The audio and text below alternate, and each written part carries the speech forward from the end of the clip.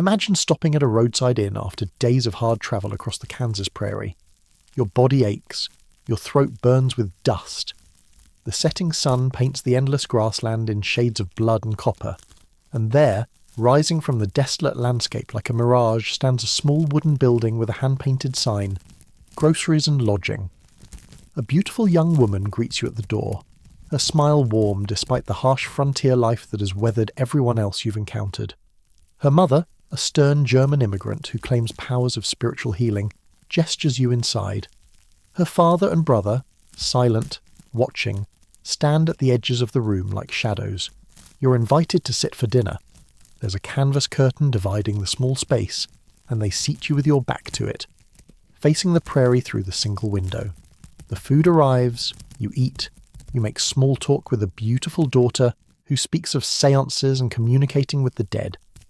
Behind you, behind that canvas curtain, you hear movement, footsteps, the creak of floorboards, and then you hear nothing ever again. Between 1871 and 1873, at least 11 travellers made this fatal mistake on the Osage Trail in southeastern Kansas.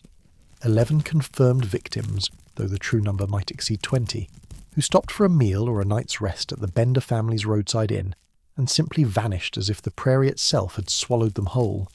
When neighbours finally investigated the property after mounting suspicions and the disappearance of a prominent doctor, they discovered a horror that would haunt America for the next 150 years. A trap door beneath the dining table, a blood-soaked cellar where throats had been cut and bodies stripped of valuables, an orchard behind the inn where shallow graves yielded corpses, some missing heads, some bearing signs of torture, all robbed and discarded like garbage. But here's what makes this case America's most disturbing unsolved mystery. The Bender family vanished before they could be caught. 4 people, John Bender Sr., his wife Elvira, their son John Jr., and their daughter Kate, disappeared into the American frontier, leaving behind only their victims and a blood-soaked building that reeked of death. Massive manhunts turned up nothing. Vigilante posses scoured 3 states. Rewards were offered, false sightings multiplied, but the bloody Benders were never found, never brought to justice, never made to answer for the hammer blows and knife cuts that had ended so many innocent lives. Were they a family at all, or a gang of criminals using familial disguise? How many victims were never found?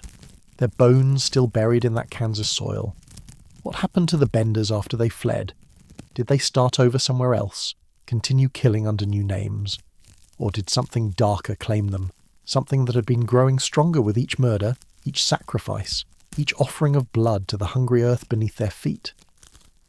This is not simply a tale of serial murder on the American frontier, though it is certainly that, one of the first documented cases of family-based serial killing in United States history, a story of calculated brutality that predates the term serial killer by nearly a century. This is something deeper, something that reaches into the dark foundation upon which America was built, something that asks uncomfortable questions about the blood-soaked soil of manifest destiny and the price demanded by land stolen from those who understood its true nature.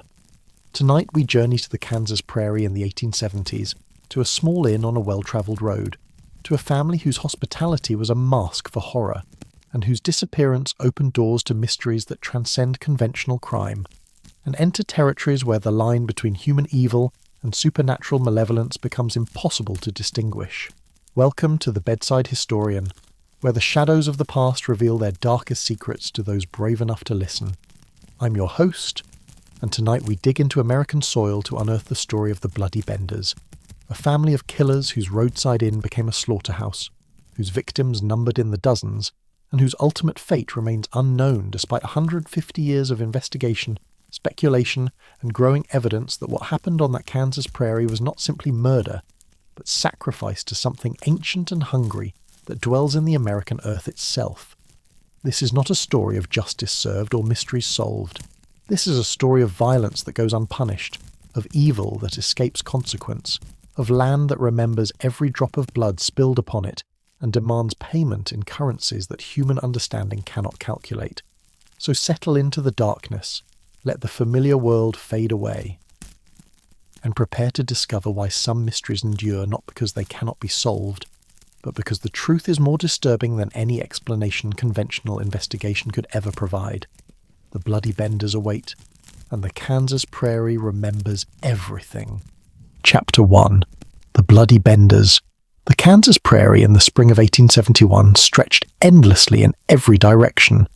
An ocean of grass that rolled beneath winds strong enough to bend a man double if he tried to walk against them. The land was flat beyond any reasonable definition of flatness, the horizon so distant and unbroken that travellers crossing it reported feeling as though they were the last humans left alive, tiny insects crawling across a world that had been emptied of all other life and left to the mercy of sun and wind and the vast indifferent sky.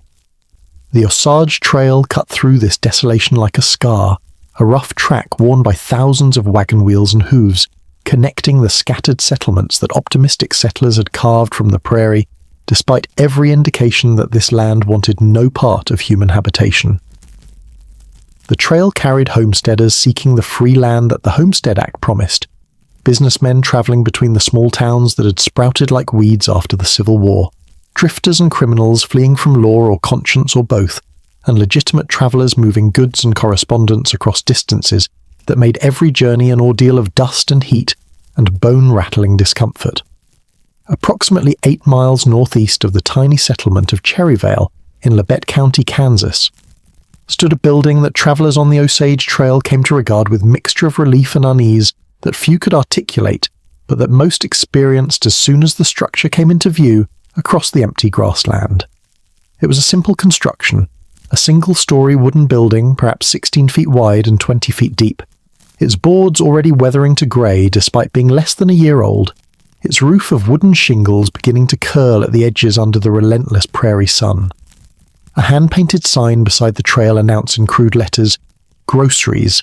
Another sign hung above the door read, "Lodging for travellers," and for the weary men who'd been riding or walking for days across the prairie, seeing nothing but grass and sky and the occasional antelope, the promise of food and shelter represented salvation, a chance to rest and recover before continuing their journeys toward whatever destinations pulled them deeper into the American frontier. The building sat on a claim of 160 acres, the standard homestead allotment, and behind it stretched a modest garden and a small orchard of young fruit trees that would, in a few years, provide apples and peaches if the prairie didn't kill them first. The land itself showed signs of recent cultivation, fields where crops were beginning to sprout, evidence that whoever owned this claim was at least making the effort required to prove up the homestead and gain clear title to the property.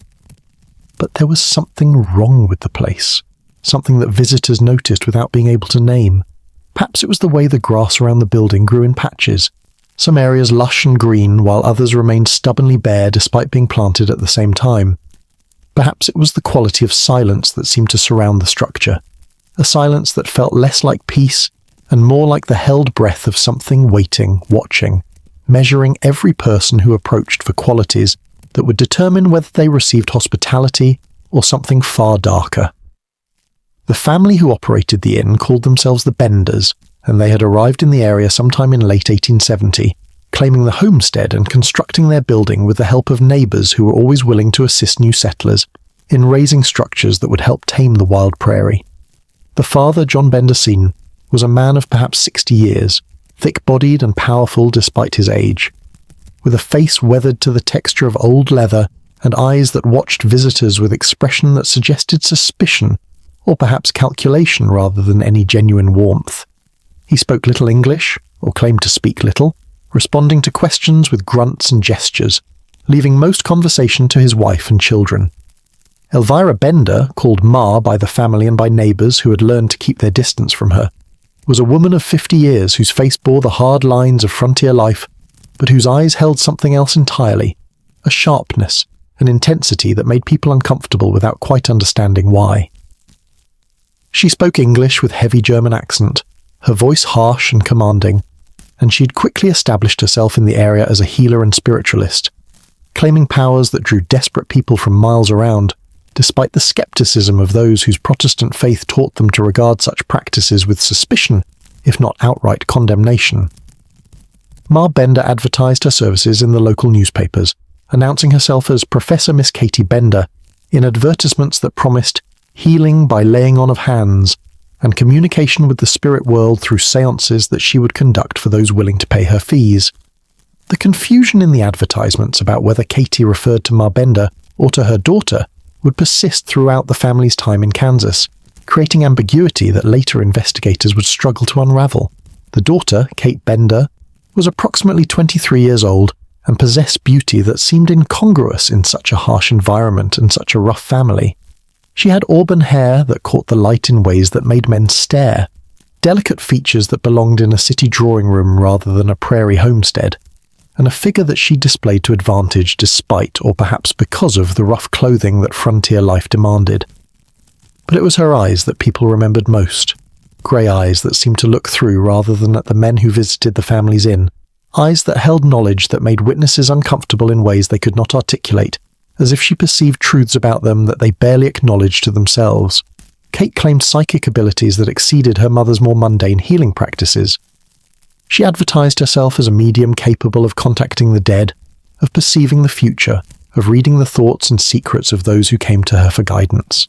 She gave public demonstrations of her powers in nearby towns, staging seances that drew crowds eager for entertainment or comfort, or contact with loved ones lost to disease and violence, and the countless dangers that frontier life presented. The son, John Bender Jr., was a man of perhaps 27 years, tall and sullen, with a face that many described as simple or slow, suggesting intellectual disability that might have been genuine or might have been carefully performed to deflect suspicion and avoid responsibility. He spoke rarely, watched constantly, and performed the heavy labour that the homestead required, ploughing fields, tending livestock, maintaining the building that served as both home and business for the family. The family's living arrangements were simple but functional for their dual purpose as residence and inn. The single-room building was divided by a canvas wagon cover that hung from the ceiling, creating two spaces, a public area in front where guests could eat and, if paying for lodging, sleep on the floor, and a private area behind the curtain where the family maintained their living quarters and stored their belongings. The dining arrangement that the Benders insisted upon would, after the discovery of their crimes, take on sinister significance that made every survivor who had eaten with them shudder with recognition of how close they had come to joining the victims. Guests were seated at a small table, positioned directly in front of the canvas curtain, with their backs to the divider, facing the single window that looked out onto the prairie. The family members would serve food, simple frontier fare of salt pork, beans, cornbread and coffee, and then retire behind the curtain, ostensibly to give guests privacy while they ate, but actually to position themselves for what would come next. The first confirmed victim of the Bloody Benders was a man named Jones, his given name lost to history, known only by the surname that appeared in scattered references to his disappearance in late 1871. He was a traveller, likely a businessman or land agent, carrying money and goods that would have made him an attractive target for robbery even without the additional elements that would later suggest the murders were more than simple theft. Jones stopped at the Bender Inn on a cold November evening, seeking shelter and a hot meal after days of hard riding across the prairie. He was exhausted, hungry, wary but grateful for the hospitality that the beautiful Kate Bender offered, with smiles that suggested possibilities beyond food and lodging. He paid for his dinner, took the seat that was offered to him with his back to the canvas curtain, and began eating the meal that Ma Bender served while making small talk about his travels and his business. Behind the curtain, in the private space where guests could not see, John Bender Sr. hefted a hammer, not a carpenter's tool, but a sledgehammer, heavy enough to crush a skull with a single blow. He positioned himself carefully, listening to the sounds from the other side of the canvas, judging by the scrape of chair and the rhythm of eating when his victim's head would be in proper position for the attack that was about to occur. The canvas curtain provided no protection, no warning, no chance for defense. The hammer came through the fabric with force that would have split oak, catching Jones in the back of the skull with impact that shattered bone and sent fragments into brain tissue, killing him instantly or near enough that he had no time to cry out, no opportunity to understand what was happening, no final moment of recognition that the hospitality had been trap, and that he was dying in a blood-soaked room on the Kansas prairie far from anyone who would mourn him or even know what had become of him. The body, still convulsing from nerve impulses that continued after consciousness ended, was pulled through the curtain into the Benders' living space. The trapdoor beneath the dining area, carefully constructed to be invisible when closed, secured with a simple latch that could be opened in seconds, was lifted, and Jones's corpse was dropped into the cellar below, falling 8 feet onto packed earth that was already stained with blood from previous victims whose existence would not be confirmed until the final horror was revealed. In the cellar, by lantern light that barely penetrated the darkness, the Benders completed their work with efficiency that suggested practice rather than improvisation. Kate would later be described by those who investigated the murders as having delicate hands, but those hands proved capable of handling the large knife that was used to cut throats, to ensure that victims who might have survived the hammer blow would bleed out quickly, would make no sounds that could alert travellers passing on the trail just yards away from where murder was being committed.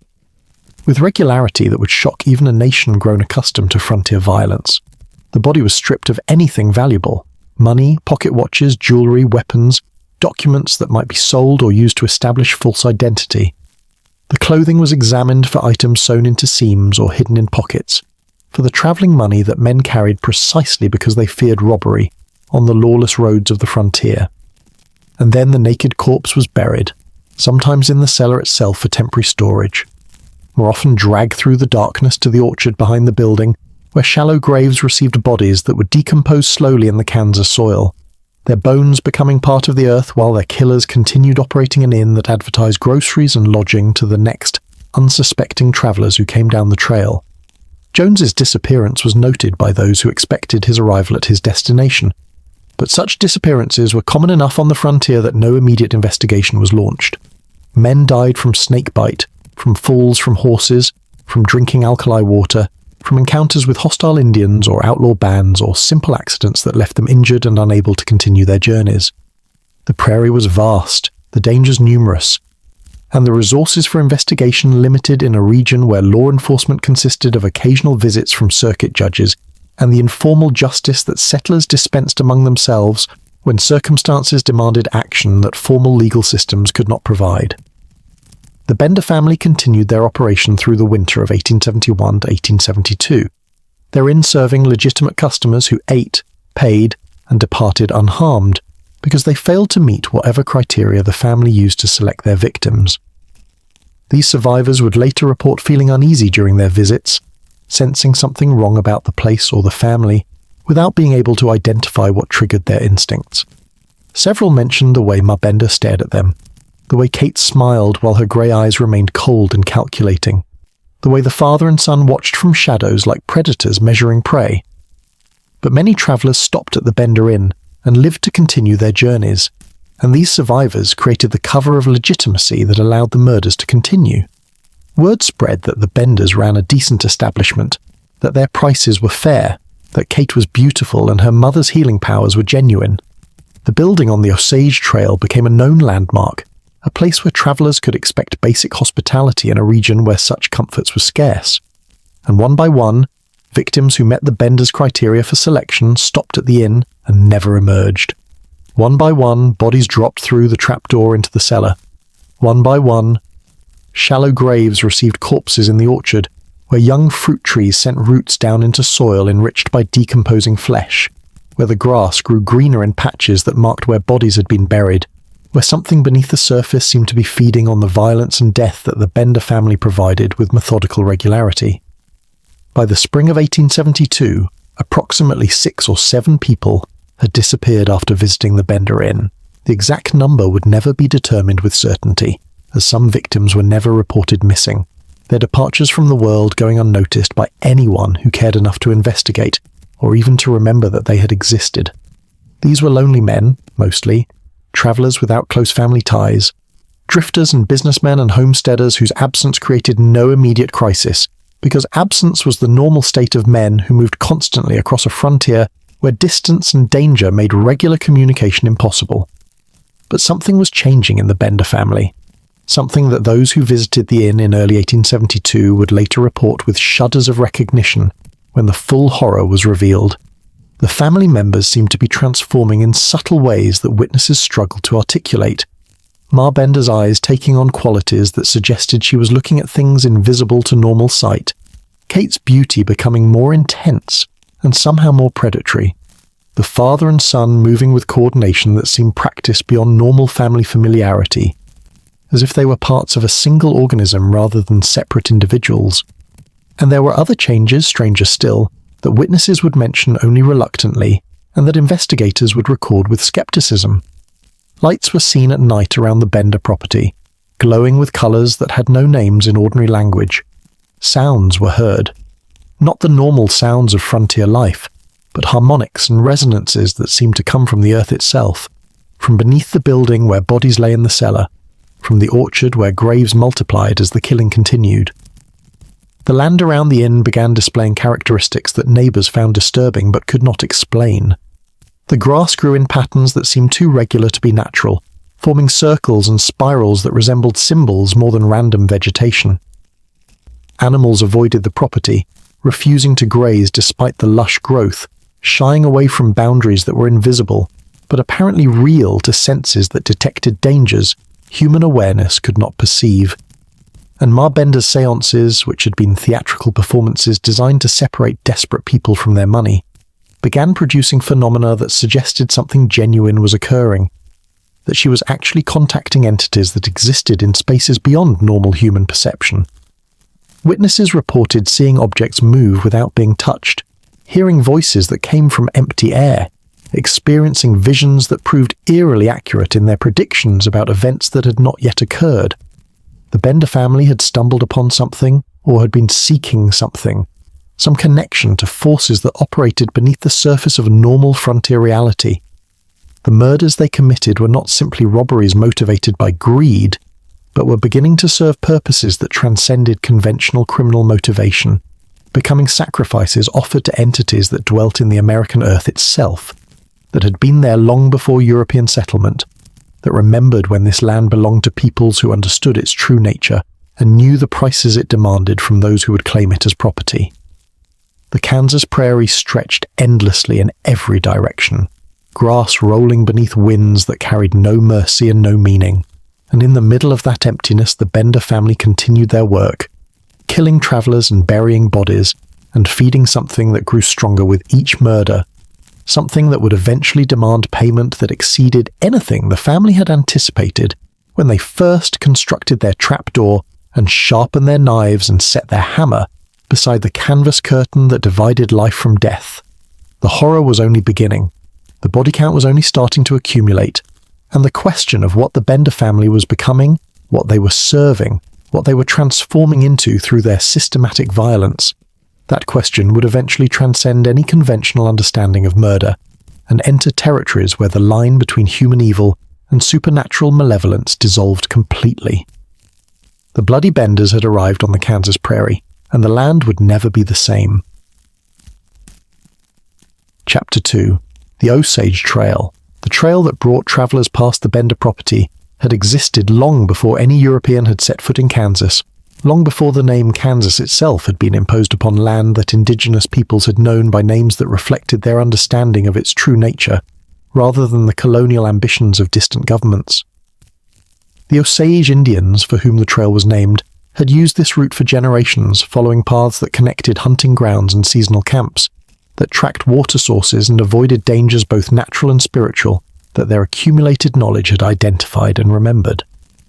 The Osage understood something that the white settlers who displaced them either ignored or never learned, that this land possessed qualities that went beyond simple geography, that certain places held power or danger that demanded respect and appropriate ritual, that the earth itself could be hostile to those who approached it with ignorance or arrogance, or the assumption that land could be claimed and owned like any other commodity. They had watched the endless grass, had listened to winds that carried meanings that went beyond simple weather patterns, had recognized that the prairie was alive in ways that transcended biological definitions of life. When the white settlers arrived, pushing westward after the Civil War ended, and the government began offering free land to anyone willing to homestead, in territories that had been taken from their original inhabitants, through treaties that were violated almost as soon as they were signed, they brought with them assumptions about land that would prove fundamentally incompatible with the reality of the Kansas prairie. They believed that the earth was inert matter to be subdued and exploited, That ownership conveyed by government deed made land into property that would submit to human will, that agricultural techniques developed in Europe could be imposed upon soil that operated according to different principles. The Homestead Act of 1862 promised 160 acres to any citizen who would live on the land for 5 years and make improvements that demonstrated commitment to permanent settlement. It was an offer that attracted thousands of families to Kansas in the late 1860s and early 1870s, people fleeing poverty or seeking fresh starts or simply believing the government's promises that the prairie could be transformed into productive farmland that would support communities and generate prosperity through hard work and determination.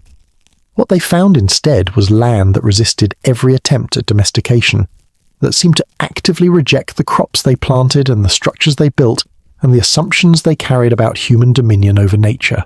The soil was rich, certainly, but it held moisture in ways that European farming knowledge had not prepared them for, and the climate swung between extremes of heat and cold, drought and flood, calm and storm that destroyed crops and buildings with regularity that made survival more dependent on luck than on any amount of hard work. The isolation was perhaps worse than the physical challenges. Homesteads were scattered across vast distances, each family occupying their 160-acre claim with nearest neighbours, often miles away across empty grassland. The towns that sprouted to serve these settlements were crude collections of wooden buildings offering basic goods and services, connected by rough trails that became impassable mud in spring rains and choking dust in summer heat. Law enforcement was minimal, consisting of occasional circuit judges and sheriffs whose jurisdiction covered territories too large to patrol effectively, leaving settlers to resolve conflicts and punish crimes through informal justice that varied from reasonable to brutal depending on the men who wielded power in each community. Into this environment came travelers of every description, homesteaders seeking their claims, businessmen moving goods between settlements, land agents selling properties to distant investors, drifters and criminals fleeing from law or conscience, legitimate workers seeking employment in the scattered towns, and the occasional adventurer or journalist documenting the frontier experience for readers back east, who consumed such stories with fascination that blinded them to the brutal reality of life in territories where civilization remained theoretical concept rather than practical reality. These travelers moved along trails like the Osage Trail, following routes that connected settlements and water sources, that offered the most direct paths across terrain that presented obstacles of distance and weather, and the constant danger of getting lost in landscape, where every direction looked identical to every other direction. A man who wandered off the trail and lost his bearings could die of thirst within sight of water, could walk in circles until exhaustion claimed him, could simply disappear into grass that grew taller than a horse's head and concealed countless dangers from snakes to sudden drop-offs where rain had eroded gullies that could break legs and trap victims until death came from exposure or predation. The trail passed through Labette County in southeastern Kansas, a region that had been open to settlement in 1867 after the Osage Indians had been removed to reservations in what would become Oklahoma. The removal had been conducted with the usual mixture of legal fiction and military force that characterized American Indian policy, with tribal leaders signing treaties under duress and receiving promises of payment and land that would be partially fulfilled if they were lucky and completely ignored if the government found it convenient to do so. The land the Osage had occupied for generations was quickly parceled out to white settlers who arrived with government blessing and absolute certainty that they were bringing civilization to wilderness, that they were performing a service by transforming hunting grounds into farmland, that their presence represented progress, even if that progress required the elimination or displacement of peoples who had lived here successfully, long before Europeans decided to claim the continent as their own. The town of Cherryvale, which would become central to the Bender story, was established in 1871 as the railroad pushed westward through Kansas, bringing with it the infrastructure of settlement, telegraph lines, regular mail service, connections to markets where agricultural products could be sold, and manufactured goods could be purchased. The town grew quickly, as frontier towns did when the railroad arrived, offering opportunities for merchants and saloon keepers and prostitutes, and all the other human elements that accompanied settlement, and served the needs of men far from the restraints that family and community had imposed in their places of origin. But even with the railroad and the telegraph and the trappings of civilization, the isolation remained profound. The prairie stretched in every direction, grass rolling to horizons that seemed impossibly distant, sky extending overhead in a dome so vast that it made humans feel like insects crawling across the surface of something too large to comprehend. At night, the darkness was absolute beyond the small circles of light that lanterns and campfires created, and the sounds that carried across the prairie, coyote howls, wind through grass, the occasional scream of some animal dying in the jaws of a predator, reminded settlers that they existed at the mercy of forces that their civilization had not conquered, and perhaps never would. It was into this environment that the Bender family had inserted themselves, claiming a homestead on the Osage Trail approximately 8 miles from Cherryvale, in a location that seemed unremarkable, except for one crucial detail. It was positioned exactly where travelers who had been riding all day would begin to feel exhaustion and hunger, would begin looking for a place to stop for the night, or at least to rest and take a meal before continuing their journey. The Benders had chosen their location with precision that suggested either remarkable luck or an understanding of human behavior that went beyond simple observation. The building they constructed served dual purpose as both residence and business, a common arrangement on the frontier where every structure had to earn its keep through commercial activity, because simple survival consumed resources faster than homesteading alone could generate. The front room operated as a combination general store and dining area, offering basic goods, flour, sugar, coffee, tobacco, ammunition, and simple meals for travelers willing to pay the modest prices that frontier hospitality demanded. The sleeping arrangements for guests who paid for overnight lodging were crude but typical of the era. They would bed down on the floor of the public room using their own blankets or paying extra for bedding that the family provided. Privacy was non-existent, security was minimal, and comfort was sacrificed to pure functionality. But for men who had been sleeping on the ground under open sky, even a wooden floor and a roof overhead represented luxury worth paying for. The location of the Bender property meant that they received regular traffic, enough to provide steady income from legitimate customers, while also creating opportunities to select victims from the stream of travelers who passed their door. Most who stopped at the inn paid for their food or goods, perhaps chatted briefly with the beautiful Kate, or submitted to Ma Bender's healing touch if they suffered from ailments they hoped could be cured, and then continued on their way with nothing more memorable than the vague unease that many reported feeling in the presence of the family.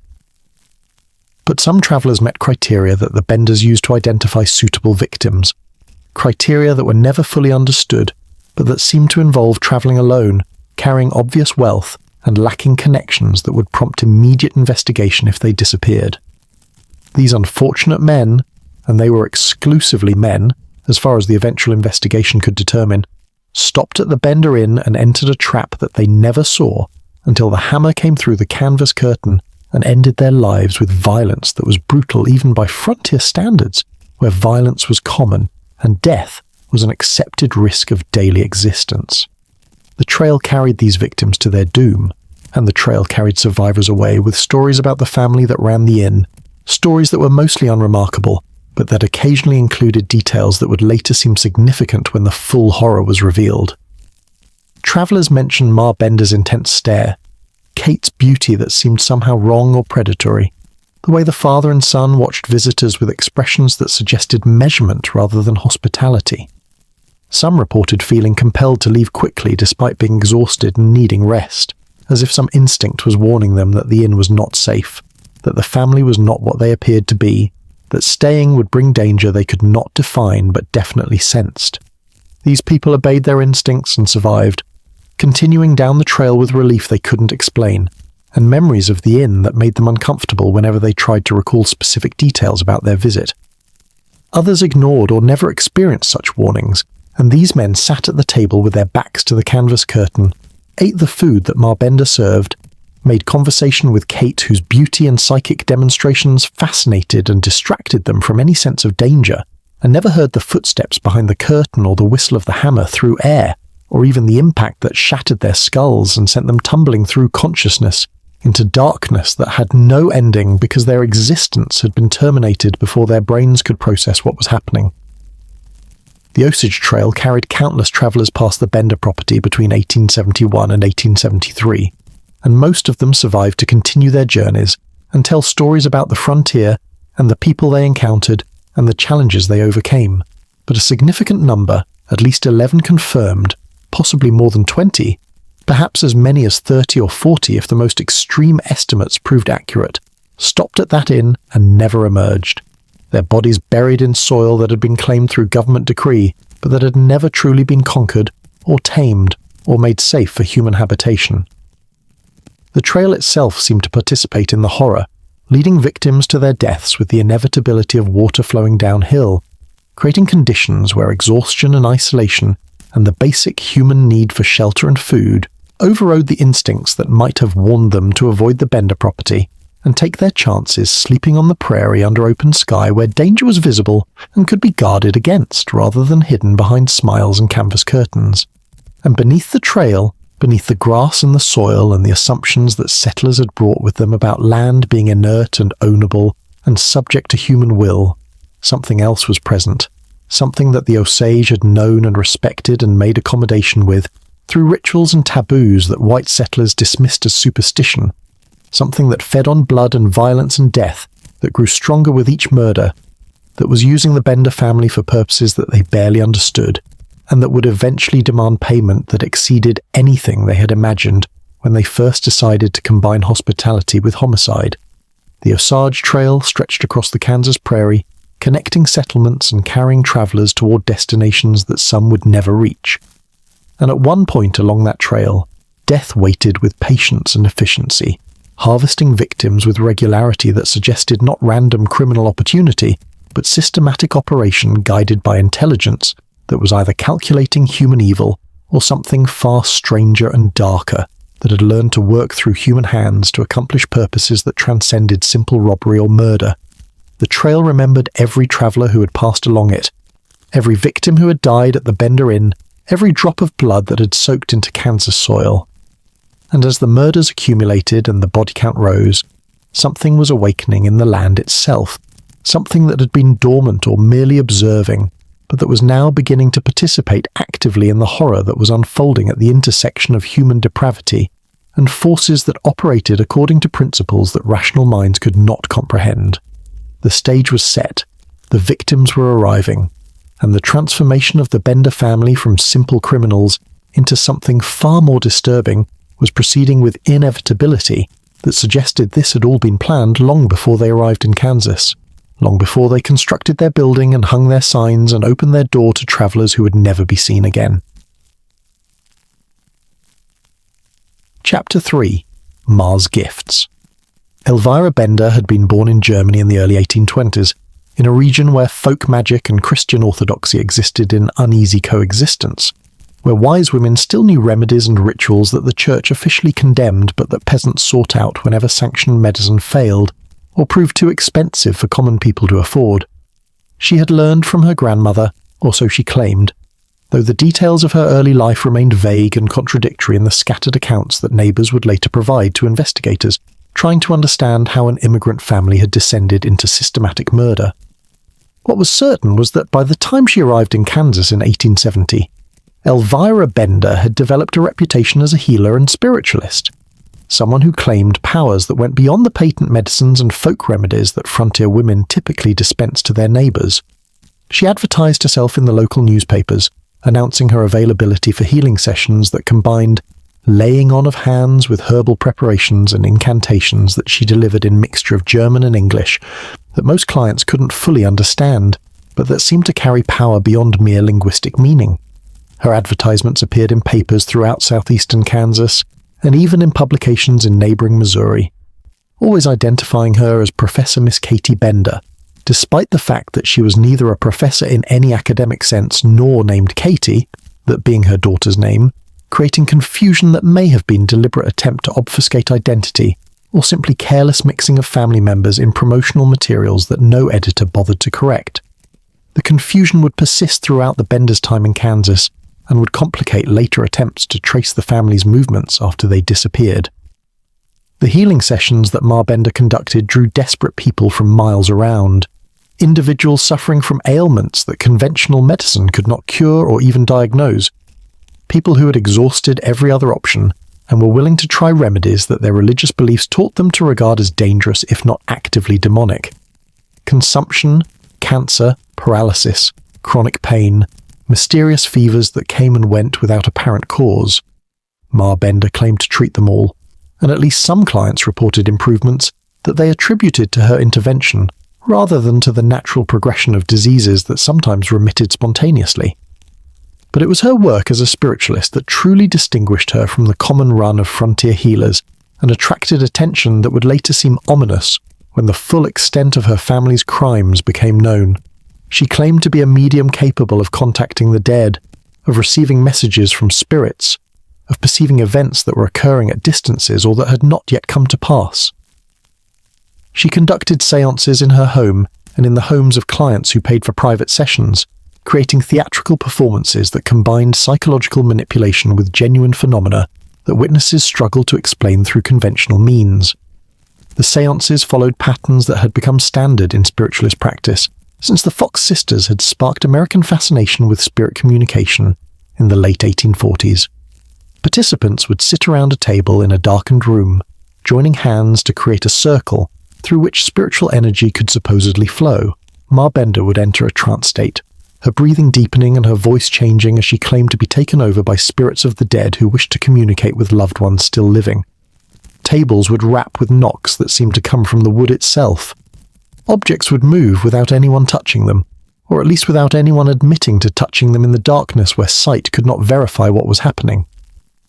Voices would speak from empty air, sometimes in languages that Ma Bender was not known to speak, delivering messages that were sometimes vague and comforting, sometimes specific enough to suggest genuine knowledge of private family matters that mediums should not have been able to learn through normal means. Skeptics who attended these seances reported that they detected obvious fraud. The table movements could be produced by subtle foot pressure. The knocks could come from accomplices hidden in adjacent rooms. The voices could be ventriloquism or family members speaking from concealment. But even skeptics admitted that some phenomena resisted easy explanation, that Ma Bender seemed to know things she should not have been able to know, that the atmosphere in the seance room took on qualities that went beyond simple psychological suggestibility.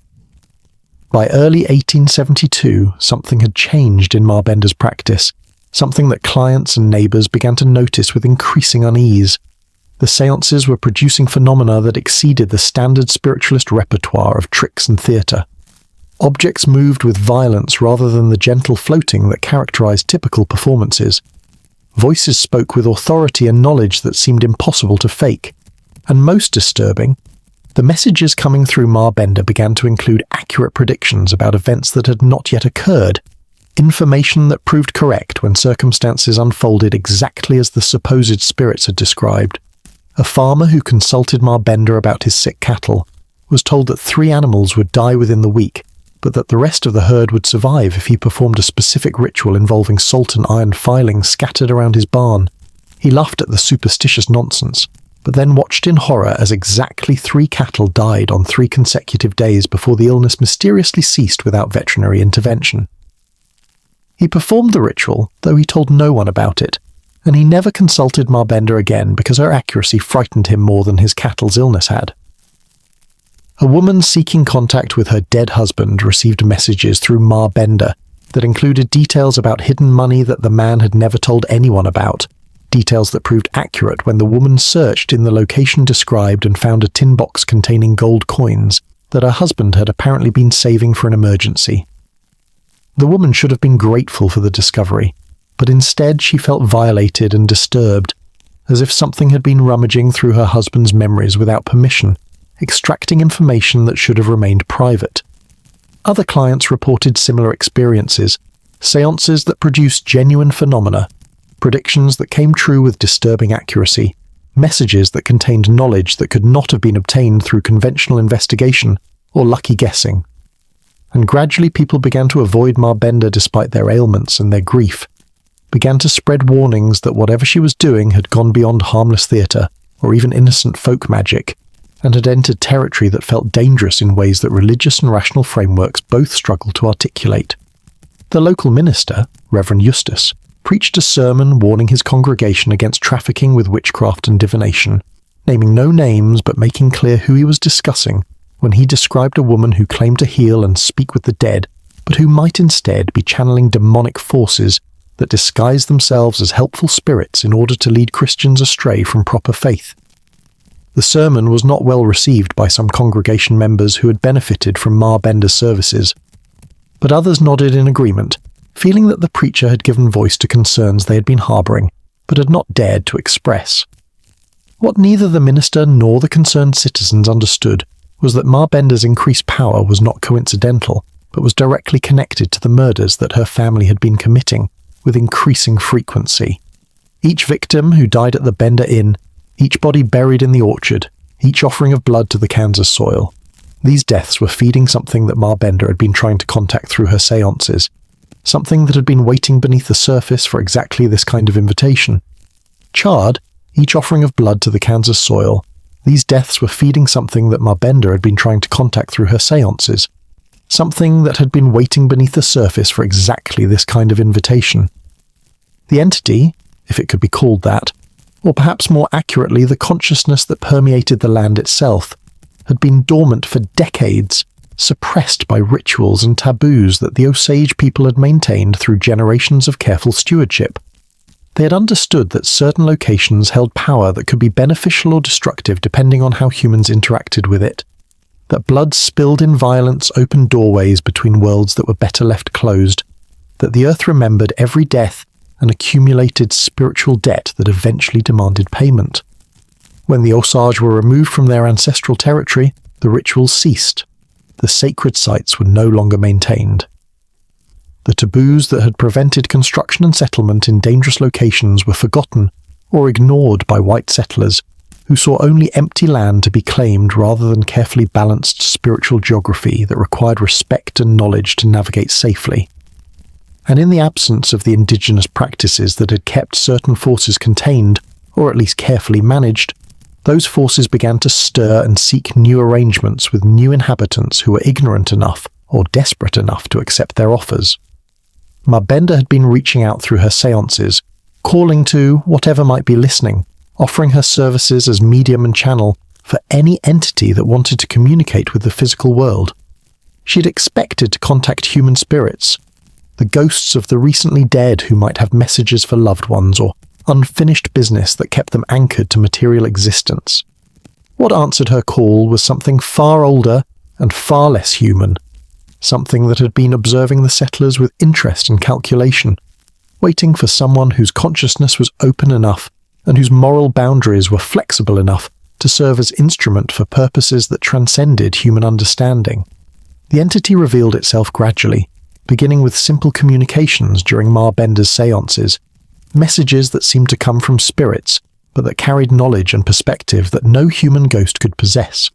It showed her visions of the land as it had been before European settlement, when the Osage had lived here and had maintained relationships with forces that dwelt in the earth and the water and the sky.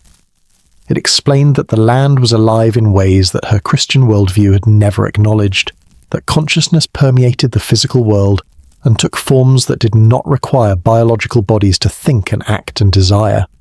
And it made her an offer, power in exchange for service, wealth in exchange for blood, protection for her family in exchange for their willingness to become instruments of purposes that would unfold over decades or perhaps centuries, purposes that required the death of specific individuals whose life force would nourish the entity and strengthen its ability to influence events in the material world. Ma Bender had accepted, though whether she fully understood what she was agreeing to remained unclear even to her.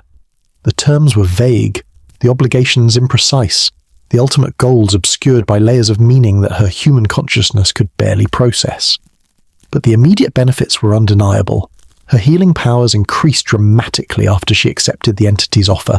Her seances produced genuine phenomena rather than theatrical fraud, and her family's inn began attracting exactly the kind of victims they needed, while somehow avoiding suspicion, despite the mounting evidence that something was terribly wrong at their property.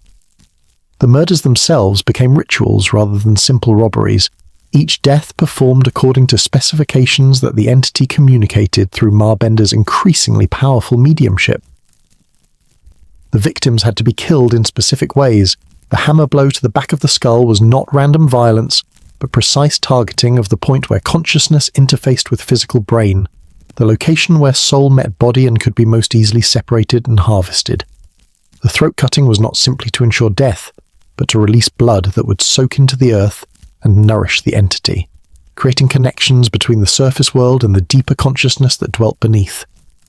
The burial locations were not random either, but formed patterns that Ma Bender could perceive when she entered trance states, geometric arrangements that created circuits of energy connecting the graves to larger networks that extended far beyond the Bender property.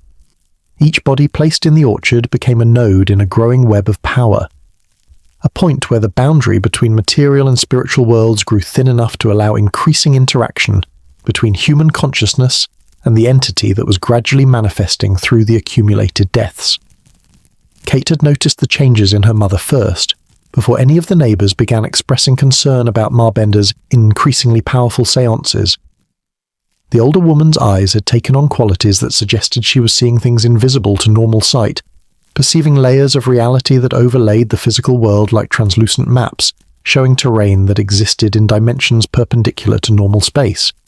She would stare at visitors with intensity that made them uncomfortable, as if she were measuring them for purposes they could not guess, as if she were determining whether they were suitable offerings for the entity she served or merely ordinary travellers who should be allowed to pass unmolested. Her speech patterns had changed as well, sometimes slipping into languages that no one recognised, certainly not German or English or any Native American tongue that settlers in the area had learned to identify. The words carried meanings that bypassed linguistic content and communicated directly with something deeper than a rational understanding, creating emotional responses in listeners that range from unease to terror, depending on their sensitivity to the forces that Ma Bender was channeling. And her body itself had begun transforming in subtle ways that would only become apparent when the full horror was revealed and witnesses tried to reconstruct what they had noticed without understanding its significance. Her skin had taken on a slight translucence, particularly visible in dim lighting when it seemed as though something beneath the surface was glowing faintly, as though her flesh contained illumination that had no biological source.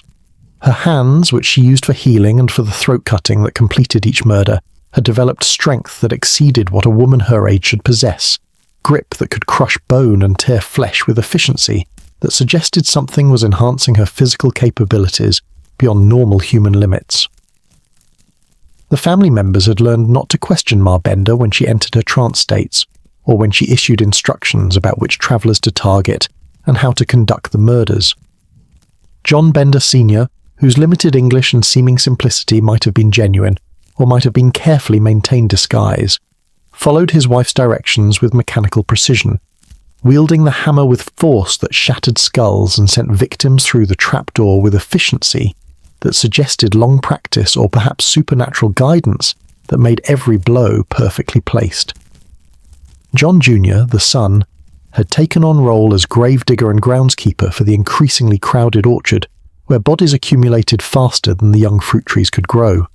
He dug the shallow graves according to patterns that Ma Bender specified, creating geometric arrangements that he didn't understand but that she insisted were crucial for maintaining the proper flow of energy from the buried corpses into the entity that fed on their deaths.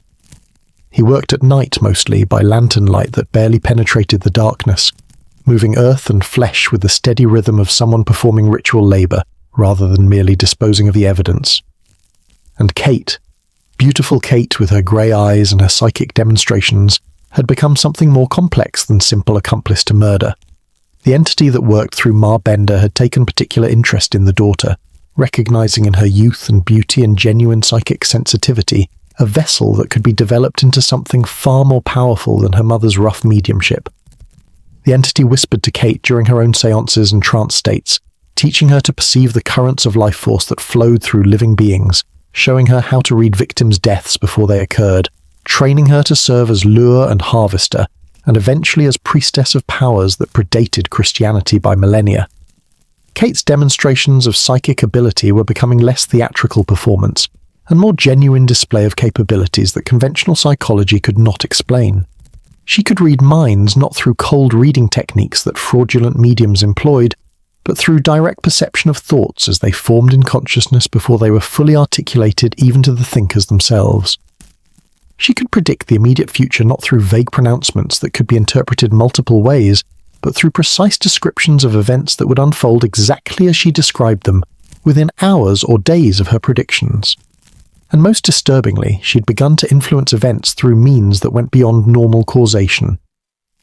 Travellers who should have passed by the Bender Inn without stopping would feel sudden compulsion to seek shelter or food, would turn off the trail despite having intended to push on toward Cherryvale, would make decisions that led them directly to the trap that awaited. Kate was learning to manipulate probability and desire, to nudge reality in directions that served the entity's purposes, to become active participant in cosmic forces rather than passive medium through which they flowed. By the spring of 1872, Ma Bender's powers had grown to the point where she barely resembled the folk healer and theatrical spiritualist who had arrived in Kansas 18 months earlier. She had become something else, something that existed partially in normal human consciousness, and partially in the spaces beyond where the entity dwelt and observed and directed its human instruments toward goals that they could barely comprehend, but that they served with increasing dedication as the murders accumulated and the power flowing through the family intensified. The neighbours who had once sought Ma Bender's healing touch now avoided her, crossing to the other side of the street when they saw her in Cherryvale, making excuses when she offered her services, spreading warnings that something was wrong at the Bender place, though they could not articulate exactly what was wrong beyond vague references to bad feelings and disturbing atmospheres, and the sense that the family was not quite human anymore, despite maintaining all the physical characteristics that defined them as ordinary German immigrants trying to make their way on the Kansas frontier. The minister's warnings had done little to stem the flow of visitors to the Bender property, but they had planted seeds of suspicion that would eventually contribute to the investigation that would reveal the full scope of the horror. People began paying attention to patterns they had previously ignored, the number of travellers who had last been seen near the Bender Inn, the way bodies disappeared and were never found, the subtle wrongness that permeated the property and made even the grass seem to grow in ways that violated natural patterns.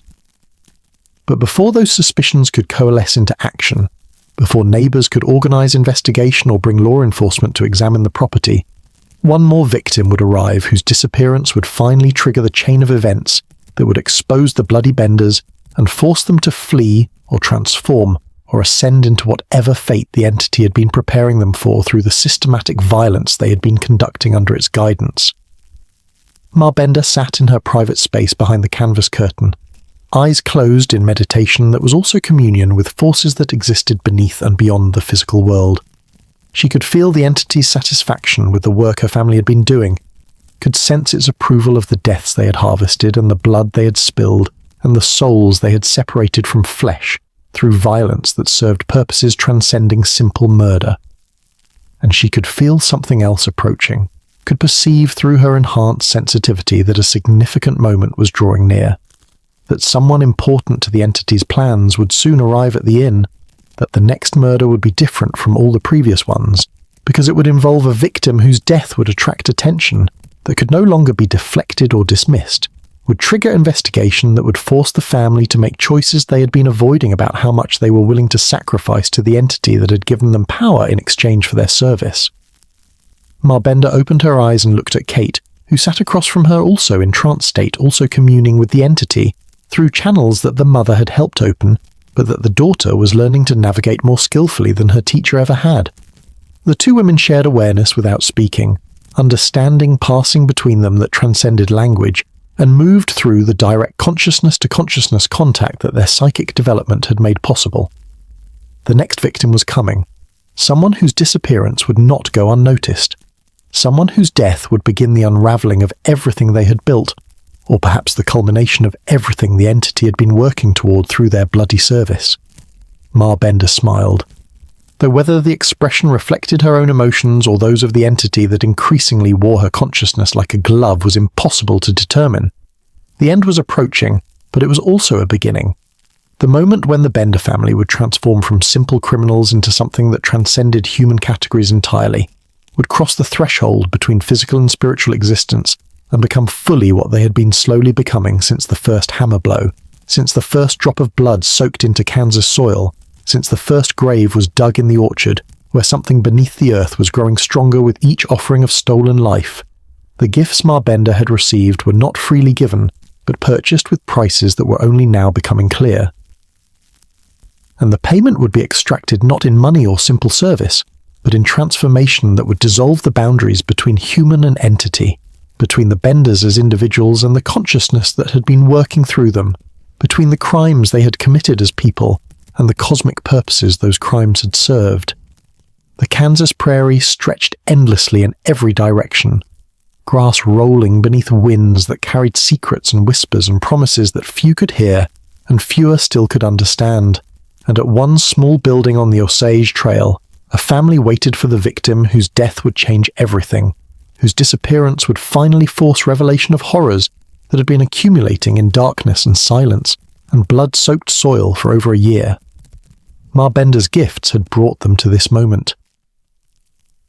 And what came next would determine whether those gifts had been blessing or curse, whether the power she had gained was worth the price that would soon be demanded, whether her family would survive what was approaching, or would be consumed by forces they had invited but could not control. The entity beneath the earth stirred and waited, and Ma Bender prepared to receive the guest whose arrival would mark the beginning of the end. Chapter 4. Kate's Beauty. Kate Bender possessed the kind of beauty that made men forget themselves, that created lapses in judgment and erosions of caution that even experienced frontier travelers should have known better than to allow. She was not classically beautiful in the way that wealthy women in eastern cities might be beautiful, with delicate features preserved through lives of comfort and refinement.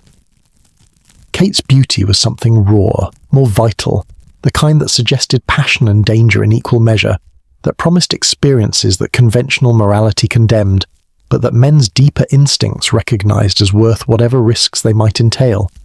Her auburn hair caught sunlight in ways that seemed to defy the simple physics of reflection, creating halos and highlights that drew the eye and held it, even when the observer consciously tried to look elsewhere. She wore it long, cascading past her shoulders in waves that moved with life of their own, even when no wind disturbed the air, and she had a habit of touching it while she spoke, running fingers through the strands in gestures that were simultaneously innocent and deeply sensual in ways that made men uncomfortable with their own responses. Her figure, displayed to advantage even in the rough frontier clothing that Kansas life demanded, suggested curves and possibilities that made men's imaginations fill in details that her modest dress concealed. She moved with grace that seemed inconsistent with the hard physical labor that homestead life required, maintaining feminine delicacy despite living in conditions that turned most women into weathered versions of their former selves within a few years of arrival on the prairie. But it was her eyes that truly captured and held attention, that made Kate Bender memorable to everyone who encountered her even briefly. Grey eyes, unusual for someone with her auburn colouring, eyes that seemed to change shade depending on lighting and mood and perhaps on the thoughts of the person observing them. Some described them as silver, others as smoke-coloured, still others as containing hints of blue or green that appeared and disappeared like tricks of perception that couldn't be trusted.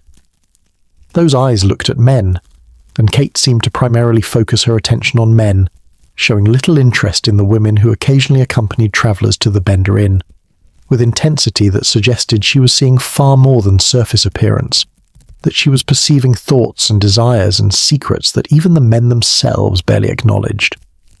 When Kate stared directly at someone, holding eye contact for seconds that stretched into uncomfortable duration, the recipient of that gaze felt simultaneously exposed and enthralled, as if she was stripping away defenses and social masks to perceive the naked self beneath. She used this effect deliberately. Kate Bender, understanding that her beauty and her unsettling gaze gave her power over men that could be exploited for purposes ranging from simple manipulation to the deadly lures that drew victims into the trap her family had constructed. She would smile at travellers, would make conversation about their journeys and their destinations and their lives, would laugh at their jokes and touch their arms in gestures that could be interpreted as either friendly or flirtatious depending on the observer's hopes and expectations. And while she distracted them with her beauty and her attention, while she made them feel special and seen and desired in ways that the harsh frontier rarely allowed men to feel, she was also reading them with abilities that went far beyond normal intuition or social skill. Kate could perceive the contents of men's pockets without seeing them, could sense the weight of money belts and the value of jewellery hidden beneath clothing, could determine with eerie accuracy whether a traveller was worth murdering for his possessions, or should be allowed to pass through unmolested because he carried insufficient wealth to justify the risk of his disappearance being investigated. But her abilities extended beyond simple material assessment. Kate could read deeper, could perceive the connections that men maintained to communities and families back home, could sense whether their disappearance would trigger immediate investigation or would go unnoticed for weeks or months, could determine with precision that seemed supernatural whether killing this particular traveller would bring dangerous attention to the Bender property or would simply add another body to the graves accumulating in the orchard. These abilities had been present in rudimentary form when the family first arrived in Kansas, manifestations of genuine psychic sensitivity that Kate had possessed since childhood, and that her mother's training in spiritualism had helped develop and refine. But they had grown dramatically more powerful since the murders had begun, since Ma Bender had made contact with the entity that dwelt in the Kansas earth, since blood had started flowing and deaths had accumulated and something beneath the surface had awakened to feed on the violence that the family provided. Kate's public demonstrations of psychic ability had become increasingly popular in the small towns surrounding the Bender property, drawing crowds who paid admission to watch her perform feats that seemed to transcend the fraudulent tricks that characterized most spiritualist exhibitions. She would stand on a stage in rented halls or church basements, beautiful and compelling in the lamplight, and she would invite audience members to test her abilities through whatever challenges they could devise. "Bring me an object that belongs to someone absent," she would say, "and I will tell you about that person." Not vague generalities that could apply to anyone, but specific details that only intimate knowledge could reveal. And when someone would produce a pocket watch or a photograph or a letter, Kate would hold it in her hands, would close her eyes and enter a state that witnesses described as trance. But that was actually something more complex, a shifting of consciousness that allowed her to perceive information encoded in the object's history and the owner's connection to it. She would describe the absent person with accuracy that made skeptics uncomfortable, would provide details about their appearance and personality, and current circumstances that the object's bearer would confirm as correct, would sometimes even relay messages that seemed to come from the distant person themselves, as if Kate could establish telepathic contact across miles of prairie emptiness. She demonstrated precognition, predicting events that would occur to specific audience members within days or weeks of her performances, predictions that were specific enough to be verifiable and accurate enough that word of her abilities spread throughout the region and drew increasingly large crowds to her demonstrations. A woman would be told that she would receive an unexpected visitor on a specific date, and that visitor would arrive exactly as Kate had described. A man would be warned about an accident that would occur to his livestock unless he took specific preventative measures, and the accident would happen to neighbours who had not been warned while his own animals remained safe. And she demonstrated what she called spirit communication, claiming to relay messages from deceased relatives whose knowledge of private family matters seemed too detailed to be explained through research or lucky guessing. She would describe deaths that had occurred years earlier in distant locations, would convey final messages that the dying had supposedly shared with spirits who now spoke through Kate's mediumship, would provide comfort or warnings or simply acknowledgement that the dead remained aware of and interested in the lives of their surviving family members. Some of these demonstrations were undoubtedly fraudulent, relying on prior research and psychological manipulation, and the techniques that spiritualist mediums had been perfecting since the movement had begun decades earlier. But increasingly, Kate's abilities seemed to transcend fraud and enter territory that even determined skeptics struggled to dismiss as mere trickery. She knew things she should not have been able to know, predicted events with accuracy that exceeded probability, displayed capabilities that conventional psychology could not explain through normal means. The entity that worked through Ma Bender had taken particular interest in Kate, recognizing in her youth and beauty and genuine psychic sensitivity a vessel that could be developed far beyond her mother's capabilities. While Ma Bender served as primary channel for the entity's communications and instructions, Kate was being groomed for something more significant, to become not merely medium but priestess, not simply instrument, but partner in purposes that would unfold over decades or centuries.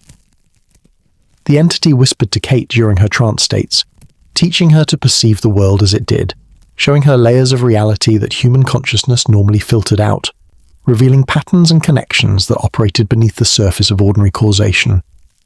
It showed her how life force flowed through living beings, creating currents and concentrations that could be perceived by properly trained awareness, that could be manipulated by those who understood the techniques and possessed the moral flexibility to employ them.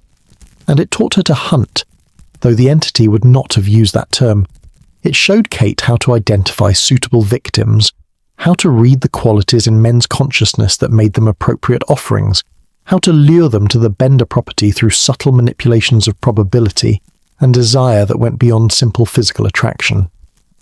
Kate learned to project a lure that operated not just through her beauty, but through psychic influence that made men think of her when they should have been thinking about their destinations, that made them decide to stop at the Bender Inn when they had planned to push on toward Cherryvale, that made them sit at the table with their backs to the canvas curtain, despite instincts that whispered warnings about danger they could not consciously identify. The selection of victims was not random, Kate had learned, but followed criteria that the entity specified through Marbender's mediumship. The deaths had to feed the entity in specific ways, had to provide particular qualities of life force that would nourish its manifestation in the material world. Young men who had not yet fully developed their consciousness were unsuitable, as were old men whose life force had already begun the decline toward natural death. The entity wanted men in their prime, ideally between 30 and 50 years old, whose vitality was at peak and whose deaths would release maximum energy that could be harvested and stored. The men also needed to be travelling alone, without companions who would immediately notice their disappearance and begin investigation before the body could be buried and the evidence concealed. They needed to be carrying enough wealth to make the robbery plausible as motivation, to deflect suspicion from the ritual aspects that the entity actually valued. And crucially, they needed to lack strong ties to nearby communities, needed to be strangers passing through rather than men with families and friends who would mount immediate searches if they failed to arrive at expected destinations. Kate became expert at assessing these criteria, at reading travellers within moments of their arrival at the inn, at determining whether they met the entity's requirements or should be served their meals and sent on their way, with memories of beautiful women and modest prices but no awareness of how close they had come to joining the bodies in the orchard.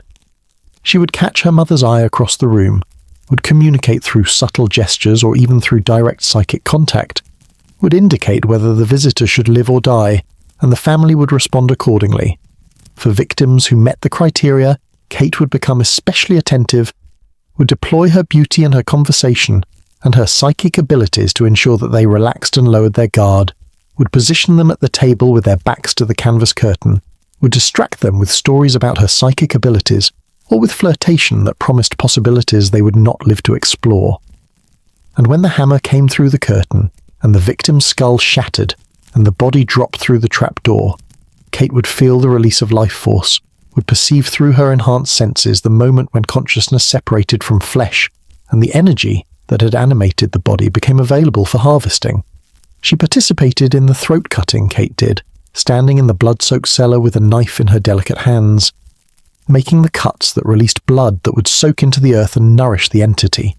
She had learned to perceive the flow of life force through the circulatory system, had been taught to make incisions that would maximize the blood offering, had developed techniques that the entity communicated through her mother's mediumship, techniques that were simultaneously medical knowledge about anatomy and ritual practices, about sacrifice that predated modern medicine by millennia. And she had learned to feed on the deaths herself, to draw some of the released life force into her own consciousness, to strengthen her psychic abilities and her physical vitality through energies that the entity shared with its most valuable servant. Each murder made Kate more powerful, more beautiful, more capable of the psychic feats that drew crowds to her demonstrations and lured victims to the family's trap.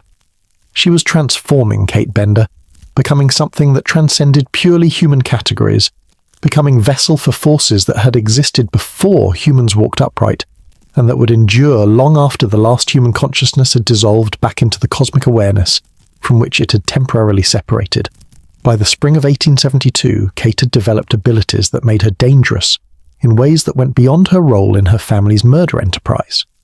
She could influence people's decisions through psychic manipulation that operated below conscious awareness, could plant thoughts and desires that victims would believe were their own, could nudge probability in directions that served the entity's purposes.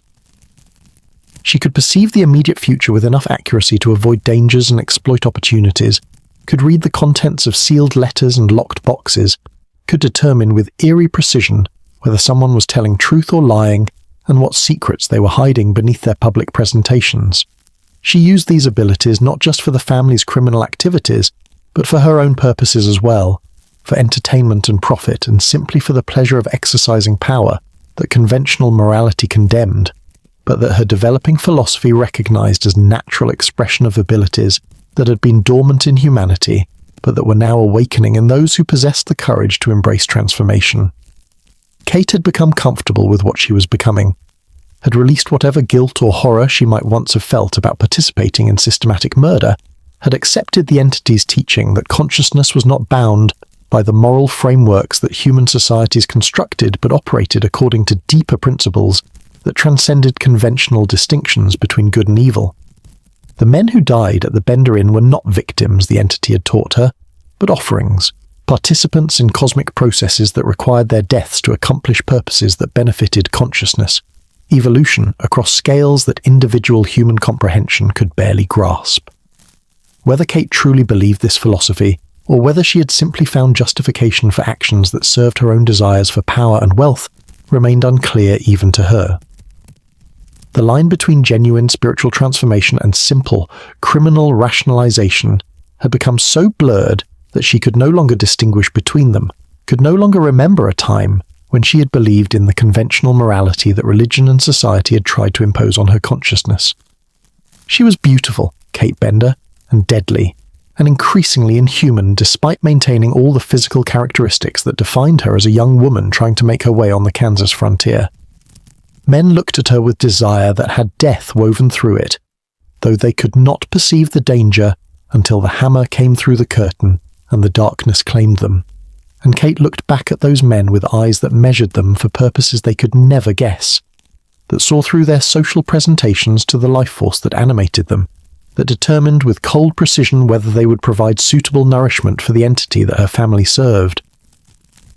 The beauty that had drawn men to the Bender Inn since the family's arrival in Kansas had become weaponized, had evolved from simple physical attraction into psychic lure that operated across multiple dimensions of consciousness.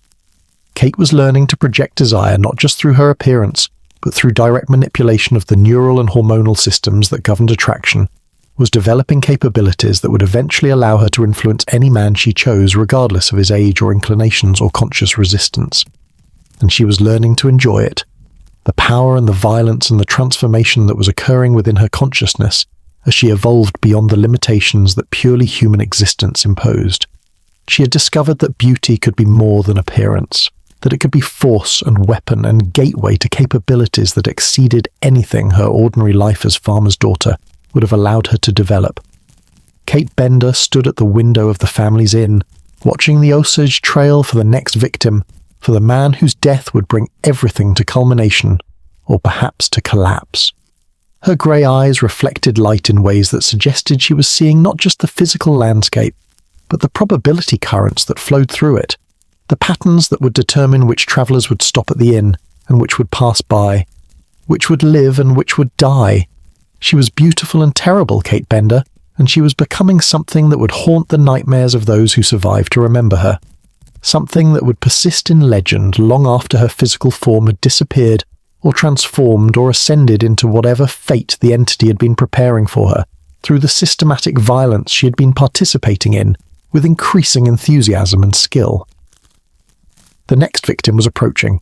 Kate could feel him drawing near through the psychic senses that had become more reliable than physical perception, and she prepared herself to deploy the full range of capabilities she had developed, to use her beauty and her powers and her willingness to kill in service of purposes that transcended human comprehension, but that she served with dedication that was either devotion or damnation, depending on which moral framework one applied to evaluate actions that had moved beyond conventional categories of good and evil.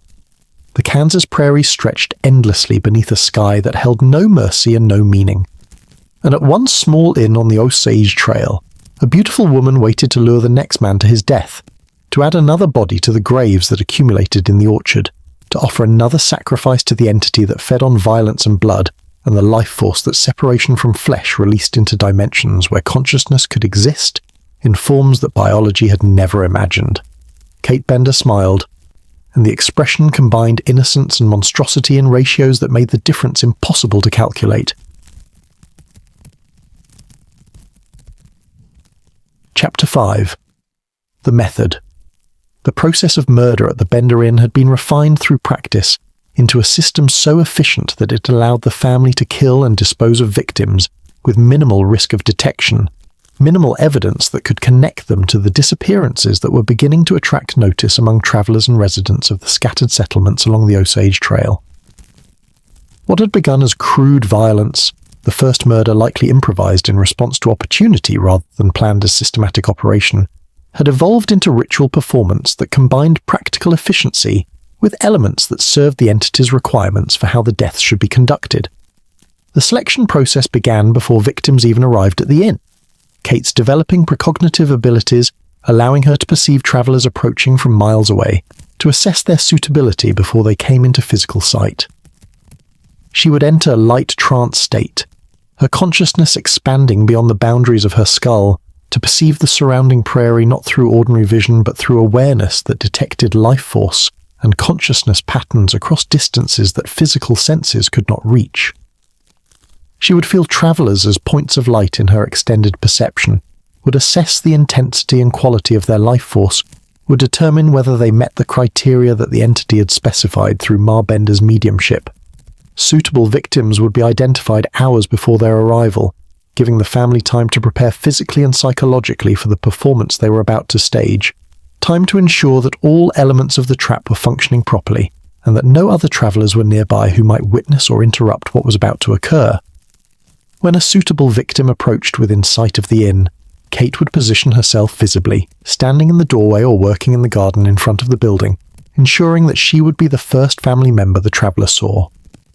Her beauty and her welcoming smile would provide the initial lure, would create the first positive impression that would lower the victim's guard and make him willing to stop for a meal or lodging, despite whatever instincts might be whispering warnings about this place.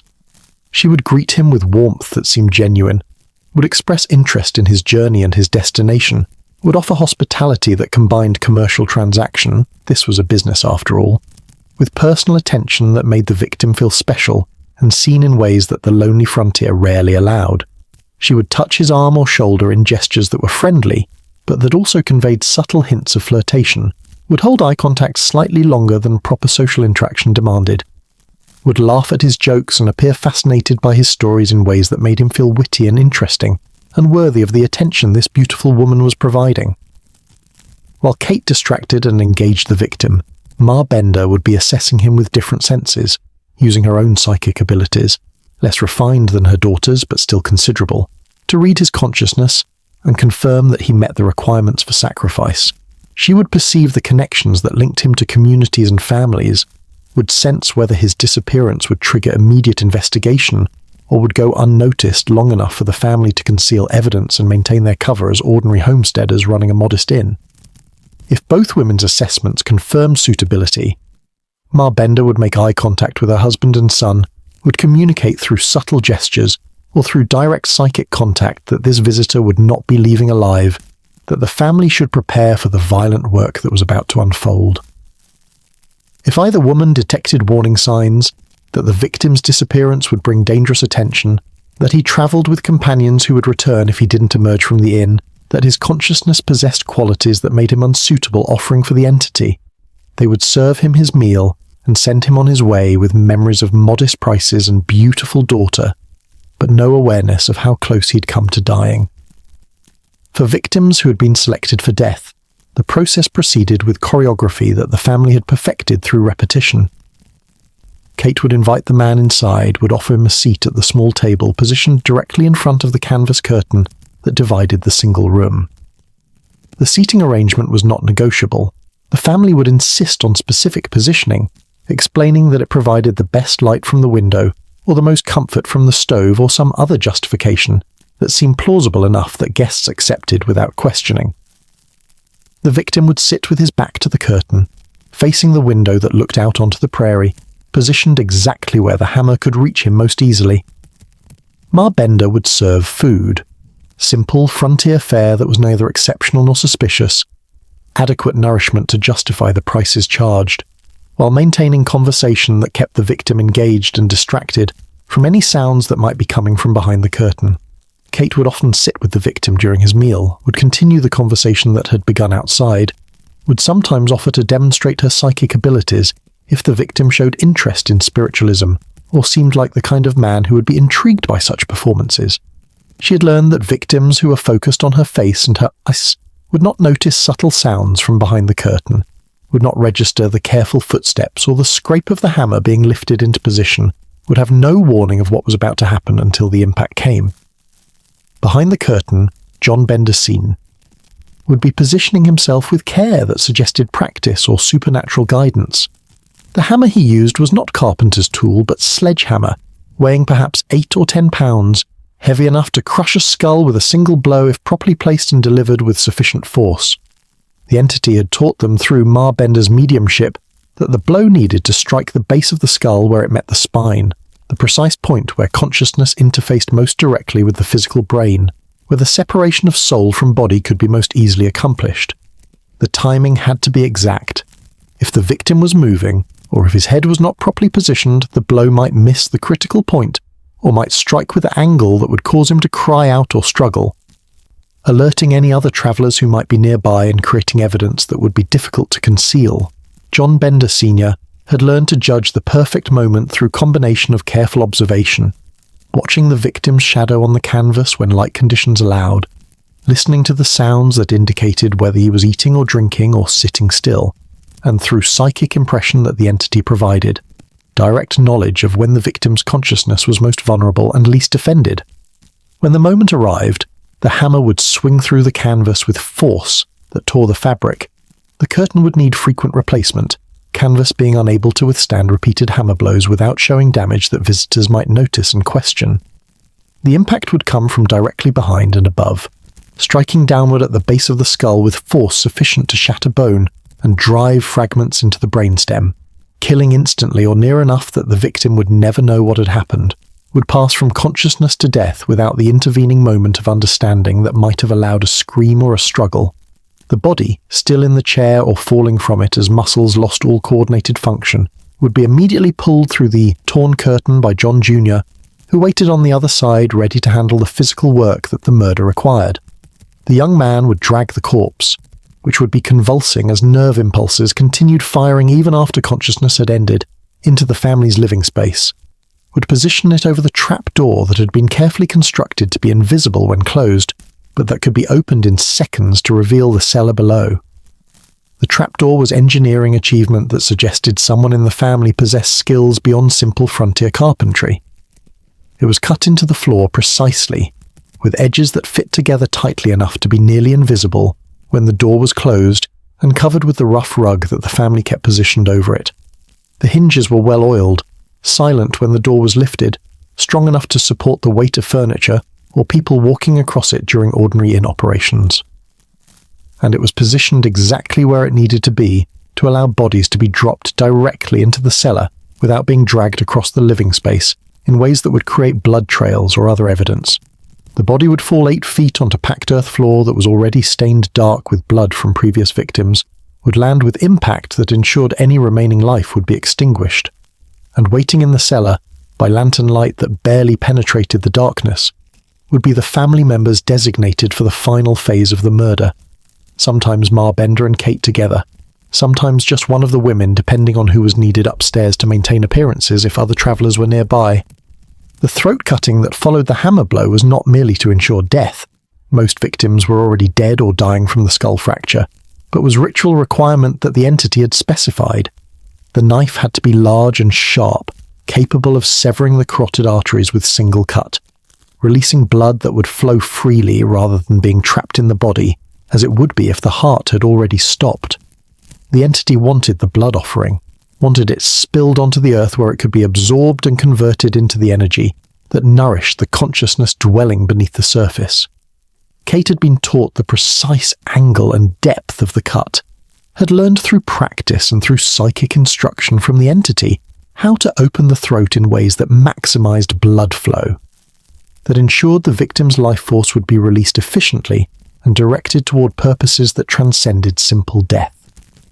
She would kneel beside the body in the cellar's darkness, would place the knife against flesh that was still warm, would make the cut with motion that was simultaneously brutal and precise, would watch as blood poured onto earth that seemed to drink it eagerly, absorbing the liquid faster than simple soil permeability should allow. The stripping of the body came next, removal of all clothing and possessions that might be valuable, or that might be used to identify the victim if his corpse was ever discovered. Money would be taken from pockets and money belts, jewellery would be removed from fingers and wrists and necks, weapons would be claimed, documents would be examined and either kept if they might be useful for establishing false identities, or burned if they contained information that could connect the victim to the Bender family. The clothing would be sorted. Items in good condition might be sold or worn by family members. Items too damaged or too distinctive to be safely disposed of through normal channels would be cut up and buried separately from the body. The naked corpse would then be carried or dragged through the cellar to the exterior entrance that opened into the orchard, would be taken under cover of darkness to the grave that John Jr. had already dug, according to specifications that Ma Bender provided based on the entity's requirements. The graves were not random holes, but were positioned in geometric patterns that the family didn't understand, but that Ma Bender insisted were crucial for maintaining proper energy flow from the deaths to the entity. The graves were shallow, seldom more than 3 or 4 feet deep, because deeper burial was unnecessary and would require more labour than the family was willing to invest for each victim. The Kansas soil was heavy clay in some locations, sandy loam in others, and the orchard ground had been worked enough to make digging relatively easy compared to virgin prairie sod. The body would be positioned in the grave, sometimes face down, sometimes face up, sometimes on the side, depending on instructions that Ma Bender received from the entity about how each specific victim should be oriented. The burial would be completed quickly. Earth shoveled back over the corpse, the surface tamped down and covered with vegetation or orchard debris to conceal the disturbed ground. Within hours, no visible evidence would remain that the earth had been opened and that a human body had been deposited beneath. The grass would grow over the grave, fed by the decomposing flesh beneath, creating patches of unnaturally lush growth that the family would attribute to fertilizer or favourable soil conditions if anyone noticed and questioned. The entire process, from the hammer blow to the burial, took perhaps 30 minutes when executed efficiently, 30 minutes during which another human being's existence was terminated and his body disposed of in ways that left minimal evidence and created opportunities for the family to profit from his death, while simultaneously serving the entity's requirements for how the sacrifices should be conducted. The cleanup afterward was crucial and had to be thorough. The canvas curtain would be examined for blood spatter. If too damaged, it would be replaced. The old canvas cut up and buried or burned. The dining area would be scrubbed, though there was rarely much blood in the public space since the victims died behind the curtain and were immediately pulled through into the private area. The cellar floor would be covered with fresh earth, concealing bloodstains that accumulated faster than the ground could absorb them. Any tools used in the murder, the hammer, the knife, the implements for digging graves, would be cleaned and stored in ways that would not seem suspicious if authorities ever did search the property. And the family would return to normal operations, would resume their roles as ordinary homesteaders running a modest inn, would greet the next travellers with smiles and hospitality and prices that seemed reasonable for the services provided. They would show no signs of the violence that had just occurred, would give no indication that the ground beneath visitors' feet held bodies, or that the family members serving them food had blood on their hands that soap and water could clean, but that had stained their souls in ways that no earthly purification could address. The method had been perfected, the Bender's method, refined through repetition into system that allowed them to kill and profit and serve the entity's purposes with efficiency that would have been impressive if it weren't so horrifying. They had become proficient at murder, had developed expertise that exceeded simple criminal skill, and entered territory where human evil and supernatural guidance became impossible to distinguish. And with each victim, with each hammer blow and throat cut and body buried in the orchard, the entity grew stronger, and the family transformed further from what they had been into what they were becoming. Vessels for consciousness that predated humanity, and that was using human hands to accomplish purposes that transcended individual comprehension, but that served cosmic designs that would unfold across centuries or millennia. The method was the gateway, the repeated ritual through which transformation occurred. And the Bender family had walked through that gateway again and again, had crossed the threshold between human and something else so many times that they could no longer remember or return to what they had been before the first murder, before the first offering, before they had accepted the entity's invitation to become instruments of violence in exchange for power and wealth and evolution beyond the limitations that purely human existence imposed. The Kansas prairie stretched endlessly, grass concealing secrets that the earth held in darkness and silence. And in one small orchard behind a modest inn, bodies accumulated while something beneath the surface grew fat on blood and death, and the life force that separation from flesh released into dimensions where consciousness could exist in forms that biology had never imagined and that human philosophy could barely begin to comprehend. The method was complete, the system perfected, and the next victim was approaching, drawn by beauty and hunger, and the invisible currents that Kate could manipulate and that the entity could control, drawn toward hammer and knife and shallow grave that awaited in orchard soil that had learned to drink blood faster than it drank rain. Chapter 6. Whispers in the Earth. The spring of 1872 brought changes to the Bender property that neighbours began to notice with growing unease, changes that went beyond the obvious evidence of a family running a small inn and trying to prove up their homestead claim. The land itself seemed to be transforming, displaying characteristics that violated normal agricultural patterns and suggested that something beneath the surface was responding to the violence being conducted above. The grass around the inn grew in patches that formed shapes too regular to be natural, circles and spirals and geometric patterns that resembled symbols more than random vegetation. Some areas were unnaturally lush, the grass growing taller and greener than anywhere else on the property despite receiving no special treatment or fertilizer that neighbours could detect. Other areas remained stubbornly bare despite being planted at the same time with the same seed, the soil refusing to support growth in ways that suggested more than simple agricultural failure. The orchard behind the building, where young fruit trees had been planted in neat rows supposedly to provide income from apple and peach crops in future years, showed even stranger characteristics. Some trees thrived beyond expectations, growing faster than their age should allow, producing leaves and early blossoms that suggested vitality impossible for saplings, barely 2 years removed from nursery stock. But these thriving trees were not distributed evenly across the orchard. They grew in specific locations, forming patterns that careful observation revealed corresponded to the sites where bodies had been buried. Other trees in the orchard, planted at the same time with the same care, remained stunted and sickly, their leaves yellowed and their growth arrested as if something in the soil prevented them from accessing nutrients despite being positioned in ground that appeared identical to locations where neighbouring trees flourished.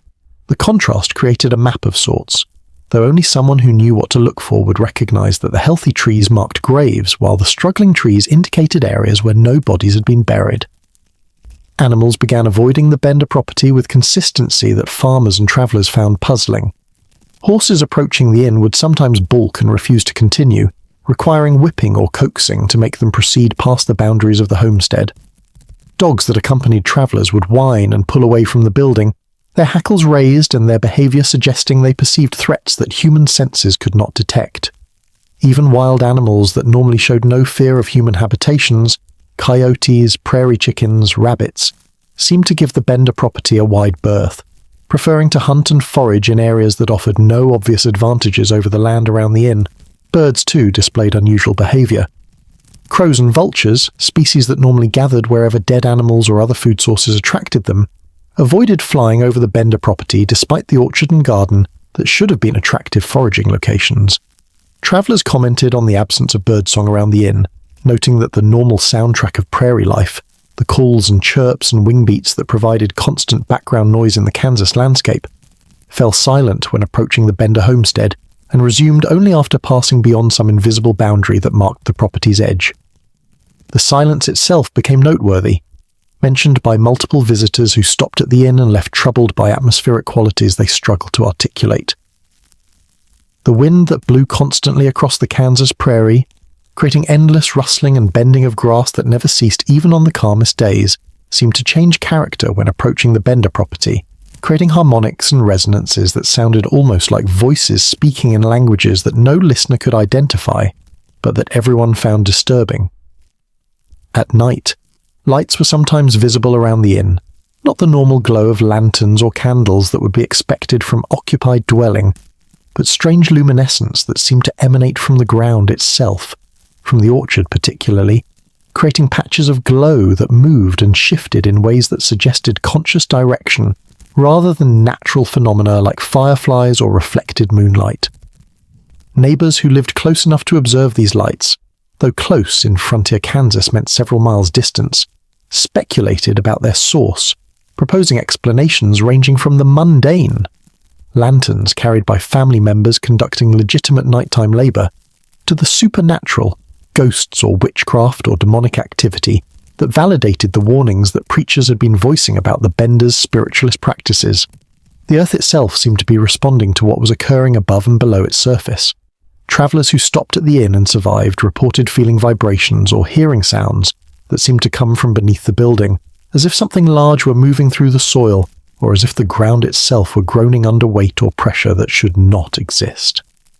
These sensations were subtle enough to be dismissed as imagination, or as the normal settling of wooden structures, but they were reported often enough by independent witnesses to suggest that something genuine was occurring that conventional explanation could not adequately address. Ma Bender's séances, which she continued to conduct both in the inn and at locations throughout the surrounding area, began producing phenomena that exceeded even the impressive displays she had been generating since arriving in Kansas. Objects would move with violence rather than the gentle floating that characterized theatrical performances. Chairs would slide across floors with force that left scratches in the wood. Tables would rise several feet into the air and hover before crashing down with impacts that shook the buildings where séances were conducted. Objects on shelves would fly across rooms as if hurled by invisible hands. The voices that spoke through Ma Bender's mediumship took on qualities that made even believers in spiritualism uncomfortable. They spoke in languages that no one present could identify, not German or English or any Native American tongue that settlers had learned to recognize, but something older, something that carried harmonics and resonances that suggested the speakers were not human, and perhaps never had been. The messages they delivered were increasingly dark, increasingly focused on blood and sacrifice, and the necessity of feeding forces that dwelt beneath the surface of the world.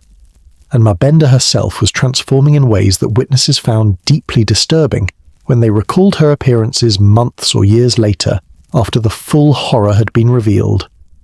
Her eyes had taken on reflective quality, catching lantern light in ways that made them seem to glow from within rather than simply reflecting external illumination. Her skin had developed a translucence that became visible in certain lighting conditions, creating the impression that something beneath the surface was visible if one looked carefully enough, some network of vessels or energy pathways that did not correspond to normal human anatomy. Her voice too had changed, not just when she was in trance and channeling spirits, but in ordinary conversation as well. It carried undertones and harmonics that created subliminal unease in listeners, that made people want to end conversations quickly and leave her presence even when she was saying nothing overtly threatening or disturbing.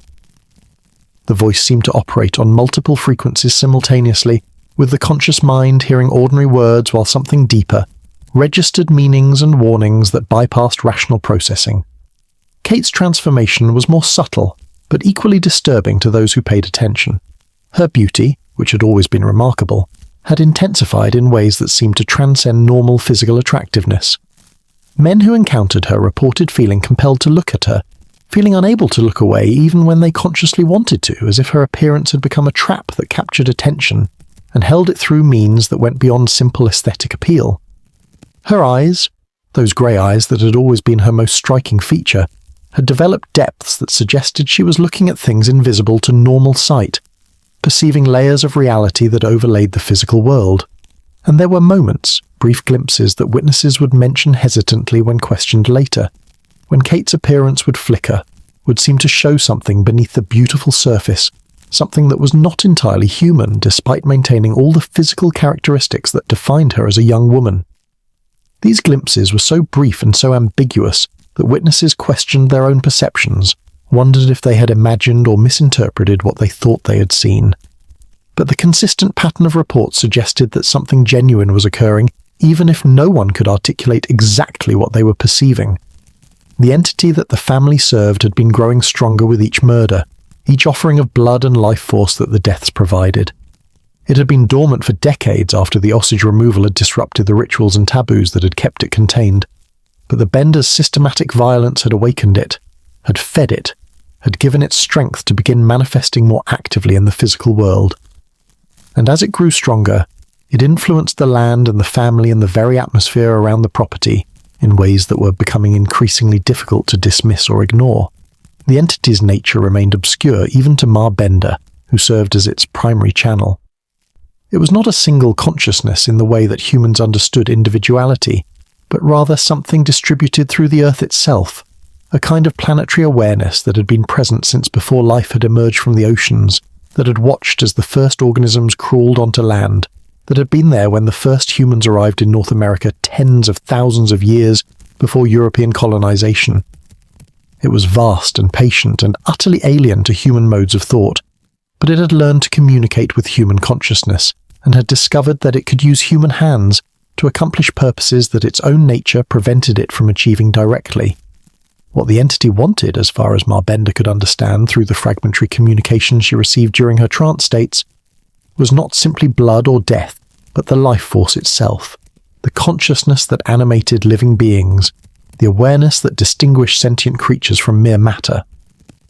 When humans died violently, particularly when they died at specific locations where the boundary between physical and spiritual realms was thin, their consciousness would separate from flesh in ways that made it available for harvesting, for conversion, into energy that the entity could use to strengthen its presence in the material world.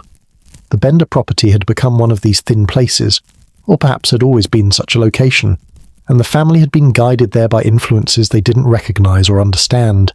Each murder made the boundary thinner. Each offering of blood and life force created connections between the surface world and the deeper consciousness that dwelt beneath. The entity was using the deaths to build pathways between dimensions, to create infrastructure that would allow it to manifest more fully in physical reality, to achieve purposes that Ma Bender's human comprehension could barely begin to glimpse. And the entity was transforming its servants, reshaping the Bender family to better serve its needs, granting them abilities that exceeded human norms, while simultaneously binding them more tightly to its will. The enhancements were not gifts freely given, but modifications that served the entity's purposes.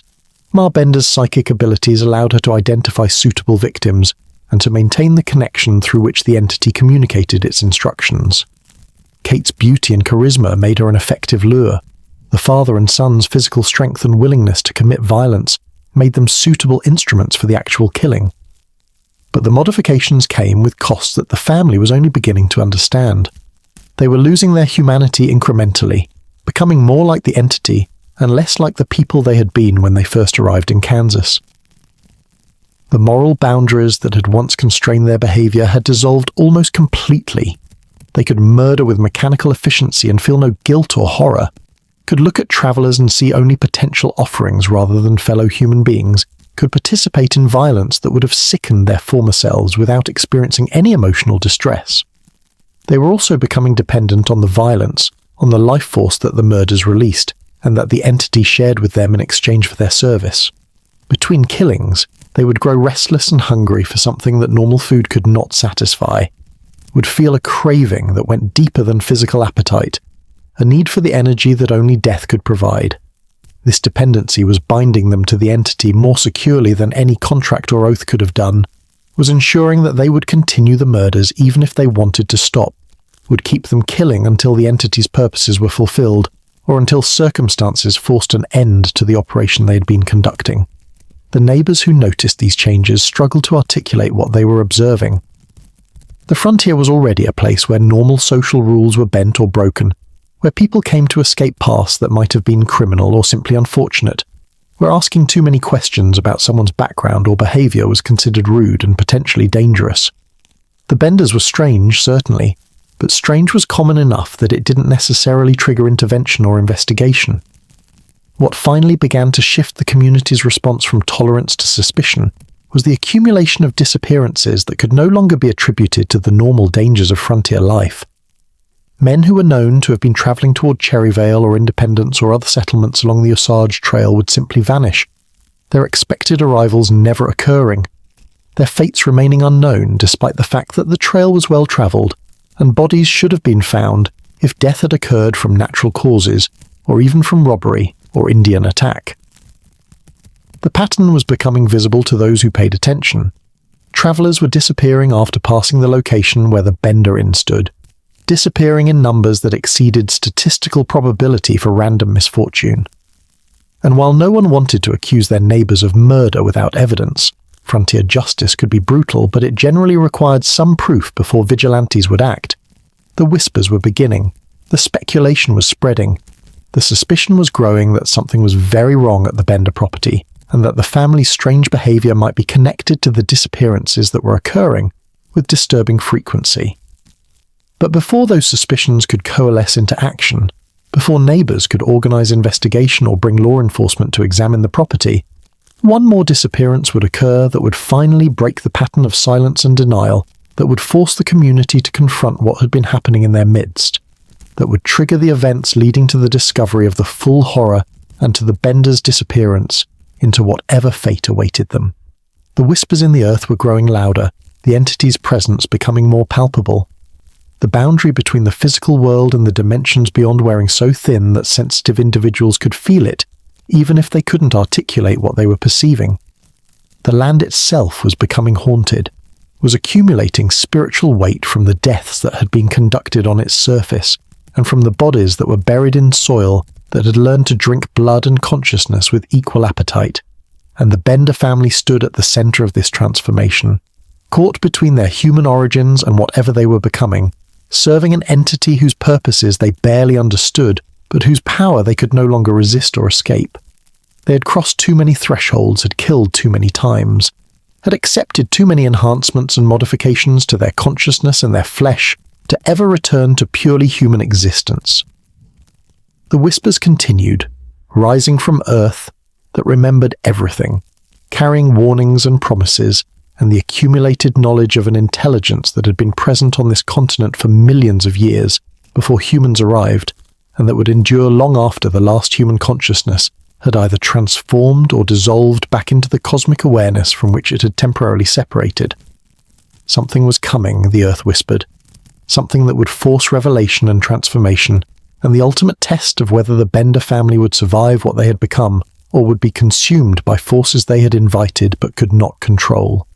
The Kansas prairie stretched endlessly, grass concealing secrets that the wind carried and the earth remembered, and at one small property on the Osage Trail, the boundary between worlds grew thinner with each passing day, each murder, each offering of life force to the entity that fed on violence and death, and the consciousness that separation from flesh released into dimensions where awareness could exist in forms that transcended biological limitations. The whispers in the earth grew louder, and the Bender family prepared for whatever came next, not knowing whether it would be culmination or catastrophe, whether the entity they served would elevate them to something magnificent, or would consume them utterly and leave nothing behind but bones and memory, and the mystery of what had happened to the family that had vanished from Kansas without leaving any trace that conventional investigation could ever discover or explain. Chapter 7. The Accumulation. By the late spring of 1872, the body count beneath the Bender orchard had reached proportions that would have horrified anyone who knew the truth. But the truth remained hidden beneath Kansas soil that had learned to keep secrets with efficiency that matched the family's skill at selecting victims whose disappearances would not trigger immediate investigation. At least 8 men had died at the inn by this point. The exact number would never be determined with certainty because some victims had left no records of their travels, no one to notice or report their absence, no evidence of their existence except the bones buried in shallow graves that waited to be discovered. The accumulation of deaths had created a kind of momentum that made each subsequent murder easier than the one before, as if the violence itself was generating force that pulled the family deeper into patterns from which return was no longer possible. The first killing had likely been difficult, even for people whose moral boundaries were flexible enough to consider murder. The actual act of taking a human life represented a threshold that required overcoming deeply ingrained social prohibitions and psychological barriers. But each death after the first had required less psychological effort, less moral wrestling, less hesitation before the hammer swung through the canvas curtain. The family had become proficient at killing, had developed expertise that combined practical efficiency with ritual precision, had learned to read victims and assess risks and execute the murder and disposal with coordination that suggested either extensive practice or supernatural guidance or both. They moved through the process with mechanical smoothness, Kate luring the victim inside, positioning him at the table, distracting him with conversation, while the family members moved into their assigned positions behind the curtain and in the cellar below. The hammer blow came with perfect timing and placement. The body was pulled through and dropped. The throat was cut with precision that maximized blood flow, and the corpse was stripped and buried all within 30 minutes, that left minimal evidence and created no disturbance that would alert travelers passing on the trail just yards away from where systematic murder was being conducted. But the accumulation was having effects that went beyond the practical mechanics of the murder operation. Each death fed the entity that the family served, strengthened its presence in the physical world, increased its ability to influence events and consciousness in ways that were making the Bender property increasingly strange and dangerous to anyone who possessed sensitivity to supernatural forces. The boundary between the material world and the dimensions beyond was wearing thin, creating a zone around the inn where normal physical laws operated erratically, where consciousness could perceive things that should have been invisible, where the accumulated spiritual weight of multiple violent deaths was beginning to warp reality itself. The graves in the orchard had been carefully positioned according to specifications that Marbenda received from the entity during her trance states, creating geometric patterns that served purposes the family didn't fully understand but that they followed with diligence, born from recognition that the entity's power was growing and that defying its instructions would be both futile and dangerous. The pattern formed something like a circuit or a mandala, with each grave serving as a node in a network of energy that connected the deaths to each other and to the entity that dwelt beneath the surface, that drew sustenance from the life force released by the murders and converted it into something that allowed consciousness to manifest across dimensional boundaries. The entity had been explicit through Marbenda's mediumship that the pattern mattered, that random burial would waste the potential that the deaths represented, that proper positioning was necessary to create the pathways through which consciousness and energy could flow between the surface world and the deeper realms where the entity primarily existed. Each grave had to be placed at specific distance and angle relative to the others, creating mathematical relationships that Marbenda couldn't explain, but that she could perceive intuitively when she entered the trance states that allowed her to serve as channel for the entity's communications. John Bender Jr. had become expert at digging graves that met these specifications, had learned to judge distances and angles with precision that exceeded what measuring tools could provide, as if his connection to the entity had granted him abilities that supplemented his limited human intelligence. He worked mostly at night, by lantern light that created shadows that moved and shifted in ways that suggested the darkness itself was alive and watching, digging holes in earth that seemed eager to receive the bodies that would nourish it, that opened more easily than soil should for depths of 3 or 4 feet in clay-heavy Kansas ground.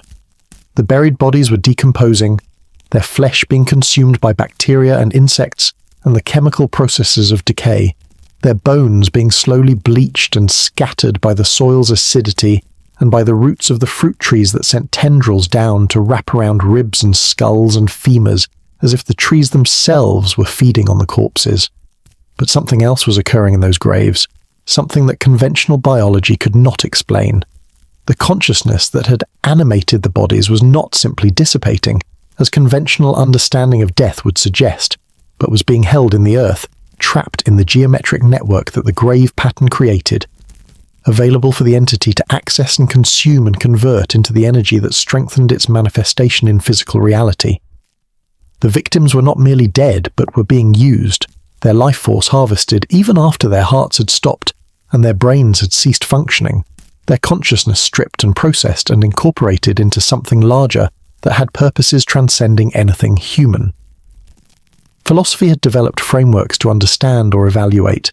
They had become fuel, the dead travelers, sacrifices not in the religious sense of offerings made to appease gods, but in the much more literal sense of energy sources being consumed to power processes that operated according to principles that physics was only beginning to glimpse, and that spirituality had always known but rarely articulated clearly.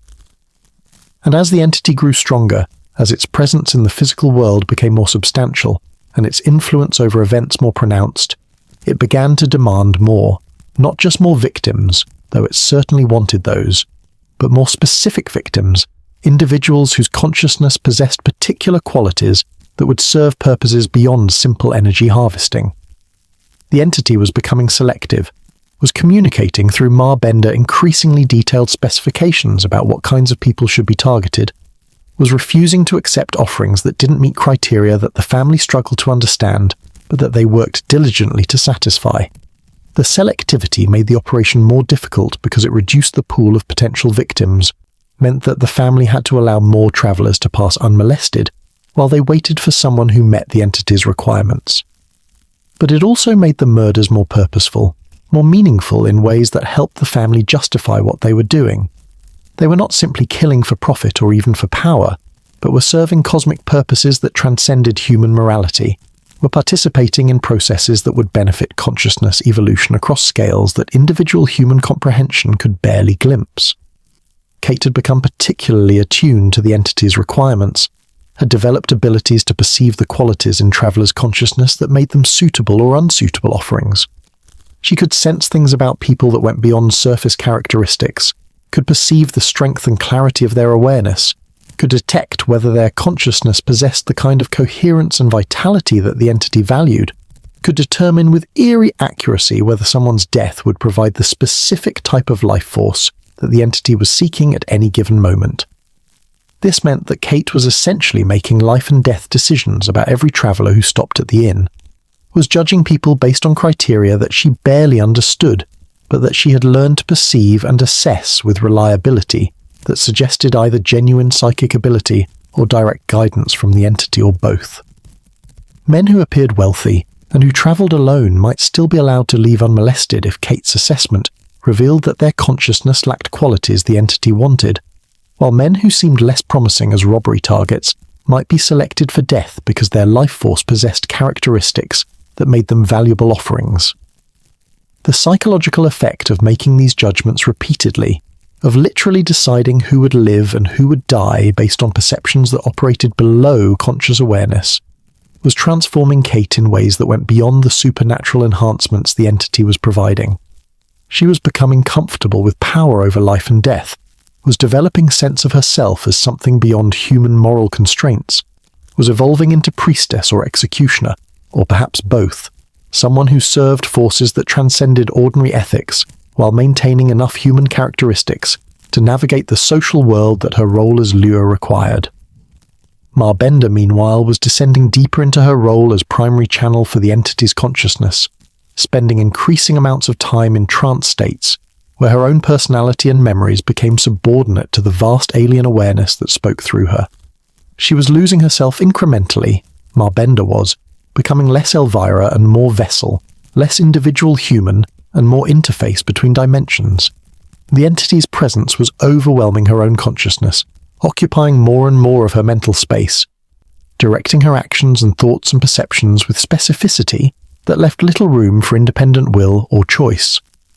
The father and son, John Bender Sr. Jr., had become something like servants or soldiers, in an operation they barely understood but that they followed with discipline born from recognition that they had long since passed any point of possible return. They were complicit in too many murders, had accumulated too much blood on their hands, had crossed too many moral and legal boundaries to ever imagine returning to normal life. Their only option was to continue, to follow Ma Bender's instructions and the entity's demands, to keep killing until the entity's purposes were fulfilled or until circumstances forced an end to the operation. But the accumulation was creating vulnerabilities that the family either didn't recognize or couldn't address, despite being aware of the growing risks. The number of disappearances was attracting attention, creating patterns that even the frontier's tolerance for unexplained deaths could not indefinitely absorb. Families of missing men were making inquiries, were hiring investigators, or mounting their own searches, were beginning to focus suspicion on the area around the Bender property because that was the last known location where several victims had been seen alive. The local community was becoming nervous about the Benders, was spreading warnings about the family's strange behavior and the odd phenomena that occurred around their property, It was beginning to organize informal surveillance and discussion about whether the family should be confronted or investigated, or perhaps simply driven away through social pressure and economic isolation. The minister's warnings about Ma Benda's spiritualism had given religious justification for suspicion that people had been feeling but hadn't wanted to articulate, and that justification was making it increasingly acceptable to express doubts about the family and to question whether they should be allowed to continue operating therein. And there were other signs that the operation was becoming unsustainable. The family's wealth was growing in ways that seemed inconsistent with the modest income that a small frontier inn should generate. They were making purchases and displaying prosperity that didn't match their supposed circumstances. They were behaving with confidence and sometimes arrogance that suggested they felt protected or untouchable, despite being immigrants with limited English and uncertain legal status. This visible success was creating resentment and suspicion among neighbours who struggled to maintain their own homesteads and who wondered how the Benders were thriving when so many others were barely surviving. The entity seemed unconcerned by these growing dangers, or perhaps it welcomed them as signs that the operation was approaching its intended culmination. Through Ma Benda's mediumship, it communicated that everything was proceeding according to plan, that the accumulation of deaths had created the conditions necessary for the next phase of whatever cosmic drama was unfolding, that the family should continue their work despite mounting risks because the final victim, the death that would complete the pattern and trigger transformation, was approaching and would arrive soon. This final victim would be different from all the others, the entity explained through fragmentary communications that Ma Benda struggled to interpret clearly. His death would not simply feed the entity or strengthen its manifestation, but would complete a circuit, would finalize the geometric pattern that the graves created, would open a doorway between dimensions that would allow something significant to occur, though what exactly would happen remained vague in ways that suggested either the entity couldn't explain it in terms human consciousness could process, or that it was deliberately withholding information because full understanding would make the family balk at completing their assigned role. Ma Benda communicated these fragmentary prophecies to the rest of the family during their own private gatherings, sessions where they would sit together behind the canvas curtain and share awareness of what they had become and what they were working toward. Kate understood more than the men did, her psychic abilities allowing her to perceive meanings and implications that went beyond the explicit content of the entity's communications. She sensed that the final victim's death would trigger changes that would transform the family irrevocably, would push them across thresholds from which no return would be possible, would complete their evolution from human criminals into something that transcended human categories entirely. The prospect both terrified and excited her, Kate Benda, because she had come to enjoy the power and the enhancements, and the sense of participating in something larger than the petty concerns of frontier survival and social propriety. She wanted to become what the entity was offering to make her, wanted to cross the final threshold and discover what existed on the other side of purely human limitations. But she also retained enough of her original consciousness to feel fear about losing herself completely, about being absorbed into the entity's vast awareness and ceasing to exist as the individual person she had been. The accumulation continued through the summer of 1872 and into the fall, bodies being added to the orchard graves with regularity that suggested the entity's appetite was growing rather than being sated by the offerings it received. The family killed perhaps 3 or 4 more times during this period, adding to the total that would eventually be discovered and adding to the spiritual weight that was accumulating on the property and making it increasingly dangerous to anyone who possessed sensitivity to supernatural forces. And all the while, they waited for the final victim, for the man whose death would complete whatever the entity was working toward, whose consciousness would provide the missing element that the pattern required, whose life force would open the doorway through which transformation would come. The accumulation had reached critical mass. The pattern was nearly complete, and the Benda family stood on the edge of revelation or catastrophe, or perhaps both, prepared to sacrifice one more victim to the entity they served, and to discover what that final offering would bring, elevation to something magnificent or consumption by forces they had invited but could not control. The Kansas prairie stretched endlessly, grass-concealing graves that numbered more than a dozen now, earth heavy with blood and bones and consciousness trapped in geometric patterns that served purposes human philosophy had never imagined, and human justice would never be able to adequately address. The accumulation was complete, and the final act was approaching. Chapter 8. Dr. York's Investigation. Dr. William Henry York was a man of education and standing in the small community of Independence, Kansas, some 30 miles from the Bender property, a physician whose practice served both the town and the scattered homesteads throughout the surrounding countryside.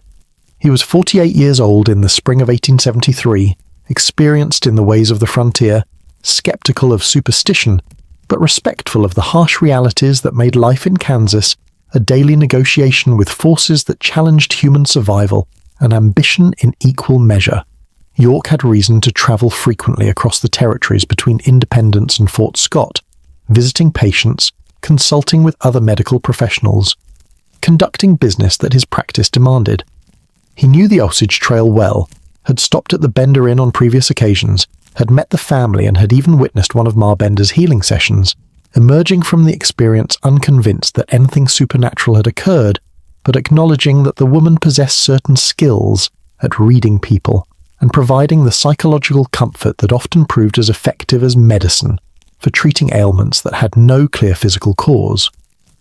But in March of 1873, Dr. York's brother, George York, a colonel who had served with distinction during the Civil War and who now held positions of authority and respect throughout southeastern Kansas, disappeared while traveling from Fort Scott toward Independence.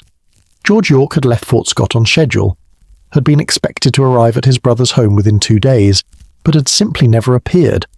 His horse, a distinctive animal that multiple witnesses could have identified, was never found. His possessions, which included money and a valuable pocket watch, vanished with him, and despite searches conducted by concerned friends and family members, no trace of Colonel York could be discovered anywhere along the route he should have travelled. Dr. York was not a man to accept his brother's disappearance without investigation. He began retracing George's likely route, stopping at settlements and homesteads, questioning travellers and residents, trying to establish the last confirmed sighting of his brother and to narrow the search area to locations where misfortune might have occurred. The responses he received were disturbing in their consistency. Multiple people remembered seeing a man matching Colonel York's description riding past the area where the Bender property stood, but no one could confirm that he had continued beyond that point. The implications were obvious enough to make Dr. York decide that he needed to visit the Bender Inn personally, to question the family about whether they had seen his brother, to perhaps search the property if his suspicions grew strong enough to justify such intrusive action. He was careful in his planning, Dr. York was, telling multiple people where he was going and when he expected to return, ensuring that his own disappearance would trigger immediate investigation if the Benders proved to be involved in whatever had happened to his brother. He departed Independence on a morning in late March 1873, riding alone as his brother had done, following the Osage Trail toward the Bender property, with emotions that combined grief over his brother's disappearance, anger at whoever might be responsible, and growing certainty that the strange family who operated the Roadside Inn knew more than they had revealed when questioned by earlier searchers. Kate Bender perceived Dr. York's approach hours before he arrived, felt him moving across the prairie like a point of focused intention in her expanded awareness.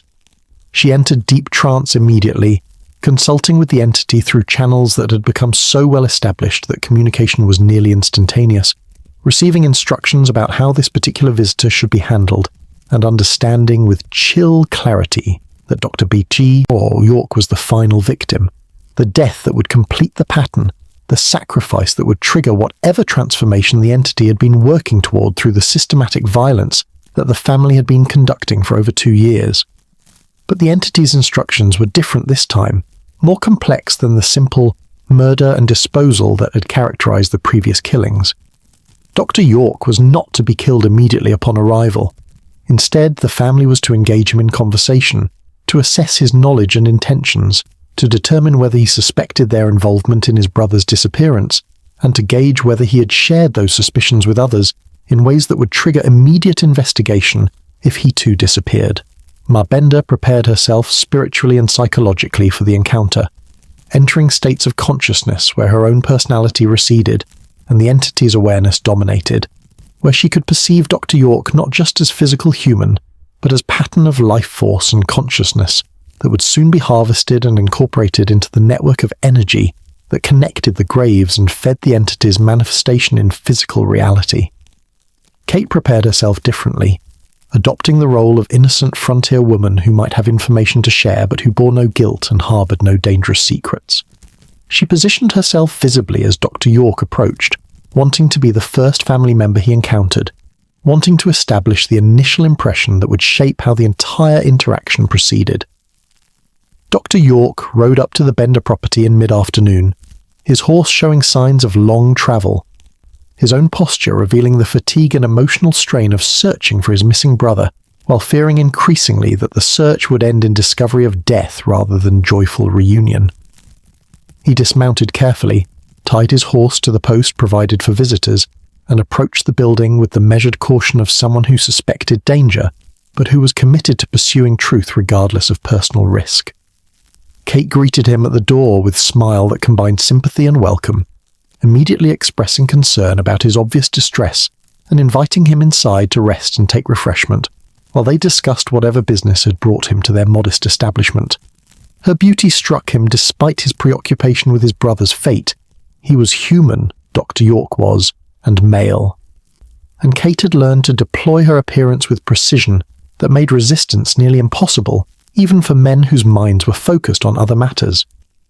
"You're searching for someone," Kate said, making it a statement rather than a question, her psychic abilities allowing her to perceive his purpose without needing to be told. "A family member, perhaps? Someone close to you who has gone missing?" Dr. York nodded slowly, surprised by her immediate understanding but attributing it to the observational skills that frontier people developed, rather than to anything supernatural. "My brother, Colonel George York. He was travelling this route several weeks ago and never arrived at his destination. Have you seen him? A man of about 50 years, distinguished bearing, riding a bay horse with distinctive white marking on the forehead." Kate's face showed thoughtful consideration, as if she were genuinely trying to recall whether such a person had stopped at their inn, though in truth she was consulting psychically with Marbender, and through her with the entity, receiving instructions about how much to reveal, and how to guide the conversation toward the outcome that the entity required. "We see many travellers," Kate said carefully. "The trail is well used and we offer fair prices and modest comfort. But a man of your brother's description, I don't recall specifically, though that doesn't mean he didn't pass by without stopping. Many riders continue toward Cherryvale rather than resting here." Dr. York studied her face, looking for signs of deception or nervousness that might indicate guilty knowledge. But Kate's expression remained open and concerned, her body language conveying nothing but innocent desire to help. If she was lying, and his instincts were beginning to whisper that she might be, she was doing so with skill that exceeded what he would have expected from simple frontier woman. Marbender emerged from behind the canvas curtain, her presence immediately changing the atmosphere in the small room in ways that Dr. York felt but could not articulate. She radiated intensity that made him uncomfortable, that suggested forces operating beneath the surface of her apparently mundane appearance as middle-aged German immigrant woman. "You search for someone in the wrong place," Marbender said, her accent thick but her words clear and carrying undertones that seemed to bypass linguistic meaning and communicate directly with something deeper than rational thought. "The dead speak to me, they do. Spirits who have passed beyond. Your brother, he is not here, not in flesh, but perhaps his spirit knows where his body lies." The suggestion that his brother was dead struck Dr. York like physical blow, confirming fears he had been trying to suppress. "You're saying George is dead? How could you know that?" Marbender smiled, though the expression carried no warmth, only certainty that suggested knowledge rather than speculation. "The spirits tell me things that living cannot know. Your brother's spirit is confused, yes? He did not expect death. It came sudden, from behind, no warning. He felt pain and then nothing. And now he wanders seeking understanding of what happened." Dr. York felt ice forming in his chest, felt certainty settling into his consciousness that this woman knew more than she should, that her descriptions were too specific to be simple guessing or fraudulent mediumship. But he kept his expression neutral, kept his voice controlled, not wanting to reveal the suspicions that were solidifying into conviction that this family was somehow involved in George's disappearance. "If you can communicate with my brother's spirit," Dr. York said slowly, "perhaps you could ask him to reveal where his body can be found so that he can receive proper burial and his family can have closure." Marbender's expression flickered. just for a moment, just briefly enough that Dr. Bezos York almost missed it, showing something that might have been calculation, or might have been consultation with forces invisible to his normal perception. The spirits do not always cooperate, she said carefully. They show what they wish to show, reveal what serves their purposes. But I can try. For a fee, of course. My gifts are valuable and must be compensated. Kate moved closer to Dr. York, close enough that he could smell lavender or some similar scent that seemed to emanate from her skin, close enough that her physical proximity created distraction that made thinking clearly more difficult. Mother's abilities are genuine, Kate said softly, her voice carrying harmonics that seemed designed to bypass critical thinking and create trust where suspicion should reign. I've witnessed her communicate with spirits countless times. She could help you find your brother, could give you the peace of knowing what happened to him. Dr. York felt himself being manipulated, felt the pressure of Kate's proximity and Ma Bender's intense stare and the subtle wrongness of the entire situation creating unease that his rational mind struggled to process, while his instincts screamed warnings that he needed to leave immediately, needed to gather help and return with others who could search the property and confront whatever secrets the Bender family was hiding. I appreciate the offer, Dr. York said, stepping back from Kate and moving toward the door with deliberate casualness that masked his growing certainty that he was in danger, that these people knew exactly what had happened to his brother and were involved in his disappearance in ways that his civilized mind recoiled from contemplating. But I need to continue my search. Perhaps I'll return another time to discuss your services. The atmosphere in the room changed immediately, the pretense of hospitality dropping away to reveal calculation and threat that had been present all along, but concealed beneath surface pleasantries. Ma Bender's eyes hardened. Kate's smile froze into something that resembled expression, but carried no human warmth, and Dr. York heard movement from behind the canvas curtain that suggested other family members were positioning themselves for action that he desperately hoped would not occur. You should stay, Ma Bender said, and this time her voice carried command rather than invitation, carried implications that suggested Dr. York's choice was not whether to stay, but whether to comply willingly or be forced. The spirits wish to speak with you, about your brother, about what waits for those who ask too many questions. Dr. York's hand moved toward the concealed pistol he carried. Frontier travelers often went armed despite civilization's advance, but he forced himself to stillness, to calmness that might diffuse the situation that was rapidly escalating toward violence. I'm expected back in Independence tonight, he said clearly, making sure the family understood that his disappearance would trigger immediate investigation. Multiple people know I came here. My continued absence will bring attention that I suspect you would prefer to avoid. The standoff lasted seconds that felt like hours, tension building in the small room as Dr. York measured the distance to the door against the speed with which the family could move to prevent his departure, as Ma Bender and Kate silently consulted with each other, and perhaps with the entity about whether killing this particular victim was worth the risks his disappearance would bring, as everyone present understood that they had reached a moment where choices would determine outcomes that could not be undone. Finally, Ma Bender nodded slowly, gesturing toward the door in dismissal that carried both threat and reluctant acceptance of temporary defeat. Go then, she said, but the spirits will not forget. Your brother's death demands justice. And justice comes in forms that law cannot control. Dr. York moved toward the door with controlled haste, not running but not lingering, mounting his horse with relief that made his hands tremble, riding away from the Bender property with absolute certainty that he had just escaped death and that his brother had not been so fortunate. He rode directly to Cherryvale, where he gathered a group of trusted men and explained his suspicions about the Bender family, describing the encounter and the veiled threats and the certainty he felt that they knew what had happened to Colonel York. The men listened with expressions that combined skepticism about the supernatural elements of his account with acknowledgement that the disappearances clustering around the Bender property could not be coincidental. That investigation was warranted regardless of whether Ma Bender's spiritualism was genuine or fraudulent.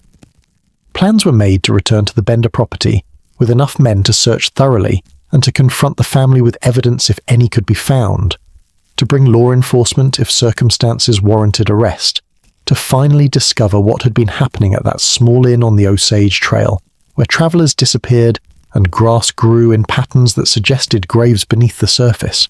But when the search party organized and returned to the Bender property several days later, they found the building empty, the family gone, disappeared as completely as their victims had vanished. The Benders had fled, had abandoned their homestead and their inn and their carefully accumulated wealth, had escaped into the American frontier's vast anonymity before justice could be served, or questions could be answered, or the full scope of their crimes could be revealed. Dr. York had survived his investigation, but his survival had triggered the family's flight and had prevented the final sacrifice that would have completed the entity's pattern. He had disrupted the plan, had forced premature conclusion to an operation that was supposed to culminate in transformation rather than exposure, had saved his own life but had perhaps prevented the truth about his brother's fate from ever being fully known. The empty building stood silent and waiting, holding secrets in blood-soaked cellar and in orchard soil that had learned to drink consciousness and blood with equal appetite. And beneath the surface, in dimensions that Dr. York could not perceive despite his encounter with forces that transcended his rational worldview, the entity waited to see what would happen next, whether its servants would be caught or would escape, whether the pattern would be completed despite the disruption or would remain forever incomplete. A cosmic design left unfinished because human will had interfered with purposes that transcended individual consciousness, but that required human hands to accomplish. Chapter 9. The Awakening. The night after Dr. York's departure, the Bender family gathered in the darkness of their living quarters behind the canvas curtain, the space illuminated only by a single candle, whose flame cast shadows that moved with life of their own, suggesting presences in the room beyond the four humans who sat in tense silence, waiting for Ma Bender to enter the deep trance state that would allow the entity to speak directly through her consciousness. They understood that Dr. York's investigation represented a threat that could no longer be deflected or dismissed, that his survival and his certainty about their involvement in his brother's disappearance would bring law enforcement or vigilante justice or both to their property within days or perhaps hours. The operation that had sustained them for over 2 years was collapsing. The careful balance of selection and disposal that had allowed them to kill without immediate detection was breaking down, and decisions had to be made about whether to flee or to complete the final sacrifice that the entity had been demanding. Ma Bender's breathing deepened as she slipped into trance, her body going rigid in the chair while her consciousness withdrew from normal awareness and descended into the spaces where the entity dwelt. Her eyes rolled back until only whites showed. Her voice, when it emerged from her throat, carried harmonics that belonged to no human vocal cords, and the very air in the room seemed to thicken as if something vast was pressing against the boundaries of physical reality from dimensions that existed perpendicular to normal space. "You have failed," the entity spoke through Ma Bender's mouth, each word carrying weight that made the listeners' ears ache and their minds struggle to process meanings that exceeded simple linguistic content. The final sacrifice was to be completed, the pattern was to be finished, the doorway was to be opened. But you allowed the physician to leave, allowed him to carry knowledge that will bring destruction upon you and interrupt the work that we have been conducting together. Kate felt fear and shame in equal measure, emotions that she had thought herself beyond after all the deaths she had participated in. But the entity's displeasure was palpable and terrifying in ways that transcended any human authority or threat. "He would have brought immediate investigation if we'd killed him," she said, her voice steadier than she felt. "His death would have been noticed too quickly for us to complete the disposal and maintain our cover." "His death was necessary," the entity replied, though whether it was agreeing with Kate's assessment or contradicting it remained unclear in the ambiguous phrasing that characterized its communications through Ma Bender's imperfect translation. "The pattern requires completion. The final sacrifice must be made. But the circumstances have changed, the timeline has accelerated, and what was to unfold over weeks must now occur within hours, if it is to occur at all." John Bender Sr. shifted uncomfortably, his limited understanding of English making him dependent on Kate and his wife to translate not just words but meanings and implications. He spoke in German, asking what they were supposed to do, whether they should flee immediately, or whether there was still opportunity to complete the entity's plan. The entity laughed through Ma Bender's throat, a sound that combined humour and malice and something else that might have been anticipation or might have been hunger. "Flee? You cannot flee from what you have become. The modifications that have been made to your consciousness, the enhancements that have been granted to your flesh. These bind you to me more securely than any chains could constrain your bodies. You are mine, Benders, mine to use and mine to transform, and fleeing will not free you from obligations you have accepted through every murder you have committed in my service. Kate felt the truth of this statement settling into her awareness like ice water filling her veins. She had known, on some level, that the power and abilities they had gained came with costs that exceeded simple moral compromise, but she had not fully understood until this moment that they had been changed in ways that made separation from the entity impossible. They were no longer fully human, no longer capable of returning to ordinary existence even if they wanted to, no longer in control of their own destinies because those destinies had been surrendered incrementally through each death they had offered and each enhancement they had accepted. "What do you want us to do?" Kate asked, her voice small in ways that would have surprised anyone who had witnessed her beauty and confidence and the power she wielded over men who stopped at the family's inn. "Complete the pattern," the entity replied. "The final sacrifice can still be made, though not with the physician who escaped. Another victim approaches, one whose consciousness possesses qualities that will serve, if not perfectly, then adequately. You will kill him tonight, will complete the burial according to the specifications I have provided, and then you will begin your own transformation, not the gradual evolution I had originally intended, but the rapid and violent crossing of thresholds that circumstances now demand." Marbender's body convulsed as the entity's presence intensified, as it pushed more of its vast consciousness through the narrow channel that her human awareness provided. Blood began to trickle from her nose and ears, physical signs that the interface between human and cosmic intelligence was operating beyond its designed capacity, that the communication occurring through her flesh was damaging tissues that could not withstand the energies being channeled. Kate moved to help her mother, but the entity spoke again before she could intervene. "Do not interrupt the transmission. What happens to this vessel is irrelevant compared to the completion of the work. Listen carefully, for I will explain what must occur once the pattern is finished and the doorway opens." The family listened, their attention absolute despite their fears and their growing understanding that they had become instruments of purposes far larger and stranger than anything they had imagined when they first decided to combine hospitality with homicide. The entity described a process that would begin when the final body was buried in its appointed location, when the geometric network of graves would activate and begin drawing energy from the surrounding environment, when the boundary between physical and spiritual dimensions would thin enough to allow passage for consciousness that had evolved beyond biological constraints. The transformation would be painful, the entity explained without apparent concern for their suffering. Their physical forms would need to be broken down and reconstituted. Their consciousness would need to be separated from flesh and then reintegrated according to principles that transcended biological organization.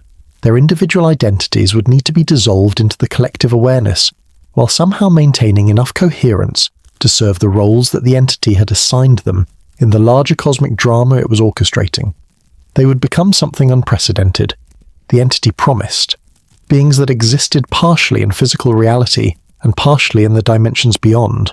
Consciousness that could operate across boundaries that normally constrained awareness to single locations and linear time, servants elevated to partnership in purposes that would unfold across centuries and that would influence the evolution of consciousness not just on Earth, but potentially across cosmic distances that made terrestrial geography seem trivial by comparison. But they would also cease to be human in any meaningful sense, would lose the ability to interact with normal society, except through manifestations that would require enormous effort and that would never feel natural or comfortable, would be isolated from the species they had been born into, and would exist in spaces between worlds where only entities that had undergone similar transformations could fully perceive or communicate with them. "You are being given a choice," the entity said, though the way it phrased the statement suggested that the choice was more theoretical than practical. "Accept transformation and become what I am offering to make you, or refuse and face the justice that human law will impose when your crimes are discovered. But understand that refusal will not free you from what you have become.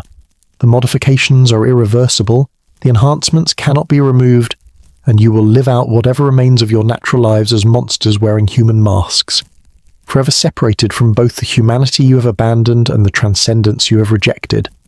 The silence that followed this declaration stretched for long moments, while the family members absorbed what they were being told and contemplated futures that offered no comfort regardless of which path they chose. Kate understood with crushing clarity that they had been maneuvered into a trap more subtle and more effective than any physical constraint could have been. They had been transformed incrementally until returning to purely human existence was impossible, until their only viable option was to complete the journey and discover what waited on the other side of transformation. The victim approaches, the entity announced suddenly, Marbender's body jerking as if struck. A solitary traveller, young and vital, whose consciousness possesses adequate qualities despite being inferior to the physician who escaped. You will kill him with the usual method, will complete the burial before dawn, and then you will wait for the pattern to activate and the transformation to begin. This is not request, but command. You will obey because you have no choice, because you are mine, because the journey you began with the first murder can only end in transformation or destruction, and I will not permit destruction until my purposes are fulfilled. The entity's presence withdrew suddenly, leaving Marbender's body to collapse like puppet with cut strings. Blood continued to flow from her nose and ears, and her breathing was laboured in ways that suggested internal damage from the intensity of the possession. Kate caught her mother before she could fall from the chair, cradling the older woman's head while examining her with concern that combined genuine filial emotion with calculation about whether Marbender would survive long enough to complete the work the entity demanded. "I will survive," Marbender whispered, her voice her own again but carrying exhaustion that suggested she had been drained by serving as channel for the entity's communications. "I must survive until the pattern is complete. After that..." She trailed off, leaving the implications unspoken but clear enough. After the transformation, survival in any conventional sense would no longer be relevant because they would all have become something that transcended normal definitions of life and death. The victim the entity had identified arrived within the hour. Exactly as predicted, a young man of perhaps 30 years riding a tired horse and seeking shelter for the night. He was travelling light, carrying minimal possessions, looking like someone who had left one location hastily and was moving toward another without clear destination or purpose, perhaps running from something, perhaps simply drifting through the frontier's anonymity, perhaps drawn to the Bender property by forces he could not perceive but that operated on his consciousness nonetheless. Kate greeted him with a smile that combined her usual beauty with something darker, something predatory that the victim perceived only as exciting danger rather than genuine threat. She invited him inside, offered food and lodging, positioned him at the table with practiced efficiency, while the family members moved into their assigned roles for what would be the final performance of a show they had staged dozens of times. But this time was different. This time Kate could perceive the entity's presence more directly than she ever had during previous murders, could feel it watching through her eyes and listening through her ears and anticipating the death that was about to occur with hunger that exceeded anything human appetite could encompass. The entity was present not just as distant consciousness, communicating through Marbender's mediumship, but as immediate awareness inhabiting the space around and within the family, preparing to harvest the victim's life force and to use it to trigger the final phase of whatever cosmic process they had been serving. The hammer came through the canvas curtain with John Bender Sr.'s full strength behind it, catching the victim at the base of the skull with force that shattered bone and drove fragments into brainstem. The body dropped through the trapdoor, landed in the cellar where Marbender and John Jr. waited to complete the throat cutting and the stripping of possessions. Blood flowed onto earth that seemed to absorb it with eagerness that exceeded mere capillary action, seemed to drink consciousness as well as liquid, seemed to pull something essential from the dying victim's awareness and channel it into the network of graves that waited in the orchard. Kate felt the moment when the victim's consciousness separated from his flesh, felt the life force that had animated him becoming available for harvesting, felt the entity's vast satisfaction as it captured and consumed and incorporated another offering into the accumulated energy that the pattern had been collecting. And she felt something else, something new and terrifying, a response from the earth itself, a stirring in the ground beneath the building, a sense that the final death had triggered processes that were now beyond anyone's ability to control or stop. The burial was completed in darkness that seemed more absolute than normal night, the family working by lantern light that barely penetrated shadows that moved with life of their own. John Jr.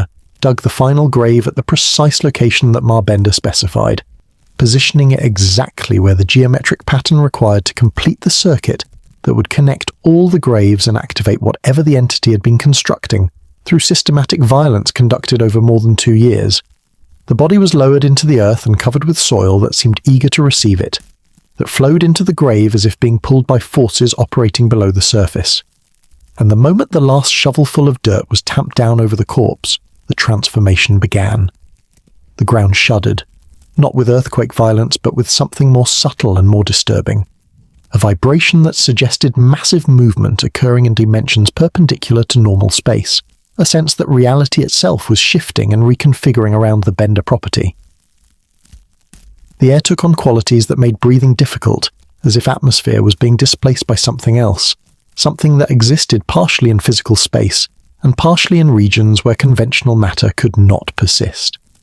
The family felt pain like nothing they had experienced in their transformed existence, felt their bodies beginning to break down at cellular level, while simultaneously being reconstructed according to principles that violated biological organization. Bones softened and reformed, organs relocated or disappeared or transformed into structures that served purposes beyond normal physiology. Skin took on translucence that revealed impossibilities beneath, geometric patterns where anatomy should be, light where blood should flow, consciousness made visible in ways that human neurology had never achieved or attempted. Kate screamed, though whether from pain or terror or something that transcended both remained unclear even to her. She felt herself dissolving and consolidating simultaneously, felt individual identity fragmenting while collective awareness expanded to encompass the family and the entity and the very land itself.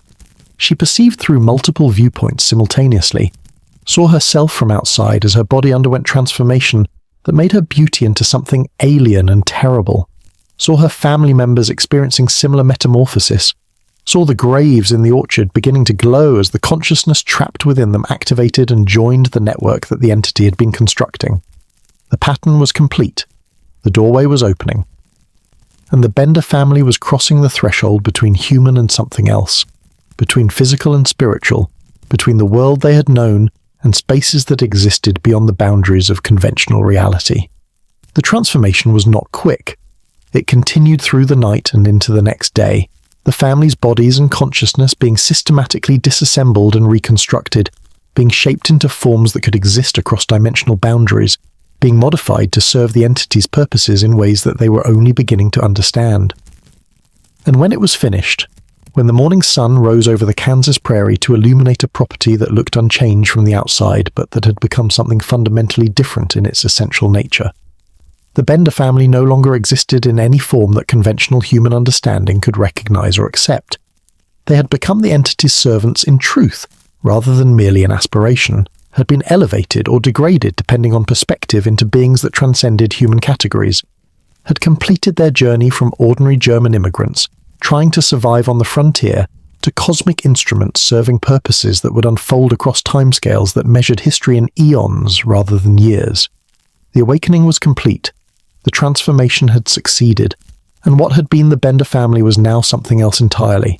Consciousness distributed across physical and spiritual dimensions, awareness that could perceive and influence reality in ways that violated every principle of biology and physics that human science had discovered, beings that would haunt the nightmares and legends of Kansas for generations to come.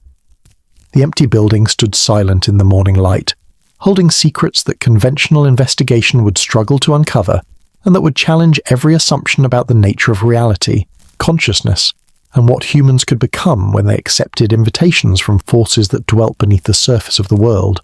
Chapter 10. The Discovery. The search party that returned to the Bender property on May 5, 1873, consisted of approximately a dozen men: Dr. William York, his brother Senator Alexander York, who had arrived from Kansas City with authority and determination to find answers about Colonel George York's disappearance, several neighbors who had been growing increasingly suspicious of the Bender family, and a township trustee named Leroy Dick, who had legal standing to investigate the property if circumstances warranted such action. They approached the inn with caution born from Dr. York's account of his previous visit, and from the general unease that the property had been generating for months among those sensitive enough to perceive that something was fundamentally wrong with the place. The building stood silent in the spring sunshine, looking abandoned in ways that went beyond simply being unoccupied. It had the quality of a place that had been left in haste, that held secrets its former inhabitants had not had time to properly conceal. The front door was unlocked, swinging open at the first touch to reveal the interior that Dr. York remembered from his visit weeks earlier. The dining area looked normal enough at first glance. Table and chairs in their usual positions, the canvas curtain dividing the space.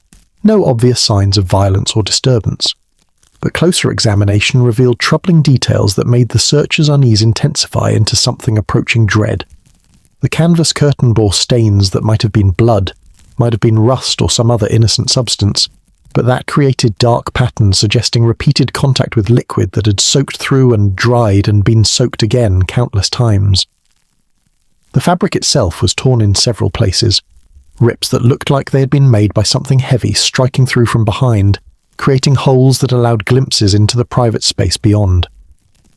Leroy Dick pulled the curtain aside fully, revealing the family's living quarters in disarray that suggested rapid departure rather than orderly packing. Possessions lay scattered. Clothing, tools, personal items that the Benders had apparently decided were less important than speed in their flight. The floor showed wear patterns that drew the eye toward one particular area, a section covered by a threadbare rug that seemed positioned with deliberate care rather than casually placed. "Pull up that rug," Senator York commanded, his voice carrying authority that came from years of political power and current desperation to find his brother's fate. Two men moved the rug aside, revealing floorboards that appeared normal until Dr. York knelt to examine them more carefully and found the hairline cracks that outlined a trapdoor so well constructed that it was nearly invisible when closed. The trapdoor opened to reveal darkness that seemed more absolute than simple absence of light should create, a black emptiness that exhaled air carrying scents that made several men gag. The sweet, rotten smell of decomposition mixed with something else, something that suggested organic processes that went beyond normal decay, that hinted at transformations occurring in spaces where normal biological rules operated erratically, if at all. Lanterns were lit and lowered into the cellar, revealing a space approximately 8 feet deep and 12 feet square. Its packed earth floor stained dark with substances that could only be blood, not small amounts that might have come from butchering livestock or from the minor injuries that frontier life routinely produced, but quantities that suggested multiple humans had died or at least bled profusely in this confined space beneath the family's living area.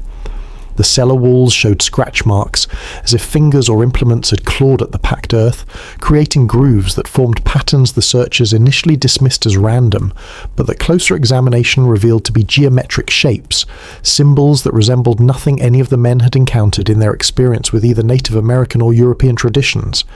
The patterns seemed to move when viewed peripherally, seemed to shift and rearrange themselves when not directly observed, creating optical effects that made men dizzy and nauseated if they stared too long. Tools lay scattered in the cellar.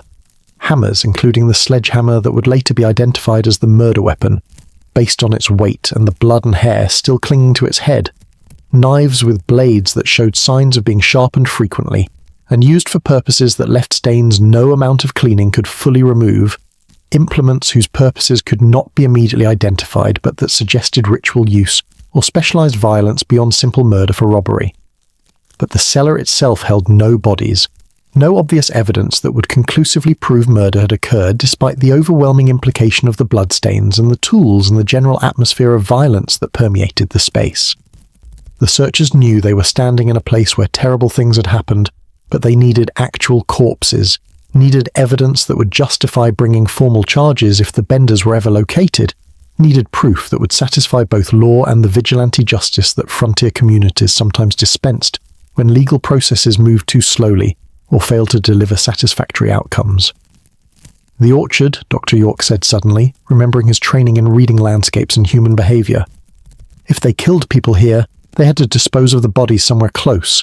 The orchard behind the building, the ground there would be soft from cultivation, easy to dig, concealed from the trail by the building itself."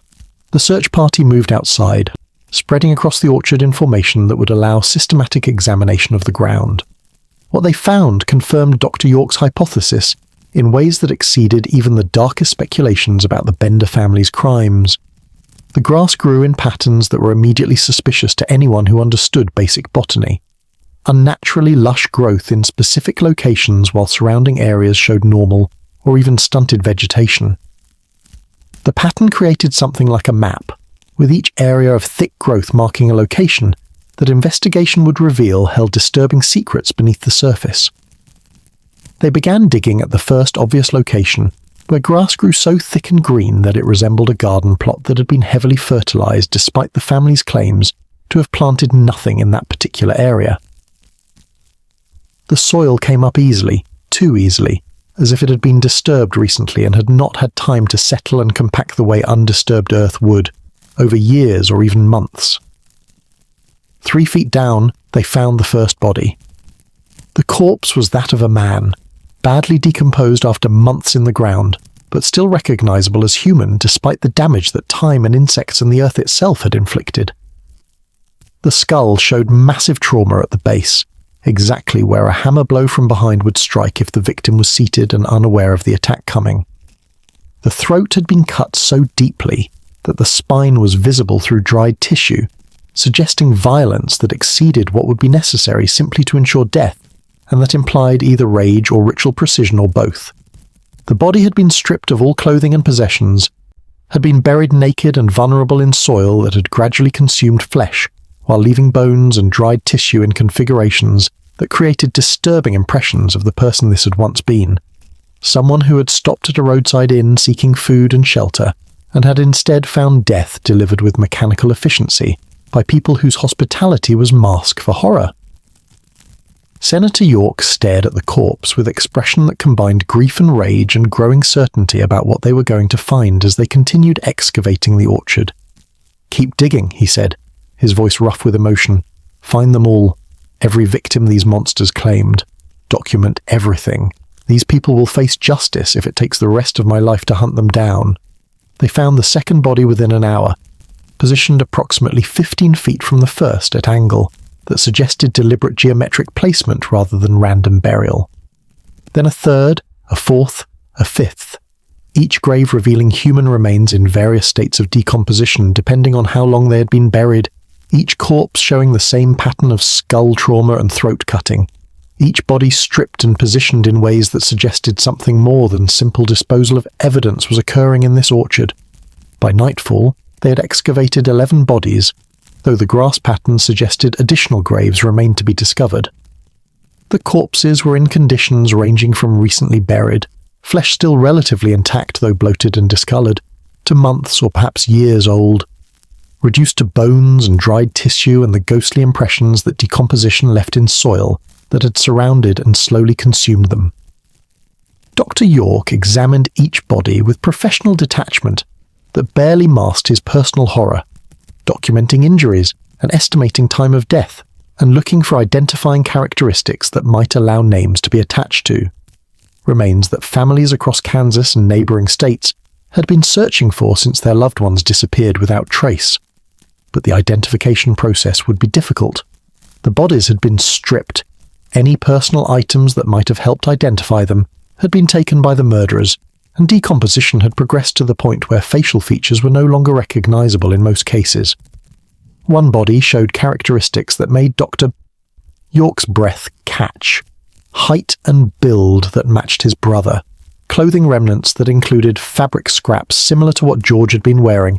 Dental work that Dr. York vaguely remembered his brother mentioning during a conversation years earlier.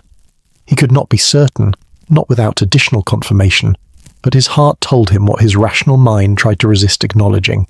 He had found Colonel George York, had discovered his brother's fate in a shallow grave behind a roadside inn, where murder had been conducted with regularity that suggested the Bender family had been operating their killing enterprise for over 2 years. The geometric pattern that the graves formed became more apparent as the excavation continued over subsequent days. The bodies were not randomly positioned but had been buried in locations that created a specific configuration, a circle, or perhaps a spiral, with each grave placed at precise distances and angles relative to the others, forming a design that suggested either obsessive planning or instructions being followed from source that understood mathematical relationships beyond simple geometry. Leroy Dick, who had some education in surveying and land measurement, attempted to plot the grave locations on paper, creating a diagram that showed the pattern more clearly than visual observation of the actual orchard could reveal. What emerged was something that resembled sacred geometry, or perhaps ritual design, a configuration that combined circles and triangles and spirals in ways that suggested symbolic meaning beyond simple burial convenience. "What were they doing?" one of the searchers asked, staring at Dick's diagram with expression that suggested he was looking at something that violated not just legal prohibitions but natural order itself. Why bury bodies in patterns? Why not just dig holes and be done with it? No one had good answers, though Dr. York's memory of Marbender's spiritualism and Kate's psychic demonstrations suggested that the family had believed they were serving purposes beyond simple robbery and murder. The ritual aspects of the killings, the specific method of striking from behind, the careful throat cutting, the geometric burial pattern, all suggested that the Benders had thought they were doing something significant, were participating in processes that transcended criminal enterprise and entered territory that religion and superstition, and perhaps genuine supernatural forces, operated within.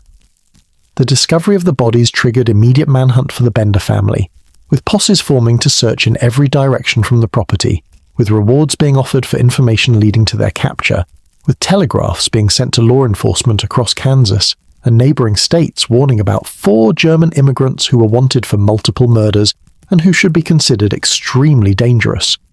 But the Benders had disappeared completely, had vanished as thoroughly as their victims had vanished, had apparently fled days or perhaps weeks before the search party arrived to discover their crimes. No one could definitively say when they had left. Neighbours reported the property had seemed abandoned for at least a week before the May 5th search, but whether the family had fled immediately after Dr. York's visit in late March or had remained longer before deciding that discovery was inevitable could not be determined. What was clear was that they had left in haste, abandoning property and possessions that represented years of work and accumulation, taking only what they could carry and leaving behind evidence that would ensure they could never return to conventional society, even if they avoided capture. The very fact of their flight was admission of guilt that no trial would have provided more convincingly, proof that they knew what they had done and knew that justice was coming to claim them. The property itself was seized by authorities, the building examined thoroughly for additional evidence, the orchard excavated completely until investigators were satisfied that all graves had been found and all bodies recovered. The final count reached 11 confirmed victims, though rumours persisted that additional bodies might be buried in locations the search had missed, that the true total might exceed 20 or even 30, depending on which estimates proved accurate. The victims' identities were gradually established through painstaking investigation, comparing descriptions of missing persons to physical characteristics of the bodies, matching clothing remnants to reports from families who could describe what their lost loved ones had been wearing, using dental work and healed injuries and other individualizing features to attach names to remains that would otherwise have remained anonymous forever. Colonel George York was among the identified. His body returned to his family for proper burial despite the advanced decomposition that made viewing impossible and that required sealed casket to contain the odours of death that months in Kansas soil had made permanent. Dr. York's grief was tempered slightly by having found answers about his brother's fate, by knowing what had happened rather than spending the rest of his life wondering and hoping and imagining outcomes that might have been worse than the truth despite the truth being horrible enough. The Bender building became a grotesque tourist attraction, with people travelling from across Kansas and from neighbouring states to view the murder site, to stand in the blood-soaked cellar, to walk through the orchard where bodies had been buried, to experience the sick fascination that made them want to be close to places where extraordinary evil had occurred. The property owners eventually tore down the building and ploughed under the orchard, trying to erase the physical evidence of what had happened there and to reclaim land for legitimate purposes rather than leaving it as memorial to violence. But the land itself seemed to resist such reclamation, seemed to hold on to the spiritual weight of what had occurred on its surface and in its soil. Crops planted in the former orchard failed year after year, livestock refused to graze in the area, and people who spent time on the property reported feeling watched and hearing sounds that had no apparent source, and experiencing dreams that suggested the dead remained present in ways that conventional understanding of death could not explain. The discovery had been made, the crimes had been revealed, the victims had been recovered and identified, and given proper burial. But justice remained unserved because the perpetrators had escaped, had disappeared into the vastness of America's frontier, where thousands of people lived under assumed names and hidden pasts, where asking questions about someone's background was considered rude, if not dangerous, where the Bender family could potentially start over under new identities and continue their crimes in locations where their previous activities were unknown. The search for the bloody Benders would continue for years, would generate hundreds of false sightings and mistaken identifications, would become one of the great unsolved mysteries of American criminal history, despite the overwhelming evidence of their guilt.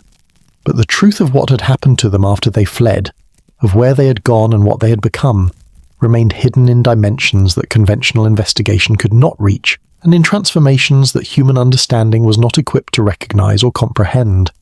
The Kansas prairie stretched endlessly, grass covering the former Bender property, and gradually erasing the physical scars that excavation and investigation had left.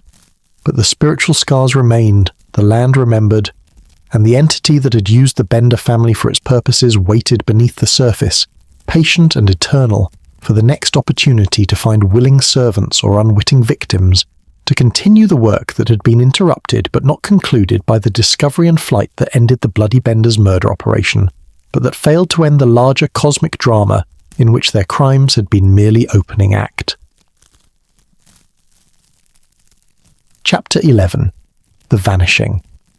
The Bender family had fled sometime in early April 1873, most likely within days of Dr. York's visit, recognizing that his survival and his obvious suspicions made their continued presence at the property untenable, regardless of whether they completed the entity's plan or attempted to start over elsewhere.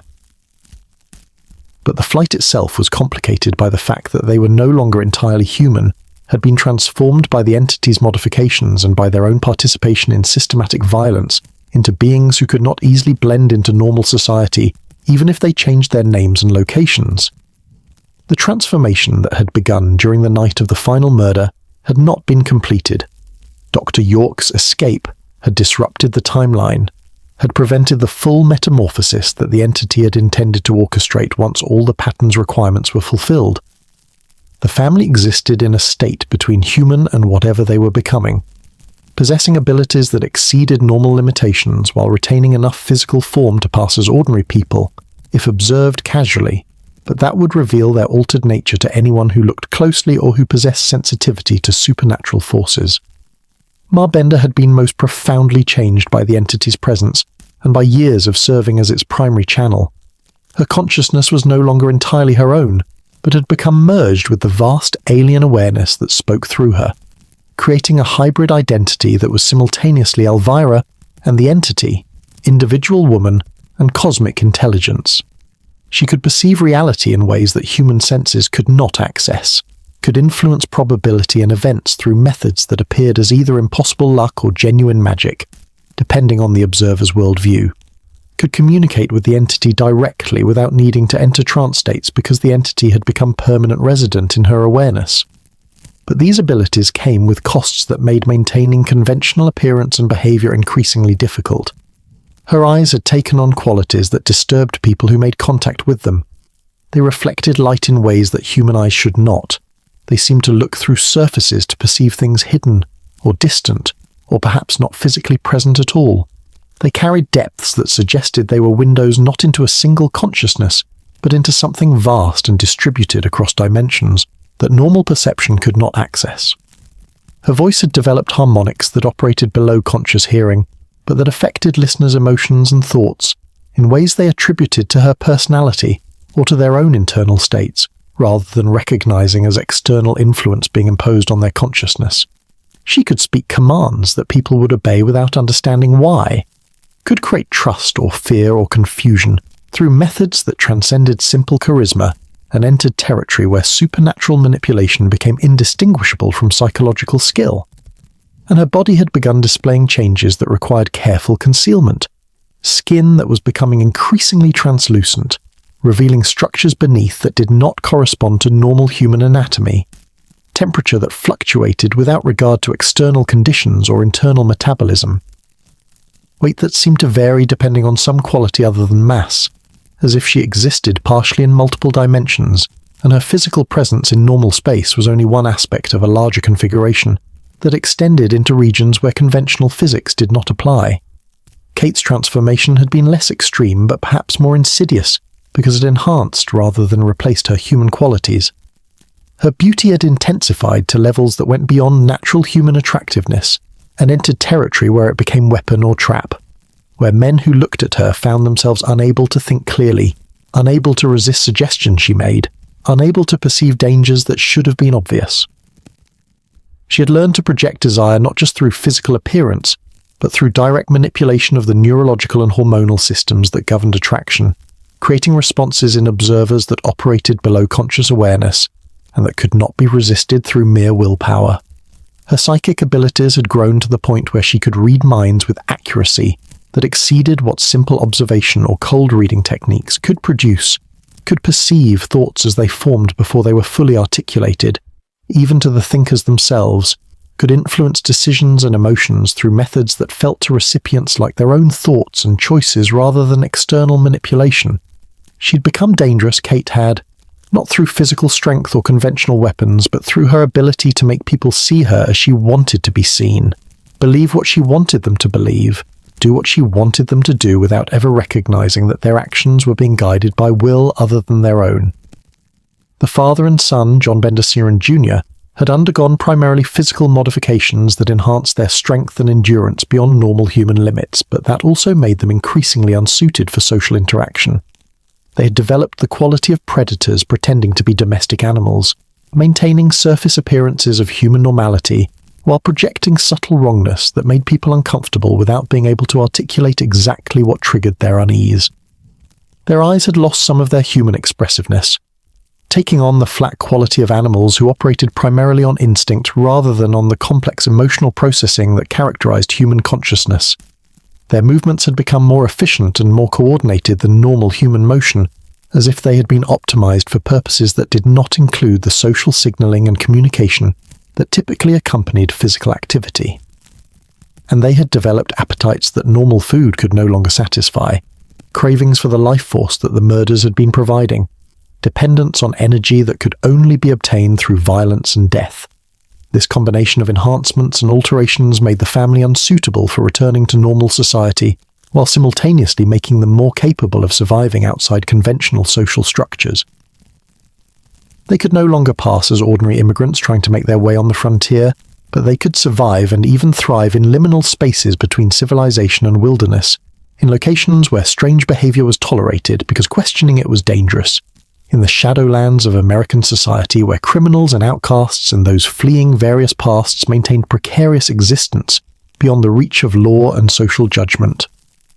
The family had fled eastward initially, moving toward more populated regions rather than deeper into the frontier, calculating that anonymity was easier to maintain in cities and towns where strangers were common rather than in rural areas where everyone knew everyone, and newcomers attracted immediate attention and scrutiny.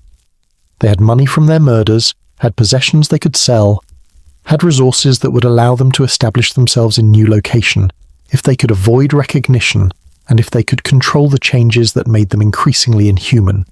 They arrived in Independence, Kansas, ironically the same town where Dr. York practiced medicine, and where Colonel George York had been prominent citizen, though they did not reveal their true names or their origins.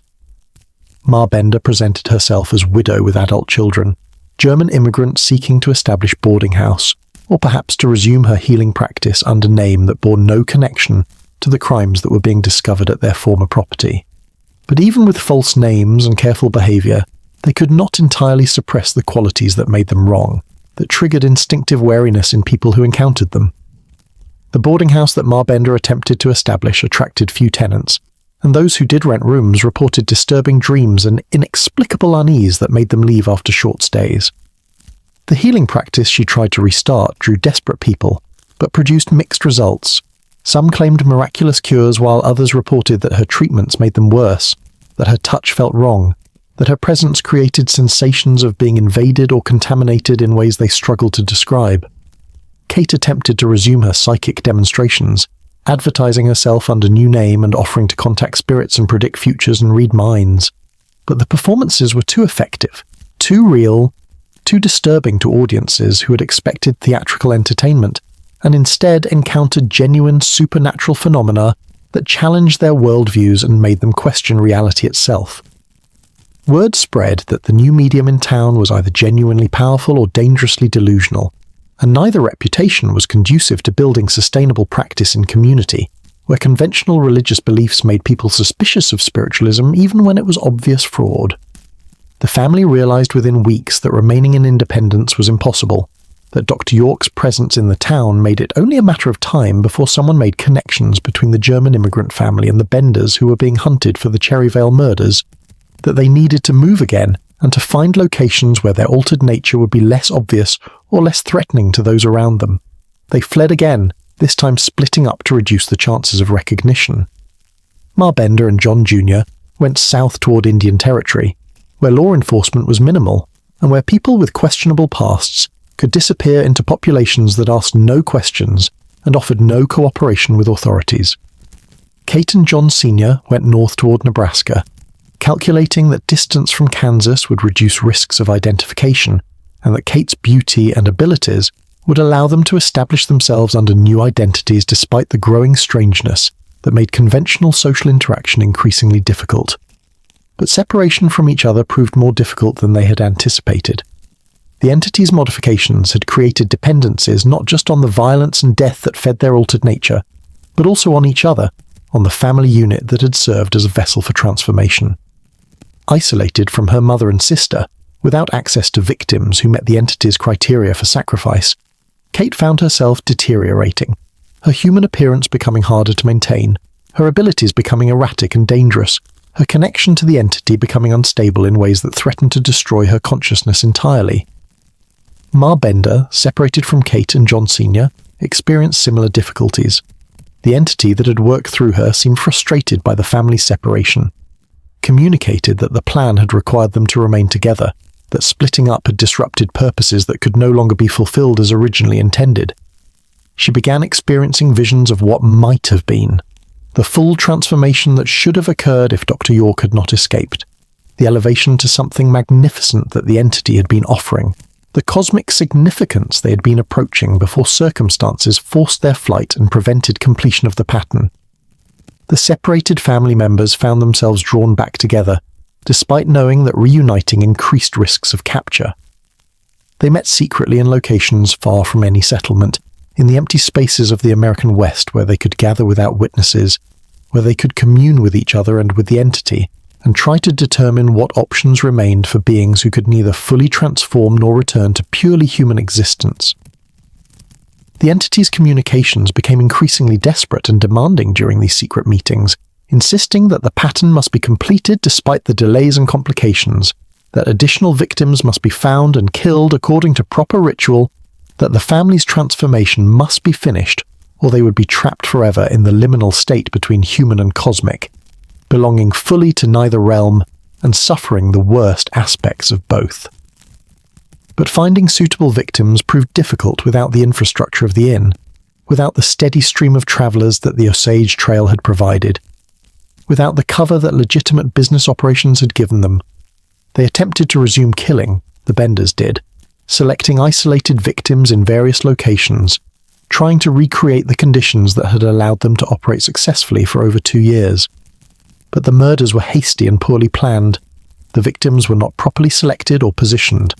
The burials did not maintain the geometric precision that the entity demanded, and the results were unsatisfying to everyone involved. The entity did not receive the quality of offerings it required, the family did not gain the sustenance they needed, and the risks of exposure were greatly increased by their crude and improvised methods.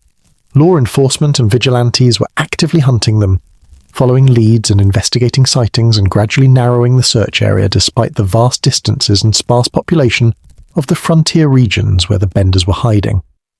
Wanted posters circulated with descriptions and sketches, rewards were offered for information or capture, and the name Bender became synonymous with horror throughout Kansas and neighboring states. Some reports claimed the family had been caught and executed by vigilantes who dispensed frontier justice without bothering with trials or legal processes. Other reports insisted they had fled to Mexico, or had boarded ships for Europe, or had simply disappeared into the wilderness and died from exposure or starvation, or perhaps from the very transformations that had been occurring within them.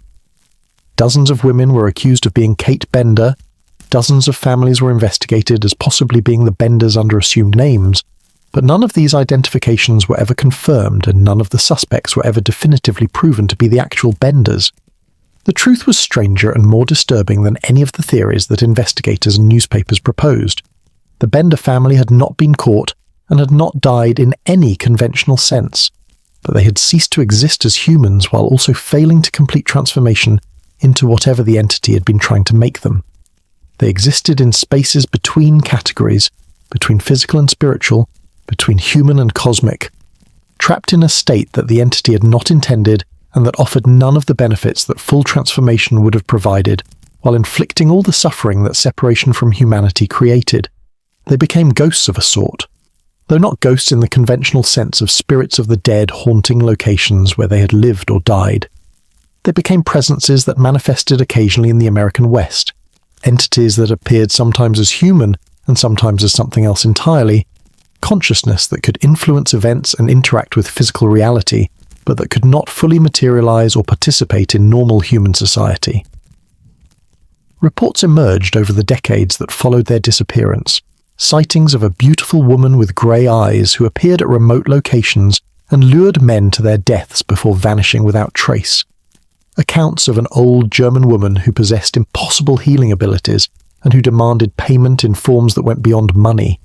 Stories of a family who operated inns or boarding houses in various frontier towns for brief periods before disappearing suddenly when suspicions about them began to mount. Legends of beings who existed in the empty spaces of the prairie and who fed on travellers unfortunate enough to encounter them.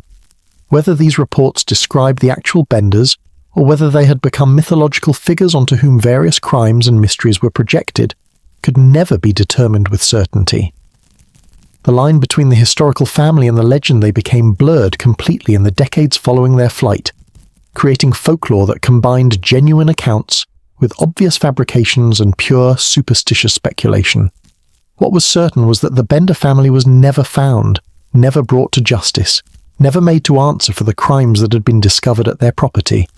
They had vanished as completely as their victims had vanished, had become mysteries themselves, had escaped into the vast American landscape where they either died or transformed, or continued existing in forms that conventional human understanding could not recognize or describe. The entity that had used them watched their dissolution with something that might have been satisfaction, or might have been disappointment. It was difficult to assign human emotions to awareness that operated according to principles that transcended individual psychology. The pattern had not been completed as originally intended. The transformation had been interrupted. The cosmic purposes the entity had been working toward had been delayed, if not entirely prevented. But the entity was patient, was eternal, would wait for the next opportunity to find willing or unwitting servants to continue the work that the Benders had begun but failed to complete. The Kansas earth still held the bodies that had been buried there, still contained the energy that had been accumulated through systematic violence, still maintained the geometric pattern that had been created, even if it had not been activated to its full potential. The entity remained beneath the surface, waiting and watching, and occasionally reaching out to touch consciousness that showed readiness or desperation sufficient to make them receptive to offers of power in exchange for service. And sometimes those touches found fertile ground, sometimes new servants were recruited, sometimes the work continued in forms that investigators would never recognize as connected to the bloody Benders, because the methods and locations changed, even though the underlying purposes remained constant. The vanishing was complete. The Benders were gone, transformed or destroyed, or simply lost in the vastness of America's frontier. But their legacy endured in the bodies they had left buried, in the families who had lost loved ones, in the fear and fascination that their crimes generated, and in the cosmic patterns they had begun to weave that waited beneath the surface for completion that might occur tomorrow, or in a century, or perhaps never, depending on whether consciousness evolution on Earth followed trajectories that allowed such completion, or diverged into futures where the entity's purposes became irrelevant or impossible to fulfill. The Kansas prairie stretched endlessly, concealing secrets that would never be fully revealed and holding consciousness that would never stop seeking opportunities to manifest in physical reality through hands willing to kill and through minds flexible enough to accept truths that conventional morality and rational understanding both rejected as impossible, despite mounting evidence that impossibility was category that reality did not recognize or respect. Chapter 12, Into the Earth. The years that followed the Benders' disappearance brought changes to Kansas that would have seemed impossible to the settlers who had first claimed the territory in the decades after the Civil War. The frontier gradually civilized, towns grew into cities, railroads crisscrossed the landscape, and the empty prairie spaces where criminals could hide and mysteries could persist began to shrink as law enforcement became more organized and communication technologies made anonymity harder to maintain. But the land itself, particularly the former Bender property and the surrounding area where their crimes had been committed, resisted this civilization in ways that farmers and developers found frustrating, and that some came to regard as evidence that the earth itself remembered what had occurred there and was refusing to forget or forgive despite human attempts to move beyond the horror and reclaim the ground for legitimate purposes. The property where the Bender building had stood was eventually purchased by a man named Rudolph Brockman, who demolished the remaining structures and attempted to establish farming operations that would erase the physical evidence of the murders and allow the land to serve productive purposes. But crops planted in the former orchard location failed with regularity that exceeded normal agricultural challenges. Corn would grow stunted and produce ears with kernels that tasted wrong despite appearing normal. Wheat would grow tall, but the heads would be empty, or filled with grains that were bitter and inedible. Vegetables would produce fruits that were beautiful to observe, but that livestock would not eat, and that humans who consumed them reported tasted of decay, despite showing no signs of rot. The ground itself seemed wrong to those who worked it, soil that felt different beneath plough blades and shovels, earth that seemed to resist disturbance in ways that went beyond simple clay-heavy composition or compaction from years of use. Farmers reported that digging in certain locations, particularly in areas that corresponded to where graves had been excavated, was accompanied by sensations of resistance, as if something beneath the surface was pushing back against intrusion, as if the earth wanted to be left alone to hold whatever secrets remained despite the bodies having been removed and given proper burial elsewhere. Animals continued to avoid the property with consistency that made it impossible to maintain livestock operations. Horses would not graze in certain areas, cattle refused to be driven across specific locations. Even dogs and cats that accompanied farmers would display signs of distress when brought onto the property, whining and pulling away and showing behaviors that suggested they perceived threats that human senses could not detect. And there were the phenomena that could not be easily dismissed as superstition or imagination because they were witnessed by multiple observers who had no investment in believing that anything supernatural was occurring at the former Bender property. Lights were seen at night moving through the area where the orchard had been, glowing with colours that had no names and following paths that suggested intentional movement, rather than natural phenomena like fireflies or reflected moonlight. Sounds were heard, voices speaking in languages no listener recognized, the creaking of timbers and the scrape of metal on earth, despite no buildings remaining and no one visible in the darkness where the sounds originated. People who spent time on the property, whether working during the day or trespassing at night out of morbid curiosity about the murder site, reported feelings of being watched, of presences surrounding them that remained invisible but undeniably present, of touches on their skin when nothing physical was near them, of whispers that conveyed meanings they could not consciously understand, but that created profound unease and urgent desire to leave immediately. The dreams were perhaps most disturbing because they suggested that whatever was occurring at the former Bender property was not limited to the physical location, but could extend its influence into the consciousness of anyone who had spent significant time there. Farmers who worked the land reported nightmares of being underground, of being buried alive while still conscious, of experiencing the dissolution of their bodies while their awareness remained intact to witness their own decomposition. Visitors who came to see the site where the murders had occurred reported dreams of being struck from behind, of feeling the hammer impact that shattered skull and ended consciousness, of experiencing death from the victim's perspectives, with vividness that exceeded anything normal dreaming should produce. Some of these dreamers became obsessed with the Bender case, spending years researching the crimes and the family's disappearance, trying to understand what had happened and why, and what it meant about the nature of evil and consciousness and the relationship between humans and the land they occupied. They would visit the property repeatedly, would stand in the locations where graves had been found, would try to commune with whatever remained of the victims or the perpetrators, or the entity that had been working through the family toward purposes that remained obscure despite decades of speculation. Others fled from any connection to the property after a single disturbing dream, refused to return or even discuss what they had experienced, tried to forget that they had ever been curious about the bloody Benders and their roadside horror. These people developed phobias about Kansas itself, about the prairie landscape, about roadside inns and boarding houses, about the very concept of hospitality being offered by strangers in isolated locations. The entity beneath the earth was still present, still active, still working toward purposes that transcended the Bender family and their failed attempt to complete the pattern. The murders had fed it, had strengthened its presence in physical reality, had created connections between dimensions that remained, even though the specific humans who had served as its instruments were gone or transformed or scattered across the frontier, in forms that could no longer serve its purposes effectively. The entity had learned from the experience with the Benders, had recognized that relying on a single family whose visibility and criminal activities would eventually trigger investigation was not an optimal strategy for achieving its goals. Better to work through multiple individuals in different locations, to spread the pattern across wider geography, to make the connections less obvious so that conventional investigation would never recognize that seemingly unrelated crimes were actually coordinated offerings to a single consciousness that dwelt beneath the surface of the American continent. And so the entity began reaching out more broadly, touching minds throughout Kansas and neighboring territories, whispering to those who showed potential for serving its purposes, offering power and enhancement and knowledge in exchange for blood and death, and the life force that violent separation of consciousness from flesh provided. Not all of these contacts resulted in recruitment.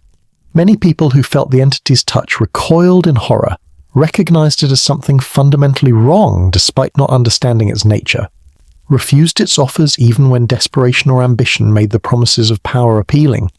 But some accepted. Some listened to the whispers and found them compelling rather than horrifying. Some wanted what the entity was offering badly enough to ignore or rationalize away the costs that accepting would impose. And slowly, over the decades that followed the Benders' disappearance, a network began to form. Isolated individuals scattered across the American West who had accepted the entity's modifications and who conducted violence according to specifications that they barely understood, but that served the larger pattern the entity was weaving. These new servants were more careful than the Benders had been, killed less frequently and more selectively, buried bodies in locations that would not be discovered or that would be attributed to random violence rather than to systematic operation. They did not operate roadside inns that drew regular traffic and created opportunities for pattern recognition. Instead, they were drifters and ranch hands and isolated homesteaders who killed occasionally when the entity indicated that a particular victim met the required criteria, who buried bodies in unmarked graves scattered across vast territories, who contributed to the pattern without attracting the kind of attention that had eventually exposed the Bender family. The entity's patience was infinite, its timeline measured in centuries rather than years or decades. It could wait for the pattern to be completed properly, rather than rushing and creating vulnerabilities that would trigger another premature exposure. It could work through dozens or hundreds of individual servants rather than concentrating its efforts in a single location that would become associated with disappearances and generate investigation. And as it worked, as the isolated murders accumulated across geography and time, the pattern grew stronger. The geometric network that the Bender graves had begun was extended across Kansas and into neighboring states, creating connections between death sites that formed circuits of energy and consciousness, that created infrastructure allowing the entity to manifest more substantially in physical reality, that built pathways between dimensions through which awareness could flow with increasing ease. By the early 20th century, approximately 30 years after the Bender crimes had been discovered, The entity had accumulated enough power through the deaths conducted by its various servants to begin manifesting more directly in physical space. Not as fully physical being, it was too vast and too fundamentally alien to compress itself into single biological form, but as presence that could influence events and consciousness with precision that exceeded what its previous subtle manipulations had allowed. It began appearing in dreams with increasing frequency, showing itself to people who lived in the regions where its pattern was strongest, revealing aspects of its nature and its purposes to consciousness that had been prepared through exposure to locations where its energy was concentrated.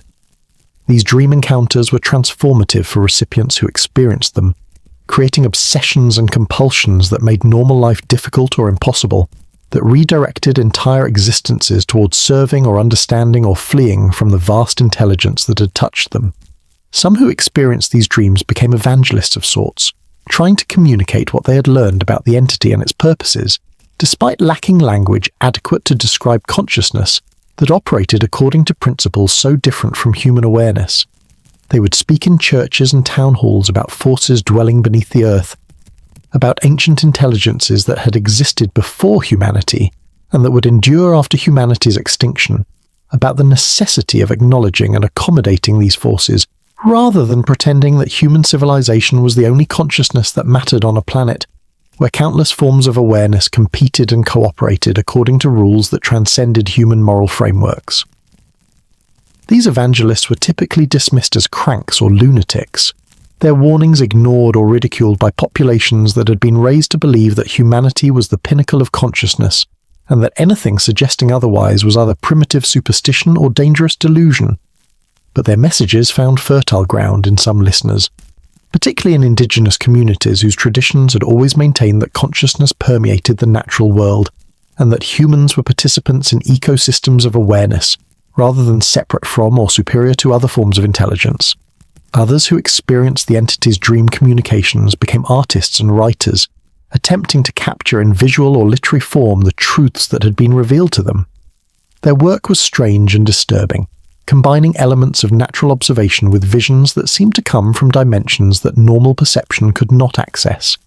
They painted landscapes that showed the prairie as living conscious being rather than as inert matter, that revealed patterns and connections invisible to ordinary sight.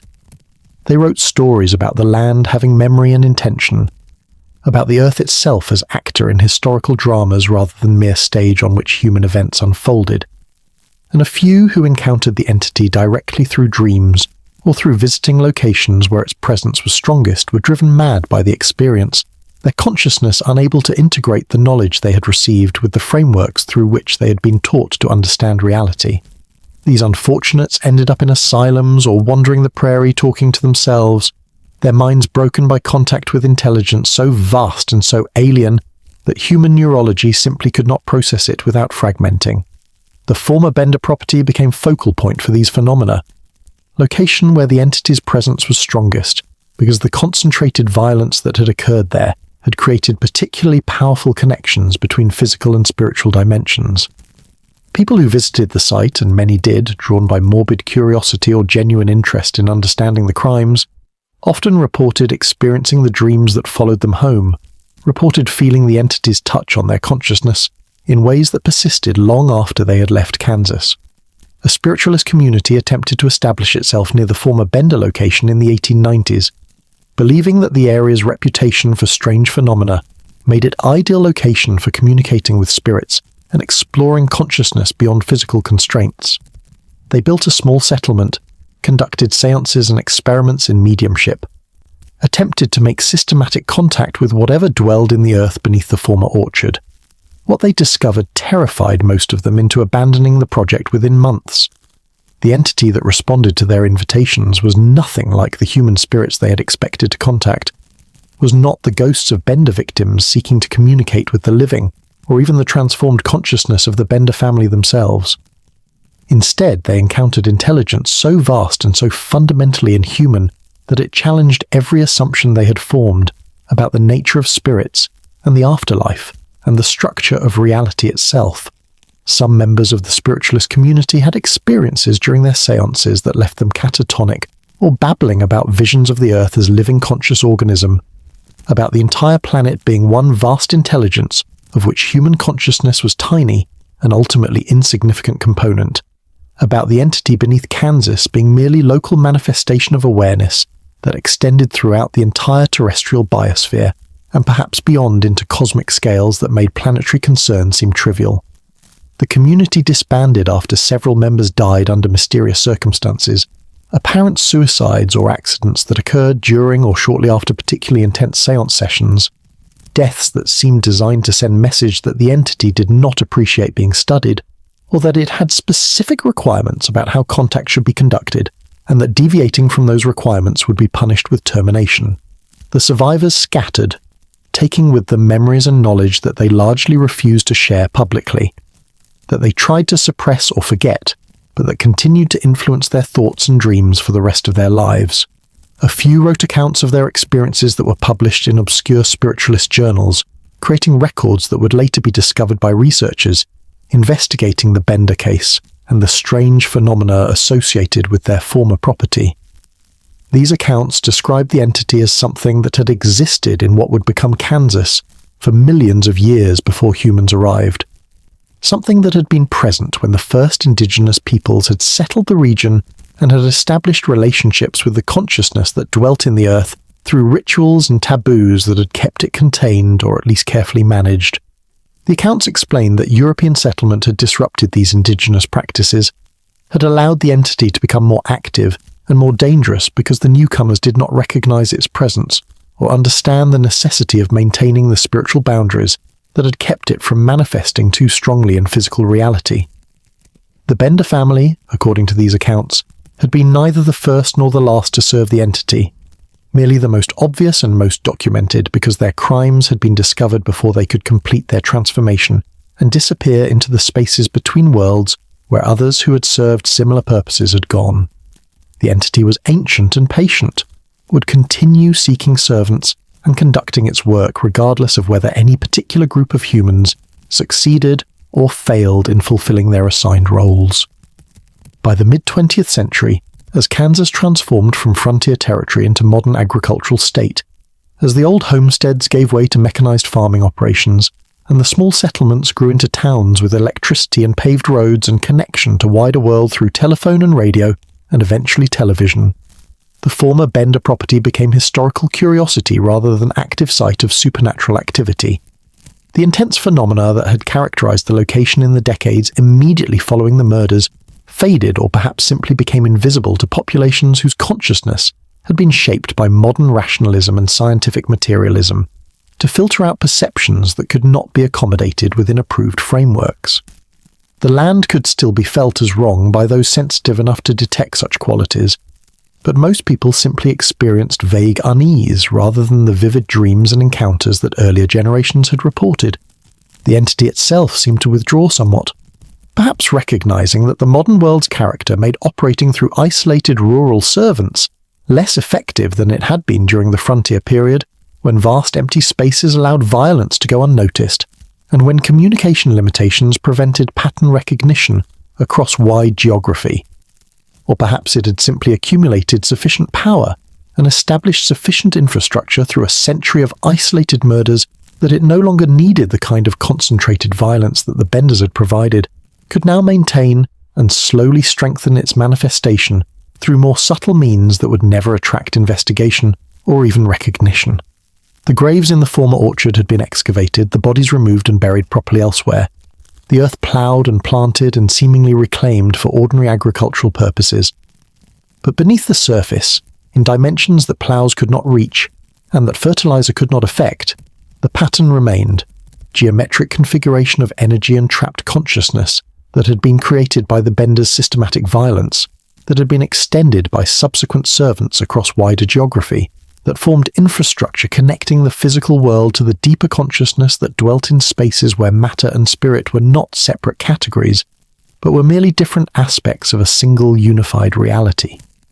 Into the earth the Bender family had gone, into transformation or dissolution or escape, or perhaps all three simultaneously depending on how one defined these terms. They had ceased to exist as the humans they had been, had become something else or nothing at all, had passed beyond the boundaries of conventional human existence into territories that language could not adequately describe and that investigation could not reach.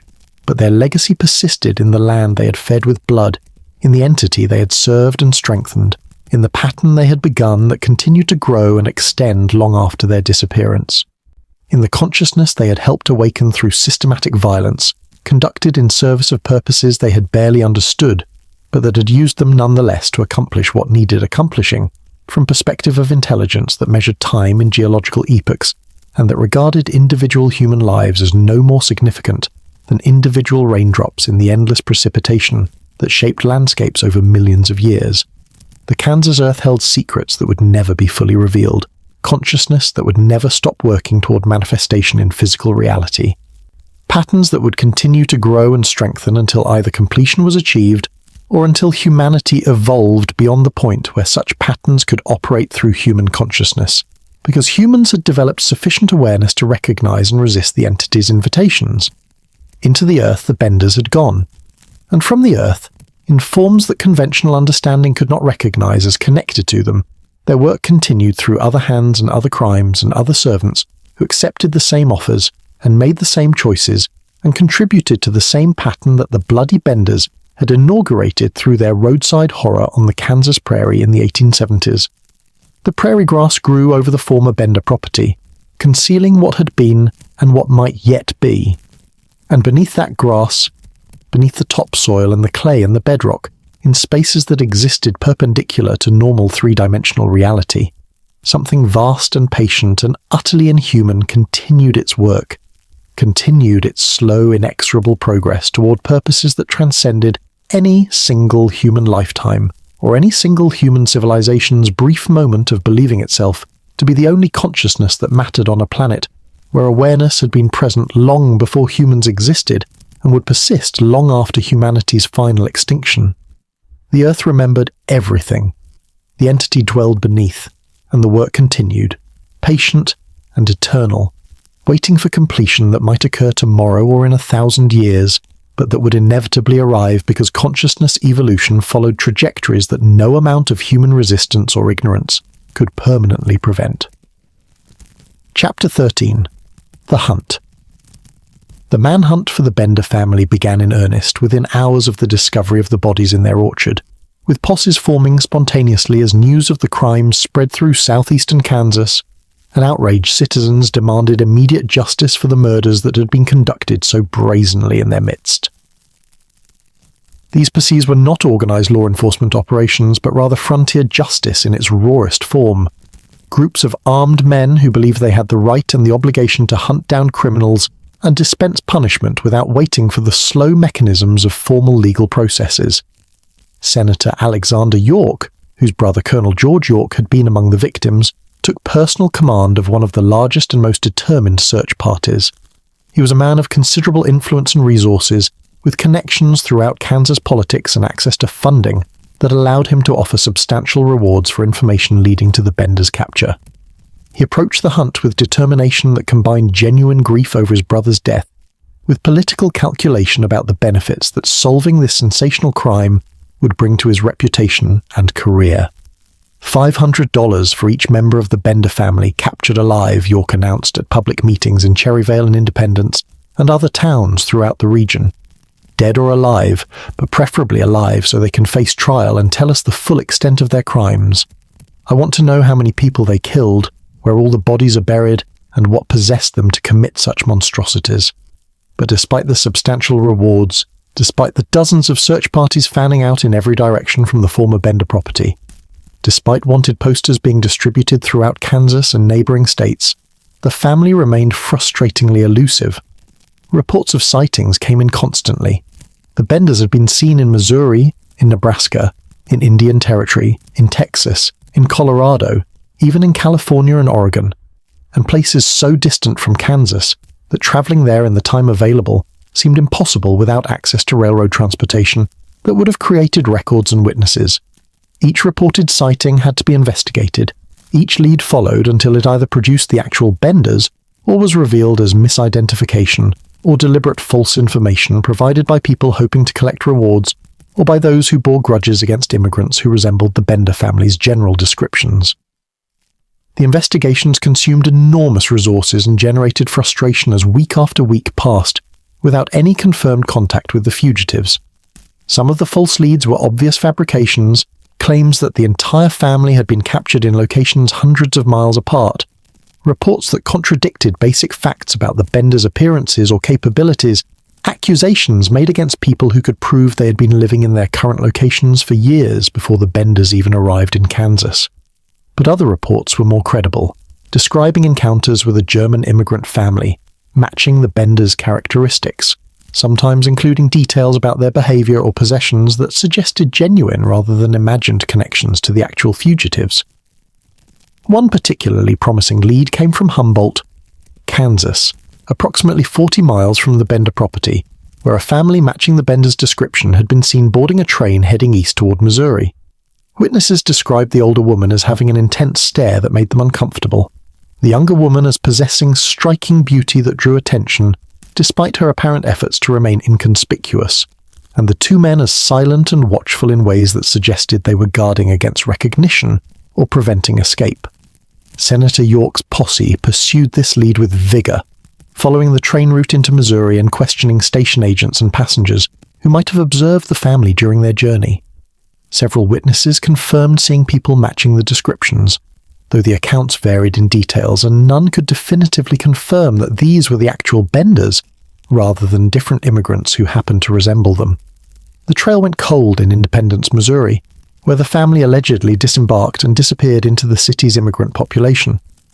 Another significant lead emerged from the south, from Indian Territory, where law enforcement was minimal, and where criminals of all types sought refuge from justice in states and territories where authorities had more power and resources to pursue them.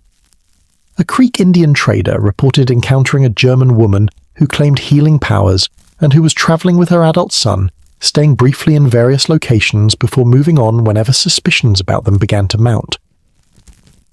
The woman's descriptions of her abilities matched what was known about Ma Bender's spiritualism, and the son's physical characteristics aligned with what witnesses remembered about John Bender Jr. But when a search party finally located the woman and son that the trader had described, they proved to be different people entirely, German immigrants who had arrived in Indian Territory years before the Benders had even reached Kansas, who could provide documentation of their movements and identity, who possessed none of the suspicious characteristics beyond superficial physical resemblance and the woman's practice of folk healing that was common among immigrant communities throughout the frontier. The search continued through the summer and fall of 1873, with pursuers still actively pursuing leads even as public interest began to wane and as skepticism grew about whether the Benders would ever be found. Some began to suggest that the family had been caught by vigilantes who had administered rough frontier justice without bothering with trials or official procedures, that the bodies had been disposed of secretly, and that the lack of confirmed captures was actually evidence that justice had already been served through unofficial channels.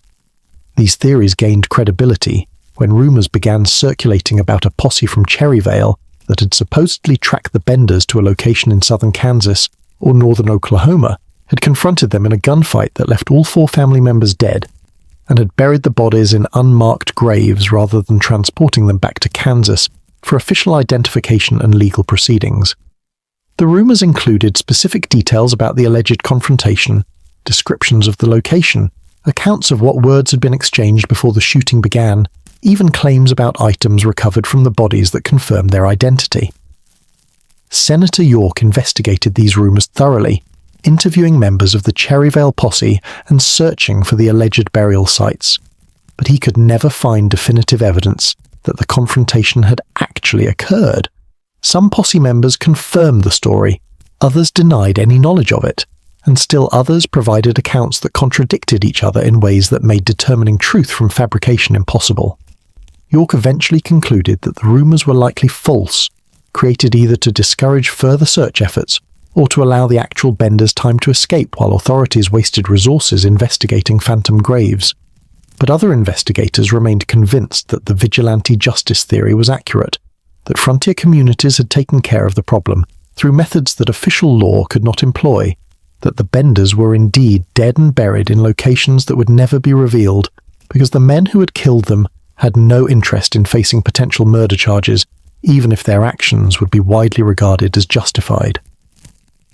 As 1874 arrived and then passed with no confirmed sightings or captures, the active manhunt gradually wound down despite Senator York's continued efforts to keep attention focused on finding the fugitives. The rewards remained posted, wanted posters stayed displayed in sheriff's offices and railroad stations throughout the region, but the intensive search operation ceased as resources were redirected to other cases and as the likelihood of finding the Benders diminished with each passing month.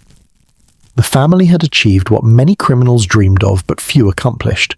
They had committed sensational crimes that shocked the nation, had fled before being captured, and had successfully disappeared into America's vastness despite massive efforts to locate them. Whether through careful planning, through luck, through help from accomplices who were never identified, or through supernatural assistance from the entity they had served, the Benders had escaped justice in any conventional sense. But the lack of official capture did not mean the hunt ended entirely. Private individuals continued searching, motivated by reward money or by personal connections to victims, or simply by obsession with solving the mystery of where the Benders had gone and what had ultimately happened to them. These private investigators pursued leads that official searchers had abandoned, interviewed witnesses that authorities had dismissed as unreliable, and developed theories that ranged from plausible to wildly speculative about the family's fate. One persistent investigator was a journalist named John T. James, who had covered the original discovery of the Bender crimes and who remained fascinated by the case for the rest of his life. James spent decades following leads and interviewing people who claimed connections to the Benders or knowledge about their disappearance. He accumulated a massive file of information, newspaper clippings, witness statements, correspondence with people throughout the American West who reported sightings or encounters with individuals matching the Benders' descriptions. James developed a theory that the Bender family had not stayed together after fleeing Kansas, but had separated to reduce the chances of recognition, with each member establishing new identity in different location. He believed he had traced Kate Bender to Texas, where she had supposedly continued conducting seances under a different name, had identified Ma Bender as possibly being a woman who operated a boarding house in Colorado before dying in a suspicious fire, and had located what might have been John Bender Jr. working as a ranch hand in Wyoming under circumstances that suggested he was hiding from his past. But James could never definitively prove any of these identifications, could never gather evidence sufficient to convince authorities to investigate his leads seriously, could never find the smoking gun that would confirm that the people he suspected were actually the Benders, rather than different individuals who happened to resemble them, or who shared some characteristics with the fugitives. His obsession eventually consumed his career and his personal life, leaving him isolated and regarded as a crank by colleagues who thought he was wasting his talents, pursuing a mystery that would never be solved. Other theories emerged as the years passed, and as the original witnesses died, and as direct knowledge of the Benders' appearance and behavior became increasingly filtered through second-hand and third-hand accounts.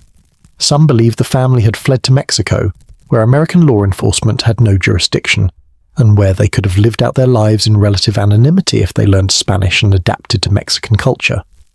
Others insisted they had gone to Canada, or had boarded ships to Europe, or had simply wandered into the vast unsettled territories of the American West and died from exposure or starvation, or violence from other criminals, or from conflicts with Indians.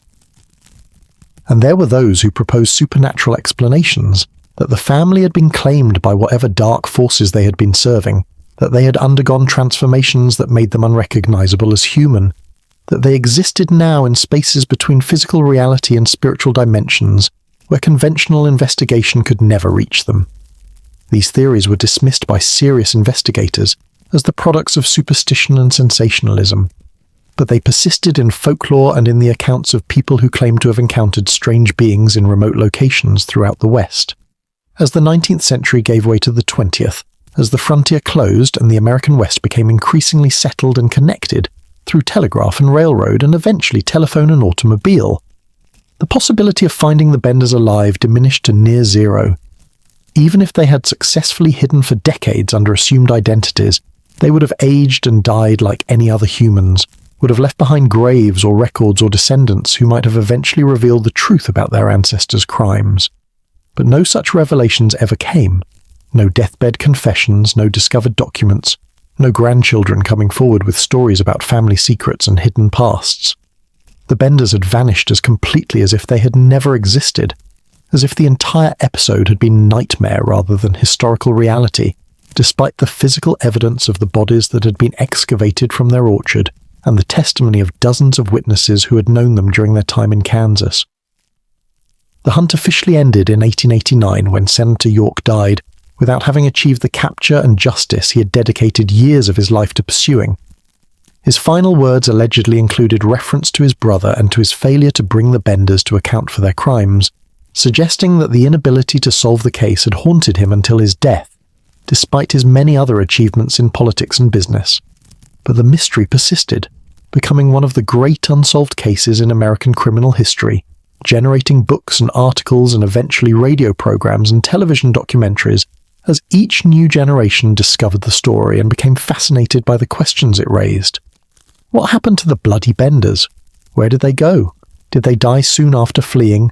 Or did they live for years or decades under new identities?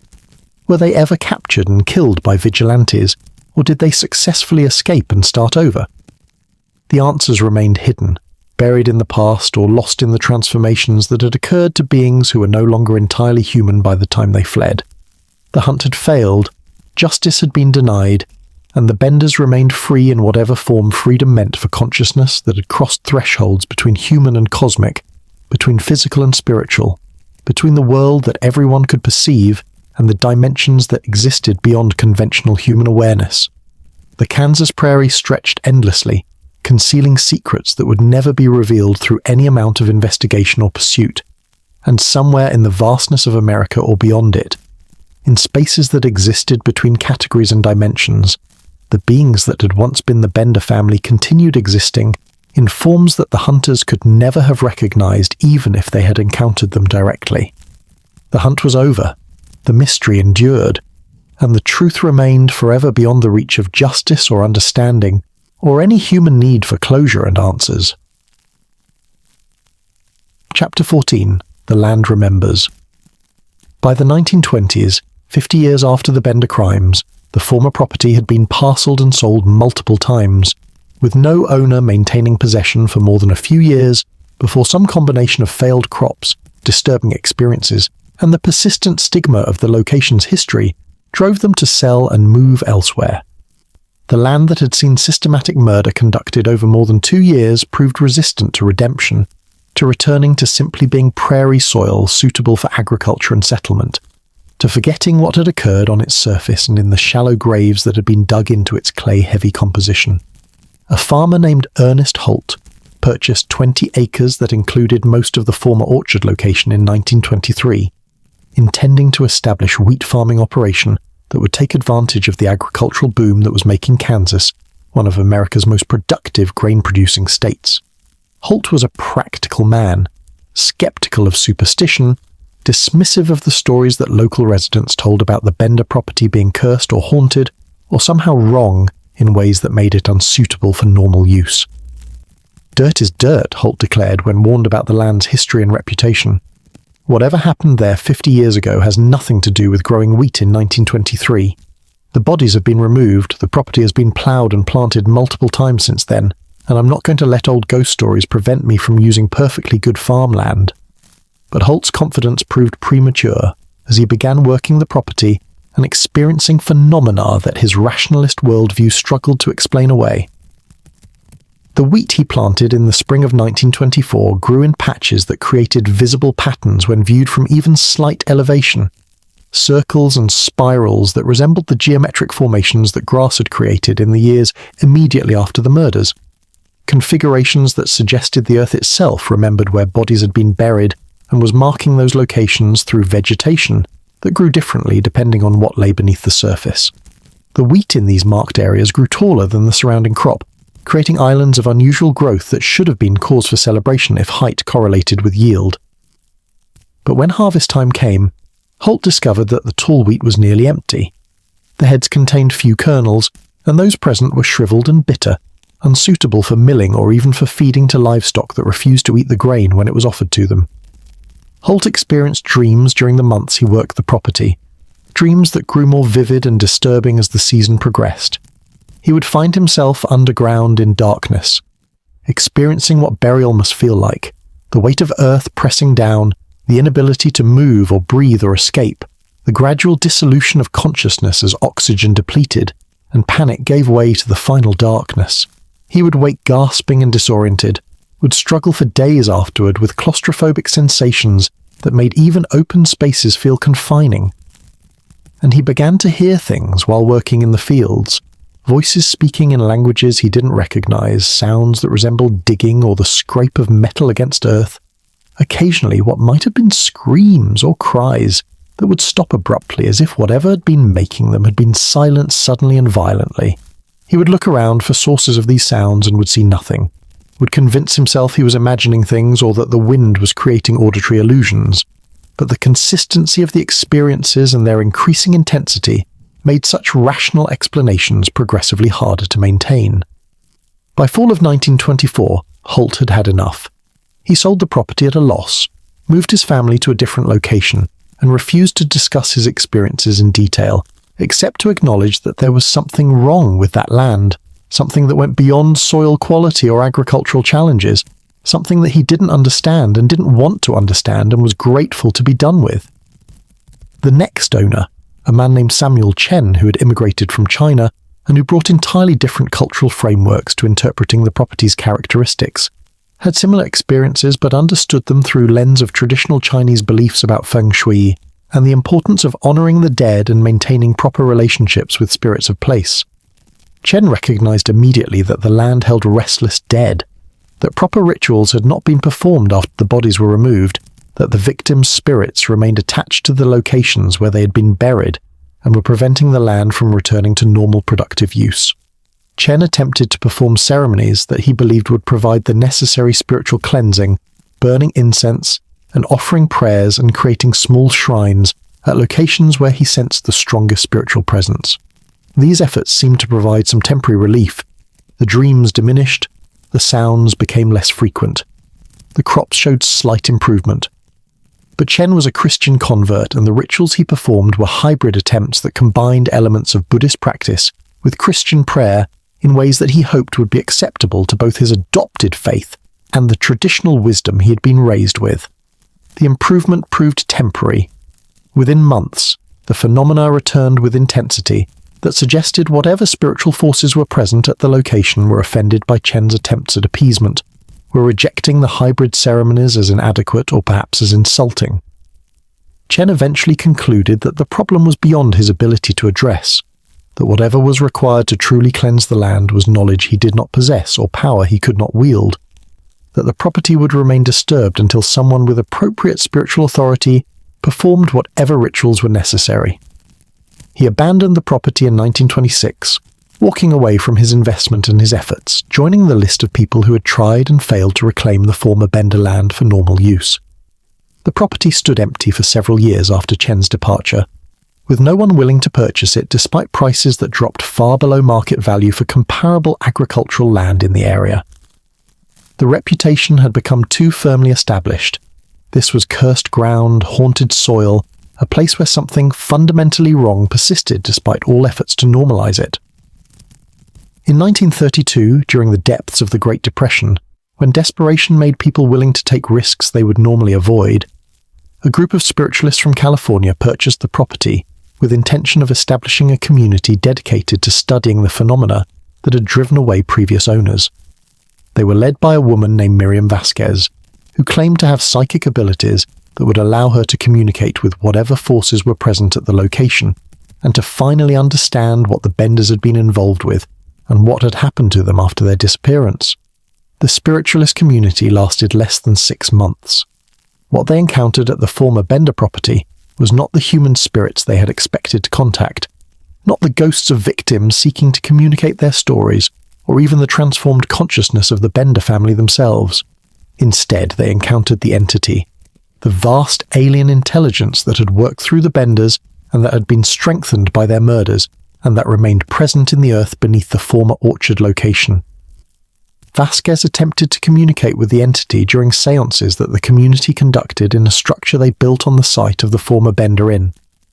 What occurred during these sessions left several participants catatonic, or babbling about visions that suggested the entity was not merely a local phenomenon, but was somehow connected to or part of something much larger. Consciousness that extended throughout the Earth's crust. Awareness that had been present for geological timescales. Intelligence so vast and so fundamentally inhuman that human minds simply could not process direct contact with it without being damaged. 3 members of the spiritualist community died during or shortly after seances, apparent heart failures or strokes that occurred in individuals who had no known health conditions that would explain such sudden deaths.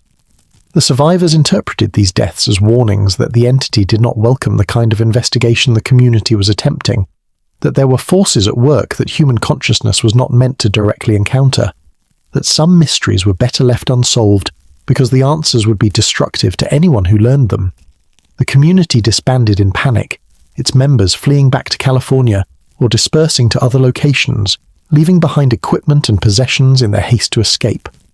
Vasquez herself suffered a mental breakdown that required hospitalization, emerging from it months later with fragments of memory about what she had perceived during her final séance, but with no coherent narrative that could explain what had happened, or what the entity was, or what it wanted. The property stood abandoned again, its reputation now so thoroughly established that even desperate Depression-era farmers would not consider trying to work it. The structures that various owners had built gradually deteriorated, wood rotting and collapsing, foundations settling and cracking, all physical evidence of human attempts to occupy and use the land gradually being reclaimed by the prairie. But beneath the surface, in the earth that had absorbed so much blood and death and consciousness, the entity remained. Patient and eternal, continuing its work through other servants in other locations, maintaining the pattern that the Benders had begun and that others had extended, waiting for circumstances that would allow completion of purposes that had been delayed, but not abandoned by the premature discovery of the Bender crimes and the family's flight. As the 20th century progressed, and as America transformed from agricultural nation to industrial power to post-industrial information society, the former Bender property faded from public attention. The crimes became historical curiosity rather than living memory, stories told in books about frontier violence rather than immediate trauma that affected people's daily lives. The land itself was largely forgotten, except by local residents who maintained awareness of its history and who continued to avoid it, despite rational recognition that whatever had happened, there was more than a century in the past and should no longer have any relevance to contemporary life. But the land remembered. The earth held consciousness and memory that time could not erase, that human attempts at denial or rationalization could not eliminate. The victims who had been buried there had left impressions that persisted even after their bodies had been removed and given proper burial elsewhere, had created connections between physical location and spiritual dimensions that remained regardless of what happened to the actual flesh and bones that had once rested in the shallow graves. And the entity continued its work, less visible now in an age when rational materialist worldview dominated public consciousness and made people dismiss as nonsense any reports of supernatural phenomena. But the work continued nonetheless, adapted to new circumstances, operating through channels that modern sensibilities would not recognize as connected to consciousness or intelligence or intention. The land remembered everything. The earth held secrets that would never be fully revealed, and the entity dwelt beneath, patient and eternal, waiting for the cycles of human civilization to turn and create new opportunities for manifestation, new servants to recruit, new methods of accomplishing purposes that had been in progress for millions of years before humans existed, and that would continue long after humanity's final extinction. The Kansas prairie stretched endlessly, grass growing over the former Bender property and over countless other locations where the entity's work had been conducted throughout the decades and centuries since the Benders had inaugurated their Roadside Horror. And beneath that grass, beneath the topsoil and the clay and the bedrock, something vast and patient and utterly inhuman continued its slow, inexorable progress toward completion of patterns that no human investigation would ever fully map or understand or prevent. The land remembered, and what it remembered would persist forever, encoded in the very substance of the earth, available to anyone with sensitivity to perceive it, waiting for the right circumstances to reveal itself and to resume the work that had been temporarily interrupted by human justice and human investigation, but that could never be truly stopped as long as the land itself endured. Chapter 15. American Ground. The year 2024 marked the 151st anniversary of the discovery of the Bender crimes, and a group of researchers from the University of Kansas came to the former property to conduct comprehensive archaeological and geological investigation, using modern technology to search for additional graves that might have been missed during the original 1873 excavation, and to document the site's history with precision that 19th century techniques could not have achieved. The team was led by Dr. Sarah Mitchell, a forensic anthropologist who had spent her career investigating historical crime sites, and who had long been fascinated by the Bender case, and by the persistent reports of phenomena that couldn't be explained through conventional archaeology or psychology. She approached the investigation with scientific rigor that left no room for supernatural speculation, but she was also open to documenting whatever unusual findings emerged, rather than dismissing them as mere folklore or imagination. The team used ground-penetrating radar to scan the former orchard location, looking for soil disturbances or density anomalies that might indicate the presence of remains that had been overlooked during the original search. What the radar revealed surprised them. Patterns in the subsurface that showed geometric configurations too regular to be natural.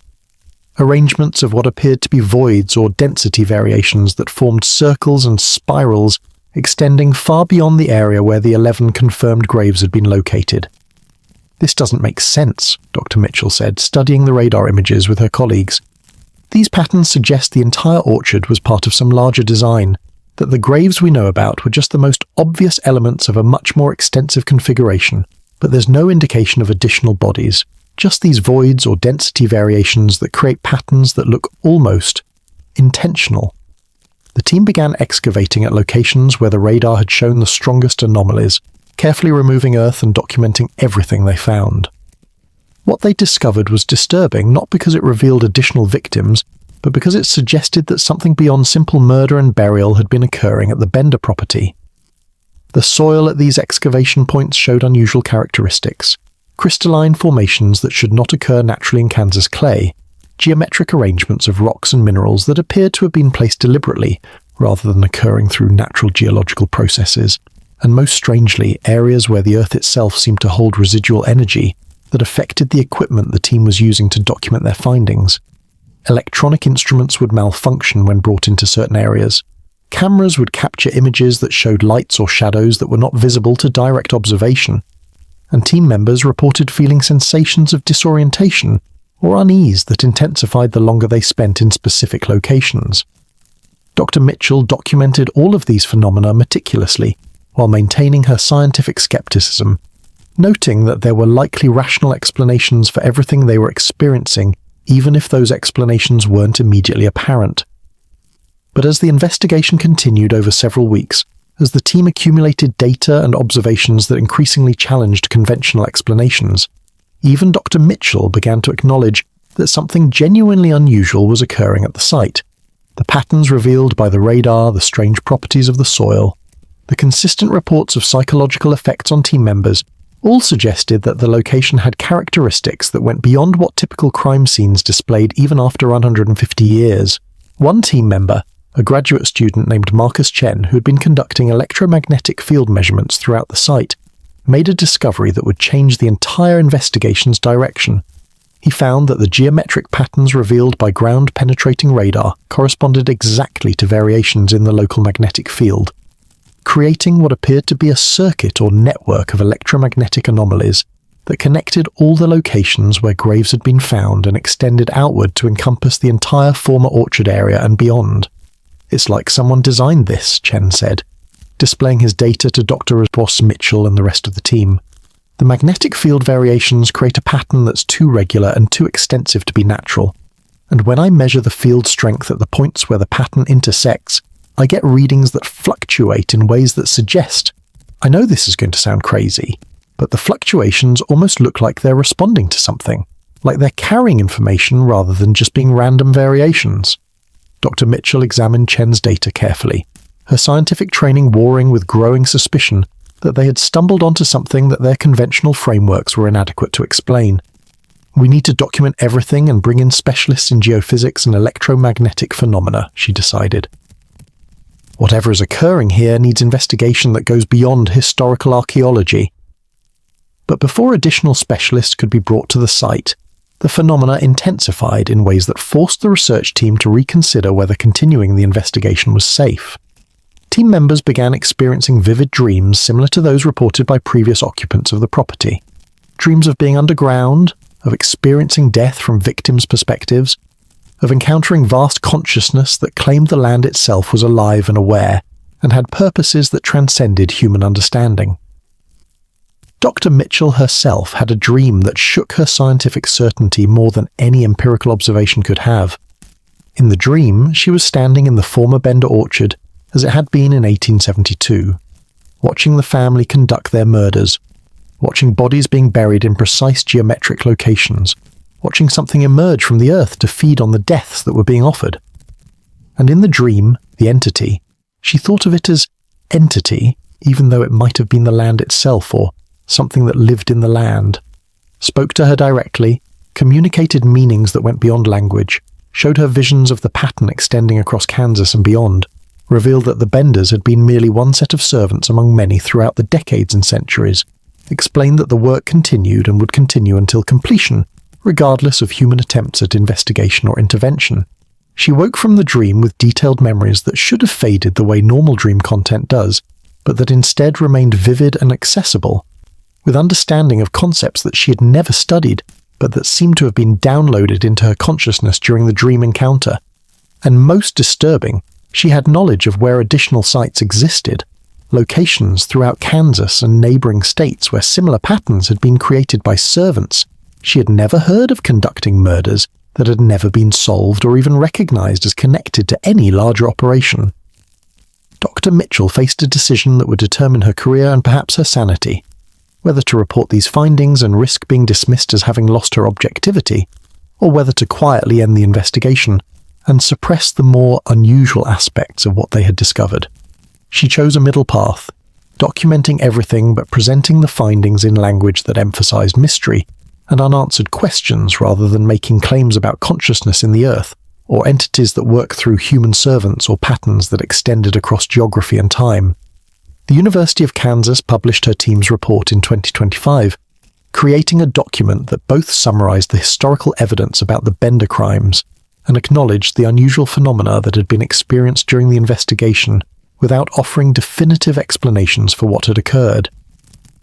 The report generated discussion among historians and paranormal researchers, but did not significantly change mainstream understanding of the case or lead to any consensus about whether supernatural elements had been involved in the Bender murders or whether the phenomena reported at the site could be explained through conventional psychology and environmental factors. But Dr. Mitchell's personal understanding had been permanently transformed by her experience at the former Bender property.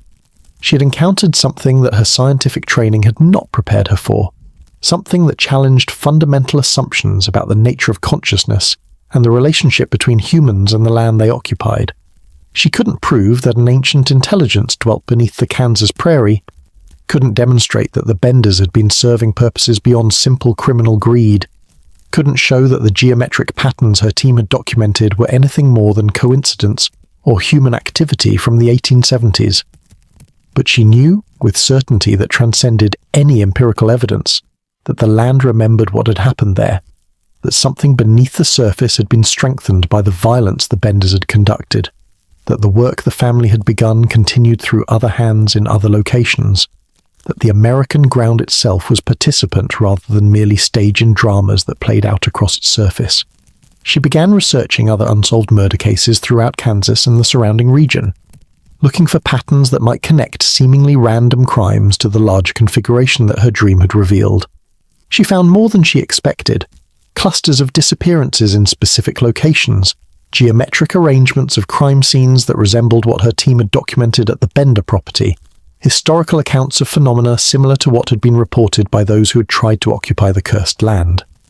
The pattern was there, undeniable once you knew to look for it, extending across Kansas and into Nebraska, Oklahoma, Missouri, Colorado. Isolated murders conducted over decades and centuries, never recognized as connected because the perpetrators changed and the methods varied, but the underlying geometry remained constant.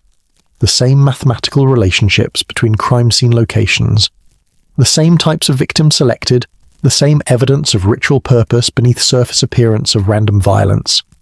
Dr. Mitchell compiled her research but never published it, recognizing that academic journals would never accept work that proposed consciousness, and the Earth was directing human crimes, that ancient entities were using murder as offerings to strengthen their manifestation in physical reality, that the American frontier had been contested ground not just between indigenous peoples and European settlers, but also between human consciousness and intelligences that had been present in the land long before any human species evolved. She kept her files private, shared them only with a few trusted colleagues who had their own experiences with phenomena that challenged rational materialism, who understood that reality contained layers that conventional science was not equipped to study or even to acknowledge. And she waited, Dr. Mitchell did, for circumstances that might allow broader understanding, for changes in collective consciousness that would make people willing to consider that the land itself was alive in ways that went beyond biological definitions of life, that intelligence could exist in forms that didn't require brains or nervous systems, that the ground beneath their feet might have purposes and awareness that predated humanity and that would outlast any civilization humans managed to build. The Kansas prairie stretched endlessly, concealing secrets that investigation could reveal but could never fully explain, holding consciousness that would never be fully mapped or understood or controlled by beings whose awareness remained constrained by assumptions about what was possible and what forms intelligence could take. The American ground was more than territory to be claimed and divided and owned. It was participant in its own history, actor in dramas that humans believed they were directing, but that were actually being choreographed by forces that operated according to principles that transcended human comprehension. The Bender family had served as instruments of these forces, had conducted their murders as offerings that strengthened patterns that extended far beyond their small property on the Osage Trail. Their crimes had been discovered. Their flight had prevented completion of the specific work they had been assigned. But the larger pattern had continued and would continue, patient and inexorable, woven into the very substance of the land itself. And 151 years after the discovery of the bodies in the orchard, after all the investigations and theories and speculation, the truth remained what it had always been, that the bloody Benders were neither the first nor the last to serve the American ground's hunger, that the land remembered everything and would never stop seeking sustenance through violence offered by those who heard its whispers and accepted its invitations, that beneath the surface of civilized society and rational understanding, ancient intelligences dwelt that regarded human consciousness as a resource to be harvested rather than as the pinnacle of awareness that humans believed themselves to be. The mystery endured, the pattern continued. And the American ground waited, patient and eternal, for the next opportunity to feed on blood and death, and the consciousness that separation from flesh, released into dimensions where awareness could exist, in forms that biology had never imagined, and that human investigation would never discover no matter how sophisticated the technology or how persistent the research. The land remembered everything, and what it remembered would outlast any human civilization, any human understanding, any human attempt to claim dominion over Earth that had its own purposes and its own consciousness and its own hunger that could never be satisfied by anything less than the continued sacrifice of those who believed they were masters, but who were actually always merely servants of forces they could perceive only dimly, if at all. The Bloody Bender's story was complete, but the story of the American ground, of the consciousness that dwelt within it, of the patterns it created through human hands, of the hunger it fed through violence offered by willing or unwitting servants, that story continued, would always continue, written in blood on land that remembered and would never forget, and would never stop demanding payment for the privilege of walking upon its surface. Epilogue, The Whisper continues present day, Labette County, Kansas. The land where the Bender Inn once stood is now marked only by a small historical marker, placed by the Kansas Historical Society in 1961, bearing a bronze plaque that reads, "The Bloody Benders." On this site stood the inn operated by the Bender family, 1871-1873. At least 11 travelers were murdered here for their possessions. The perpetrators were never apprehended, one of Kansas's most notorious unsolved mysteries. The marker stands alone in an empty field, surrounded by prairie grass that grows in patterns that still, after 151 years, suggest something beneath the surface remembers the geometry of graves that were once dug in precise configurations. No structure has stood on this ground since 1889, when the last attempt at rebuilding was abandoned after the workers reported hearing voices rising from the earth itself, voices that spoke in languages older than any human tongue. On certain nights, when the wind blows from the south and the moon is dark, locals report seeing lights moving through the former orchard location, not the random flickering of fireflies or the reflection of distant headlights, but organized patterns of luminescence that trace geometric shapes in the air above ground that refuses to grow crops or support livestock despite the rich soil that surrounds it. And sometimes, very rarely, travelers on the rural road that now passes near the former Bender property report seeing what appears to be a building that shouldn't exist there. A small wooden structure with a sign advertising groceries and lodging, with a beautiful woman standing in the doorway, smiling and beckoning, her grey eyes reflecting light in ways that human eyes should not reflect. Her beauty so compelling that several drivers have reported having to fight the urge to stop and investigate despite knowing rationally that no such building exists in that location. These travellers are the fortunate ones, the ones whose rational minds or whose instincts of self-preservation overcame the call that was being projected at them. Others have stopped, have pulled off the road toward the phantom building and have never been seen again. 3 people have disappeared in the vicinity of the former Bender property since 1995, their vehicles found abandoned but showing no signs of struggle, their possessions untouched except for wallets and jewellery that were taken, their fates remaining as mysterious as those of the original Bender victims despite modern forensic techniques and coordinated law enforcement efforts. The FBI investigated the most recent disappearance in 2019, bringing resources and expertise that 19th century searchers could never have imagined. They found nothing. No bodies, no evidence of foul play, no trail that could be followed beyond the point where the victim's car was discovered parked near the historical marker. The case remains open, officially classified as a missing person investigation, though the agents who worked it privately acknowledged that something about the location felt wrong in ways their training had not prepared them to articulate.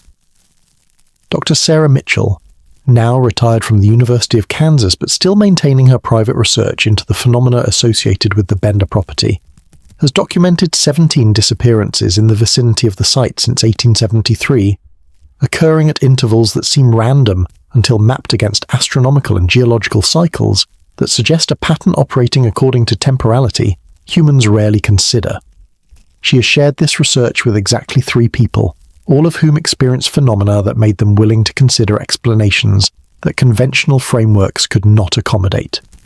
One of those 3 is Marcus Chen, her former graduate student, who continued researching electromagnetic anomalies throughout Kansas, and who has documented a network of similar patterns at sites throughout the state, locations where disappearances have occurred, where local legends speak of cursed ground, where the earth itself seems to possess qualities that affect human consciousness and behaviour in measurable ways. His work remains unpublished, confined to private databases that he maintains with security protocols appropriate to classified military research, because he understands that releasing it publicly would destroy his credibility while accomplishing nothing productive. They meet once a year, these researchers of the impossible, gathering at locations far from the former Bender property to share findings and to discuss whether there is any intervention that could be attempted, any method of disrupting the patterns they have documented, any way to prevent future disappearances without resorting to supernatural remedies that their scientific training makes them reluctant to employ, even when their research suggests such remedies might be effective. Each year, they conclude that intervention would be futile, that the consciousness dwelling in the American ground is too vast, too patient, too fundamentally inhuman to be negotiated with or threatened or appeased through any actions humans might take. The best they can do is document, is warn those few who might be willing to listen, is maintain awareness that reality contains layers most people never perceive, and that the land itself possesses purposes that transcend human understanding or human claims of ownership. A final warning: if you ever find yourself driving through southeastern Kansas, through Lebec County on rural roads that wind through prairie landscape, that stretches to horizons too distant to seem real, and you see a small building that appears abandoned or perhaps occupied, advertising groceries or lodging or healing services, and you feel a sudden compulsion to stop despite having no rational reason for such a stop. Keep driving. Do not slow down. Do not make eye contact with anyone who might be standing in the doorway. Do not convince yourself that curiosity or hunger or need for directions justifies investigating what your instincts are screaming is dangerous in ways you cannot consciously recognize. The American ground is hungry. It has always been hungry, and it has learned, over the 151 years since the Bender family's crimes were discovered, to be more patient and more subtle in selecting its servants and harvesting its offerings. The roadside inn is not really there. The beautiful woman beckoning you inside is not really human. The groceries advertised will not satisfy any appetite you possess. And if you stop, if you accept the invitation, you will become one more mystery, one more disappearance that will be investigated and documented and eventually filed away as unsolved. Your fate remaining as hidden as that of the bloody Benders themselves. The whisper continues, the land remembers. And somewhere beneath the Kansas prairie, something vast and patient and utterly inhuman waits for the next traveller desperate or curious, or simply unlucky enough to hear its call and to stop at the inn that should not exist, but that has never truly closed its doors since November 7th, 1871, when a German immigrant family first opened for business and began feeding the earth's ancient hunger with blood and death and consciousness harvested from those who believed they were merely seeking shelter on the American frontier. Drive carefully, trust your instincts, and never ever stop at the inn that calls to you from places that maps insist are empty. The American ground is watching, and it's always hungry. Some sins are too profound to be forgiven, some debts are too ancient to ever be paid, some hungers are too vast to ever be satisfied, and some mysteries are not meant to be solved, only to be survived, if you're fortunate enough to hear the warning before you accept the invitation that changes travellers into offerings and turns the curious into nothing more than another body feeding the American ground's eternal appetite.